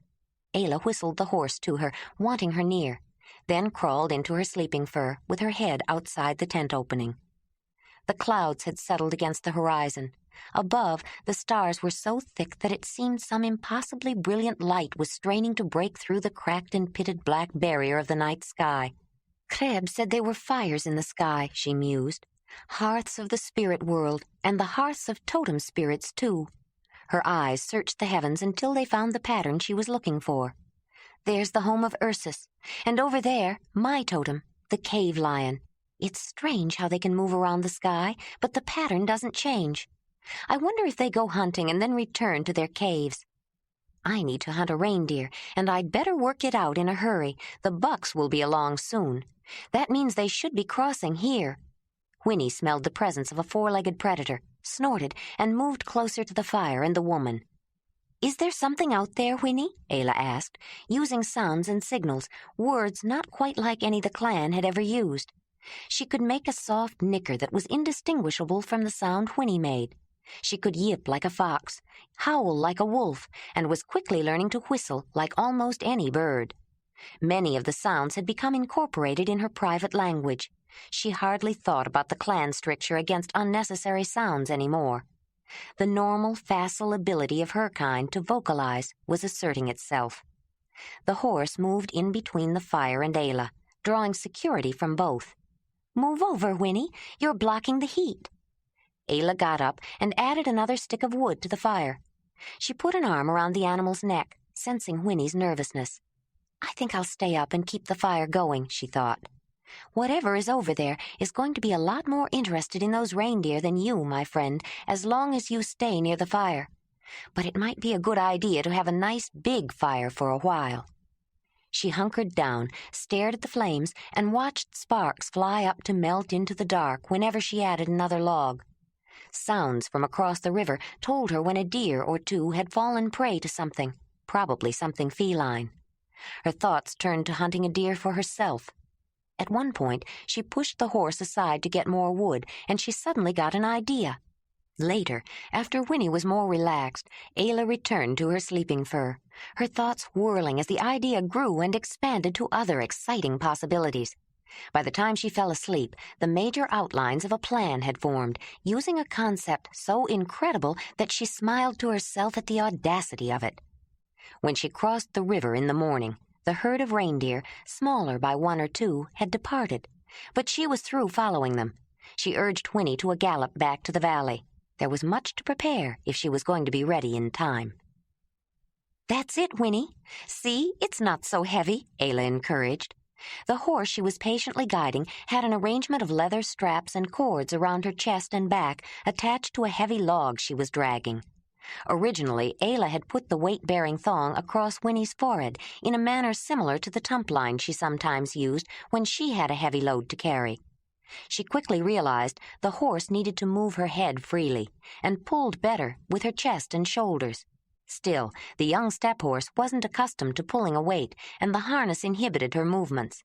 But Ayla was determined. It was the only way her plan would work.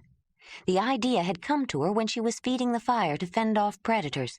She had shoved Winnie aside to get at the wood, thinking with affection of the full-grown horse who, with all her strength, had come to her for protection. A fleeting thought of wishing she were as strong had burst the next instant into a possible solution to the problem she had been turning over in her mind. Maybe the horse could haul a deer out of a pit trap. Then she thought about processing the meat, and the novel concept grew. If she butchered the animal on the steppes, the smell of blood would draw the inevitable and unknown carnivores. Maybe it wasn't a cave lion she had heard attacking the reindeer, but it was some cat. Tigers, panthers, and leopards might be only half the size of cave lions, but her sling was still no defense. She could kill a lynx, but the big cats were another matter, especially out in the open. But near her cave with a wall at her back, she might be able to drive them away. A hard-flung stone might not be fatal, but they would feel it. If Winnie could drag a deer out of the trap, why not all the way back to the valley? But first, she had to turn Winnie into a draft horse. Ayla thought she would only have to devise a way to attach ropes or thongs from the dead reindeer to the horse. It didn't occur to her that the young mare might balk. Learning to ride had been such an unconscious process that she didn't know she would have to train Winnie to haul a load. But in fitting out the harness, she found out. After a few more tries that included a complete revision in concept and several adjustments, the horse began to accept the idea, and Ayla decided it just might work. As the young woman watched the filly pulling the log, she thought of the clan and shook her head. They would have thought I was strange just for living with a horse. I wonder what the men would think now. There were many of them, and women to dry the meat and carry it back. None of them ever had to try it alone. Spontaneously, she hugged the horse, pressing her forehead into Winnie's neck. "You're such a help. I never knew you'd turn out to be such a help. I don't know what I'd do without you, Winnie. What if the others are like Braud? I can't let anyone hurt you. I wish I knew what to do." Tears filled her eyes as she held the horse. Then she wiped them away and unfastened the harness. "Right now I know what to do. I have to keep an eye out for that herd of young bucks." The reindeer bucks were not many days behind the does. They migrated at a leisurely pace. Once she spotted them, it wasn't difficult for Ayla to observe their movements and confirm that they were following the same trail, nor to gather her equipment and gallop ahead of them. She set up camp beside the river downstream of the reindeer crossing. Then, with her digging stick to loosen the ground, the sharpened hip bone to shovel and lift the dirt, and the tent hide to carry it away, she went to the crossing place of the female herd. 2 main trails and 2 ancillary paths cut through the brush. She chose one of the main trails for her trap, close enough to the river so that the reindeer would be using it in single file, but far enough back so she could dig a deep hole before water seeped in. By the time it was dug, the late afternoon sun was closing with the end of the earth. She whistled for the horse and rode back to see how far the herd had moved, and estimated they would reach the river sometime the next day. When she returned to the river, light was fading, but the large gaping hole was conspicuously evident. None of those reindeer are going to fall into that hole. They'll see it and run around it, she thought, feeling discouraged. Well, it's too late to do anything tonight. Maybe I'll think of something in the morning. But morning brought no lightening of spirit or brilliant ideas. It had clouded up overnight. She was awakened by a huge splat of water on her face to a dreary dawn of diffused light. She hadn't set up the old hide as a tent the night before, since the sky had been clear when she went to bed and the hide wet and muddy. She had spread it out to dry nearby, but it was now getting wetter. The drop in her face was only the first of many. She wrapped the sleeping fur around her, and after a search of the carrying baskets revealed she had forgotten to bring her wolverine hood, pulled an end over her head and huddled over the black, wet remains of a fire. A bright flash crackled across the eastern plains, sheet lightning that illuminated the land to the horizon. After a moment, a distant rumble growled a warning. As though it were a signal, the clouds above dumped a new deluge. Ayla picked up the wet tent hide and wrapped it around her. Gradually, daylight brought the landscape into sharper focus, driving shadows out of crevices. A gray pallor dulled the burgeoning steppes, as though the dripping nimbus cover had washed out the color. Even the sky was a nondescript shade of nothing, neither blue nor gray nor white. Water began to pool as the thin layer of permeable soil above the level of subterranean permafrost became saturated. Still rather near the surface, the frozen earth beneath the topsoil was as solid as the frozen wall to the north.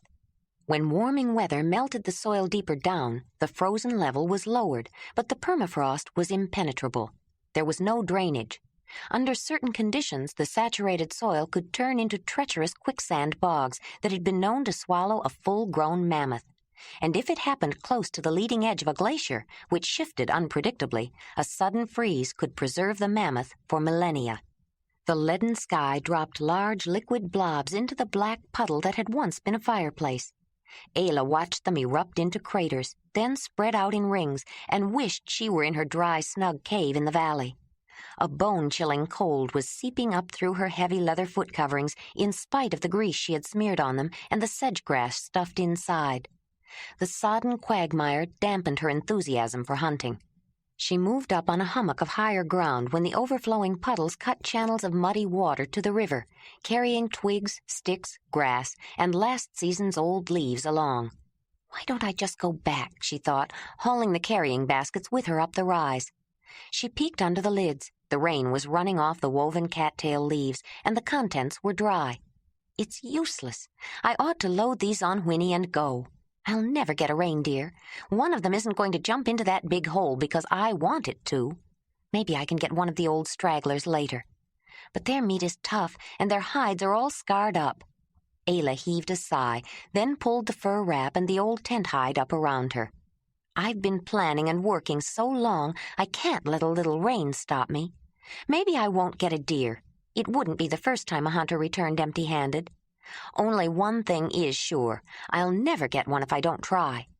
She climbed up on a rock formation when the runoff threatened to undercut the hummock, and she squinted her eyes, trying to peer through the rain to see if it was slackening. There was no shelter on the flat open prairie, no large trees or overhanging cliffs. Like the shaggy, dripping horse beside her, Ayla stood in the middle of the downpour, patiently waiting out the rain. She hoped the reindeer were waiting, too. She wasn't ready for them. Her resolve faltered again around mid-morning, but by then she just didn't feel like moving. With the usual erratic disposition of spring, the cloud cover broke about noon, and a brisk wind sent it streaming off. By afternoon, no trace of clouds could be seen, and the bright young colors of the season sparkled with fresh-washed brilliance in the full glory of the sun. The ground steamed in its enthusiasm to give back the moisture to the atmosphere. The dry wind that had driven off the clouds sucked it up greedily, as though it knew it would forfeit a share to the glacier. Ayla's determination returned, if not her confidence. She shook off the heavy waterlogged aurochs hide and draped it over high brush, hoping this time it would dry a little. Her feet were damp, but not cold, so she ignored them. Everything was damp, and went to the deer crossing. She couldn't see her hole, and her heart sank.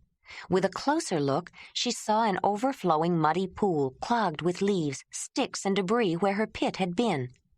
Setting her jaw, she returned for a water basket to bail out the hole. On her way back, she had to look carefully to see the hole from a distance. Then suddenly she smiled. If I have to look for it, all covered up with leaves and sticks like that, maybe a reindeer running fast won't see it either. But I can't leave the water in it. I wonder if there's some other way. Willow switches would be long enough to go across. Why couldn't I make a cover for the pit out of willow switches and put leaves on it? It wouldn't be strong enough to hold up a deer, but fine for leaves and twigs. Suddenly she laughed out loud. The horse neighed in response and went to her. Oh, Winnie, maybe that rain wasn't so bad after all. Ayla bailed out the pit trap, not even minding that it was a messy, dirty job. It was not as deep, but when she tried to dig it out, she found the water table was higher. It just filled up with more water. She noticed that the river was fuller when she looked at the muddy, churning stream, and though she didn't know it, the warm rain had softened some of the subterranean frozen earth which formed the rock-hard base underlying the land. Camouflaging the hole was not as easy as she had thought. She had to range downstream for quite a distance to collect an armload of long switches from the stunted willow brush, supplementing them with reeds. The wide mesh mat sagged in the middle when she laid it over the pit, and she had to stake the edges. When she had strewn it with leaves and sticks, it still seemed obvious to her. She was not entirely satisfied, but she hoped it would work. Covered with mud, she plodded back downstream, glancing longingly at the river, then whistled for Winnie. The deer were not as close as she thought they would be. Had the plains been dry, they would have hurried to reach the river, but with so much water in puddles and temporary creeks, they had slowed. Ayla felt sure the herd of young bucks would not reach their accustomed crossing place before morning. She returned to her camp and with great relief took off her wraps and foot coverings and waded into the river. It was cold, but she was used to cold water. She washed off the mud, then spread her wraps and footwear on the rock outcropping. Her feet were white and wrinkled from being encased in the damp leather. Even her hard, calloused soles had softened. And she was glad for the sun-warmed rock. It gave her a dry base for a fire, too. Dead lower branches of pine usually stayed dry in the hardest rain, and though dwarfed to the size of brush, the pine near the river was no exception. She carried dry tinder with her, and using a firestone and flint, she soon had a small starter fire burning. She kept it fed with twigs and small wood until the larger, slower-burning wood, leaned together in a teepee shape over the fire, dried out. She could start and keep a fire going even in rain, so long as it wasn't a downpour. It was a matter of starting small and keeping at it until the fire was established in wood large enough to dry out as it burned. She sighed with satisfaction at her first sip of hot tea, after a meal of traveling cakes. The cakes were nourishing and filling, and they could be eaten on the move, but the hot liquid was more satisfying. Though it was still damp, she had set up the hide tent near the fire where it could dry out more while she slept. She glanced at clouds blotting out the stars in the west, and she hoped it would not rain again. Then, giving Winnie an affectionate pat, she crawled into her fur and wrapped it around her. It was dark. Ayla lay absolutely still, ears straining to hear. Winnie moved and blew softly. Ayla propped herself up to look around. A faint glow could be seen in the eastern sky. Then she heard a sound that raised the hair on the back of her neck, and she knew what had awakened her. She had not heard them often, but she knew the snarling roar from across the river was that of a cave lion. The horse nickered nervously, and Ayla got up. "It's all right, Winnie. That lion is far away." She added wood to the fire. "It must have been a cave lion I heard the last time we were here. They must live near the other side of the river. They'll take a buck, too. I'm glad it will be daytime when we go through their territory, and I hope they'll be full of deer before we get there." I might as well make tea. Then it will be time to get ready." The glow in the eastern sky was turning rosy when the young woman finished packing everything into the carrying baskets and tightened the cinch around Winnie. She put a long spear into the holder inside each basket and fastened them firmly, then mounted, sitting forward of the carriers between the two sharp-pointed wooden shafts sticking up in the air. She rode back toward the herd, circling wide until she was behind the approaching reindeer. She urged her horse forward until she caught sight of the young bucks, then slowed and followed them at a comfortable pace. Winnie fell into the migrating pattern easily. Observing the herd from the vantage point of horseback as they approached the small river, she saw the lead deer slow, then sniff at the disturbance of mud and leaves on the path of the trap. An alert nervousness passed through the deer that even the woman could sense. The first deer had broached the brush-choked banks to the water along the alternate trail when Ayla decided it was time to act. She took a deep breath and leaned forward in anticipation of an increase of speed, which signaled her intention, then let out a loud whoop as the horse galloped toward the herd. The deer at the rear jumped forward, ahead of the ones in front, shoving them aside. As the horse pounded at them with a screaming woman on her back, all the deer bounded ahead in fright. But they all seemed to be avoiding the path with the pit trap. Ayla's heart sank as she watched the animals skirt around, jump over, or somehow managed to sidestep the hole. Then she noticed a disturbance in the fast-moving herd and thought she saw a pair of antlers drop while others bobbed and eddied around the space. Ayla yanked the spears out of their holders and slid off the horse, running as soon as her feet touched the ground. A wild-eyed reindeer was mired in the oozing mud at the bottom of the hole, trying to jump out. This time her aim was true. She plunged the heavy spear into the deer's neck and severed an artery. The magnificent stag slumped to the bottom of the pit, his struggles at an end. It was over, done, so quickly and so much more easily than she had imagined. She was breathing hard, but she was not out of breath from exertion. So much thought, worry, and nervous energy had gone into the planning that the easy execution of the hunt hadn't drained it off. She was still keyed up and had no way to spend her excess, and no one with whom to share her success. "Winnie, we did it! We did it!" Her yelling and gesticulating startled the young horse. Then she leaped on the mare's back and took off in a dead run across the plains. Braids flying behind her, eyes feverish with excitement, a maniacal smile on her face, she was a wild woman. And all the more frightening, if there had been anyone around to be frightened, for sitting astride a wild animal whose frantic eyes and laid-back ears betokened a frenzy of a somewhat different nature. They made a wide circle, and on the way back, she pulled the horse to a halt, slid down, and finished the circuit with a sprint on her own 2 legs. This time, when she looked down into the muddy hole at the dead reindeer, she panted heavily, with good reason. After she caught her breath, she pulled the spear out of the deer's neck and whistled for the horse. Winnie was skittish, and Ayla tried to calm her with encouragement and affection before putting the harness on her. She walked the horse to the pit trap. With neither bridle nor halter for control, Ayla had to coax and urge the nervous horse. When Winnie finally settled down, the woman tied the trailing ropes of the harness to the antlers of the deer. "Pull now, Winnie," she encouraged, "just like the log." The horse moved forward, felt the drag, and backed up. Then, in response to more urging, she moved forward again, leaning into the harness as the ropes became taut. Slowly, with Ayla helping in every way she could, Winnie dragged the reindeer out of the hole. Ayla was elated. At the least, it meant she would not have to dress the meat in the bottom of a mucky pit. She wasn't sure how much more Winnie would be willing to do. She hoped the horse would lend her strength to get the deer back to the valley, but she would only take one step at a time. Ayla led the young mare to the water's edge, untangling the reindeer's antlers from the brush. Then she repacked the baskets so that one nested inside the other and strapped them to her back. It was an unwieldy load, with the 2 spears sticking upright, but with the help of a large rock, she straddled the horse. Her feet were bare, but she hiked up her fur wrap to keep it out of the water and urged Winnie into the river. It was normally a shallow, wide, fordable part of the river, one of the reasons the reindeer had instinctively chosen the place to cross. But the rain had raised the water level.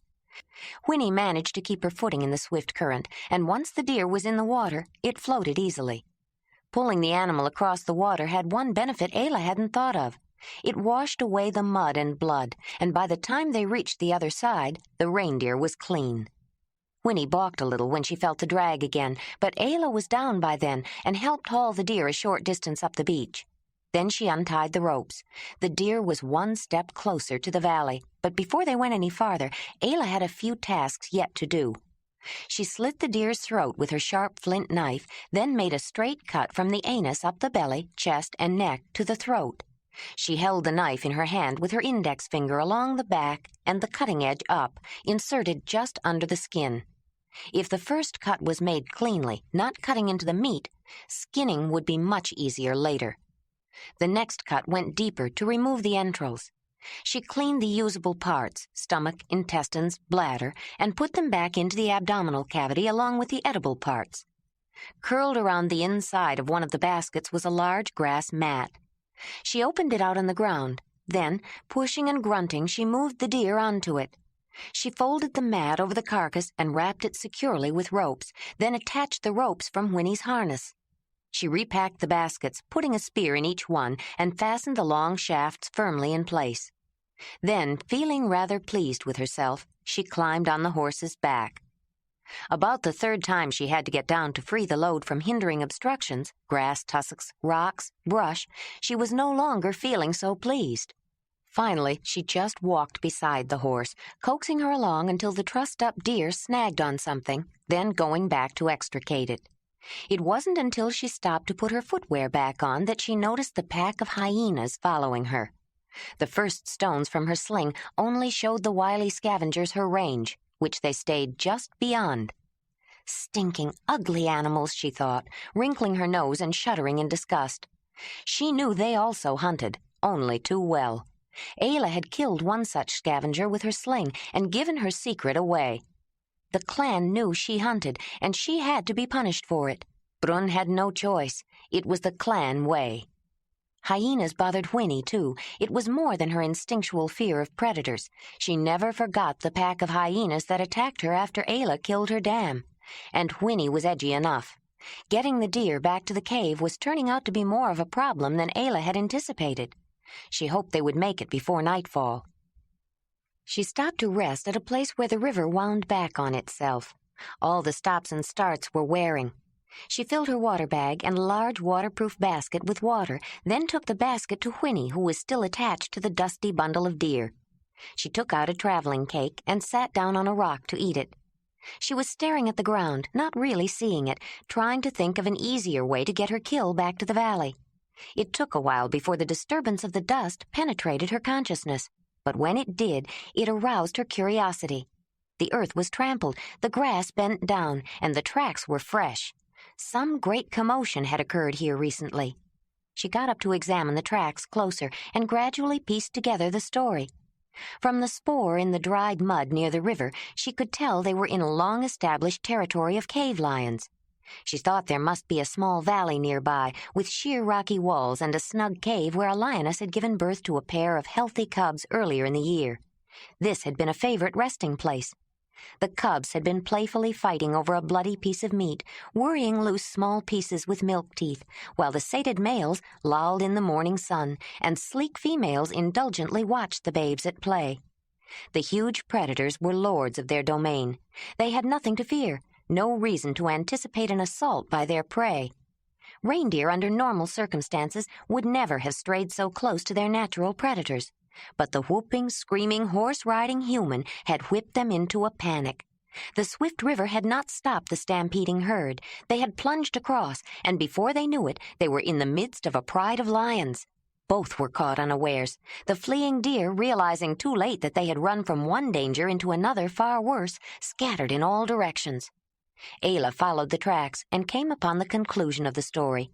Too late to dodge the flying hooves, one cub had been trampled by the frightened deer. The woman kneeled beside the baby cave lion, and with the experienced hand of a medicine woman, she felt for signs of life. The cub was warm, probably had broken ribs. He was near death, but he still breathed. From signs in the dirt, Ayla knew the lioness had found her baby and nudged him to get up, to no avail. Then, following the way of all animals, save the one that walked on 2 legs, who must allow the weak to die if the rest are to survive, she turned her attention to her other offspring and moved on. Only in the animal called human did survival depend on more than strength and fitness. Already puny compared with their carnivorous competitors, mankind depended on cooperation and compassion to survive. Poor baby, Ayla thought. Your mother couldn't help you, could she? It wasn't the first time her heart had been moved by a hurt and helpless creature. For a moment, she thought about taking the cub back with her to the cave, then quickly dismissed the idea. Brun and Kreb had allowed her to bring small animals to the clan's cave for her to treat when she was learning the healing arts, though the first time had caused quite a stir. But Brun had not allowed a wolf pup. The lion cub was nearly as big as a wolf already. Someday he would approach Whinny in size.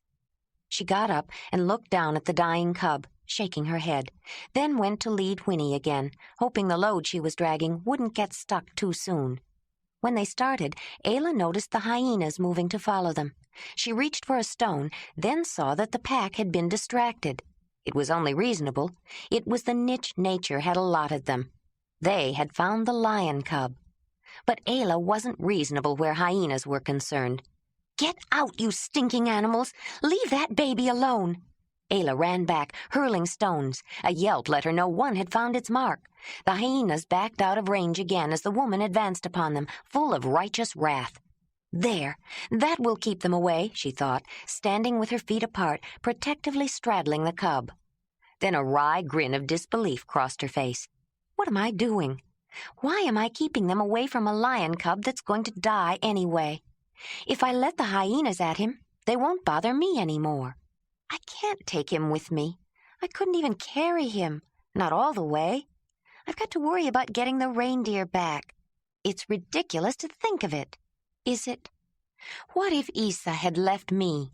Kreb said I was put in her path by the spirit of Ursus, or maybe the cave lion spirit, because no one else would have stopped for me. She couldn't bear to see someone sick or hurt without trying to help. It's what made her such a good medicine woman. I'm a medicine woman. She trained me. Maybe this cub was put in my path for me to find. The first time I brought that little rabbit into the cave because it was hurt, she said it showed I was meant to be a medicine woman. Well, here's a baby that's hurt. I can't just leave him to those ugly hyenas. But how am I going to get this baby to the cave? A broken rib could puncture a lung if I'm not careful. I'll have to wrap him before I can move him. That wide thong I used for Whinny's puller should work. I have some with me.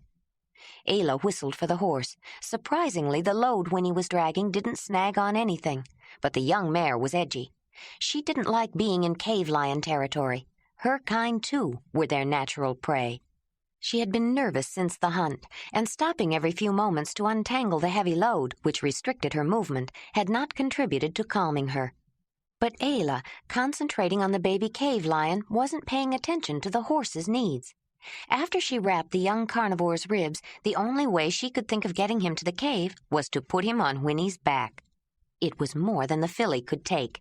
As the woman picked up the huge young feline and tried to place him on her back, the young mare reared.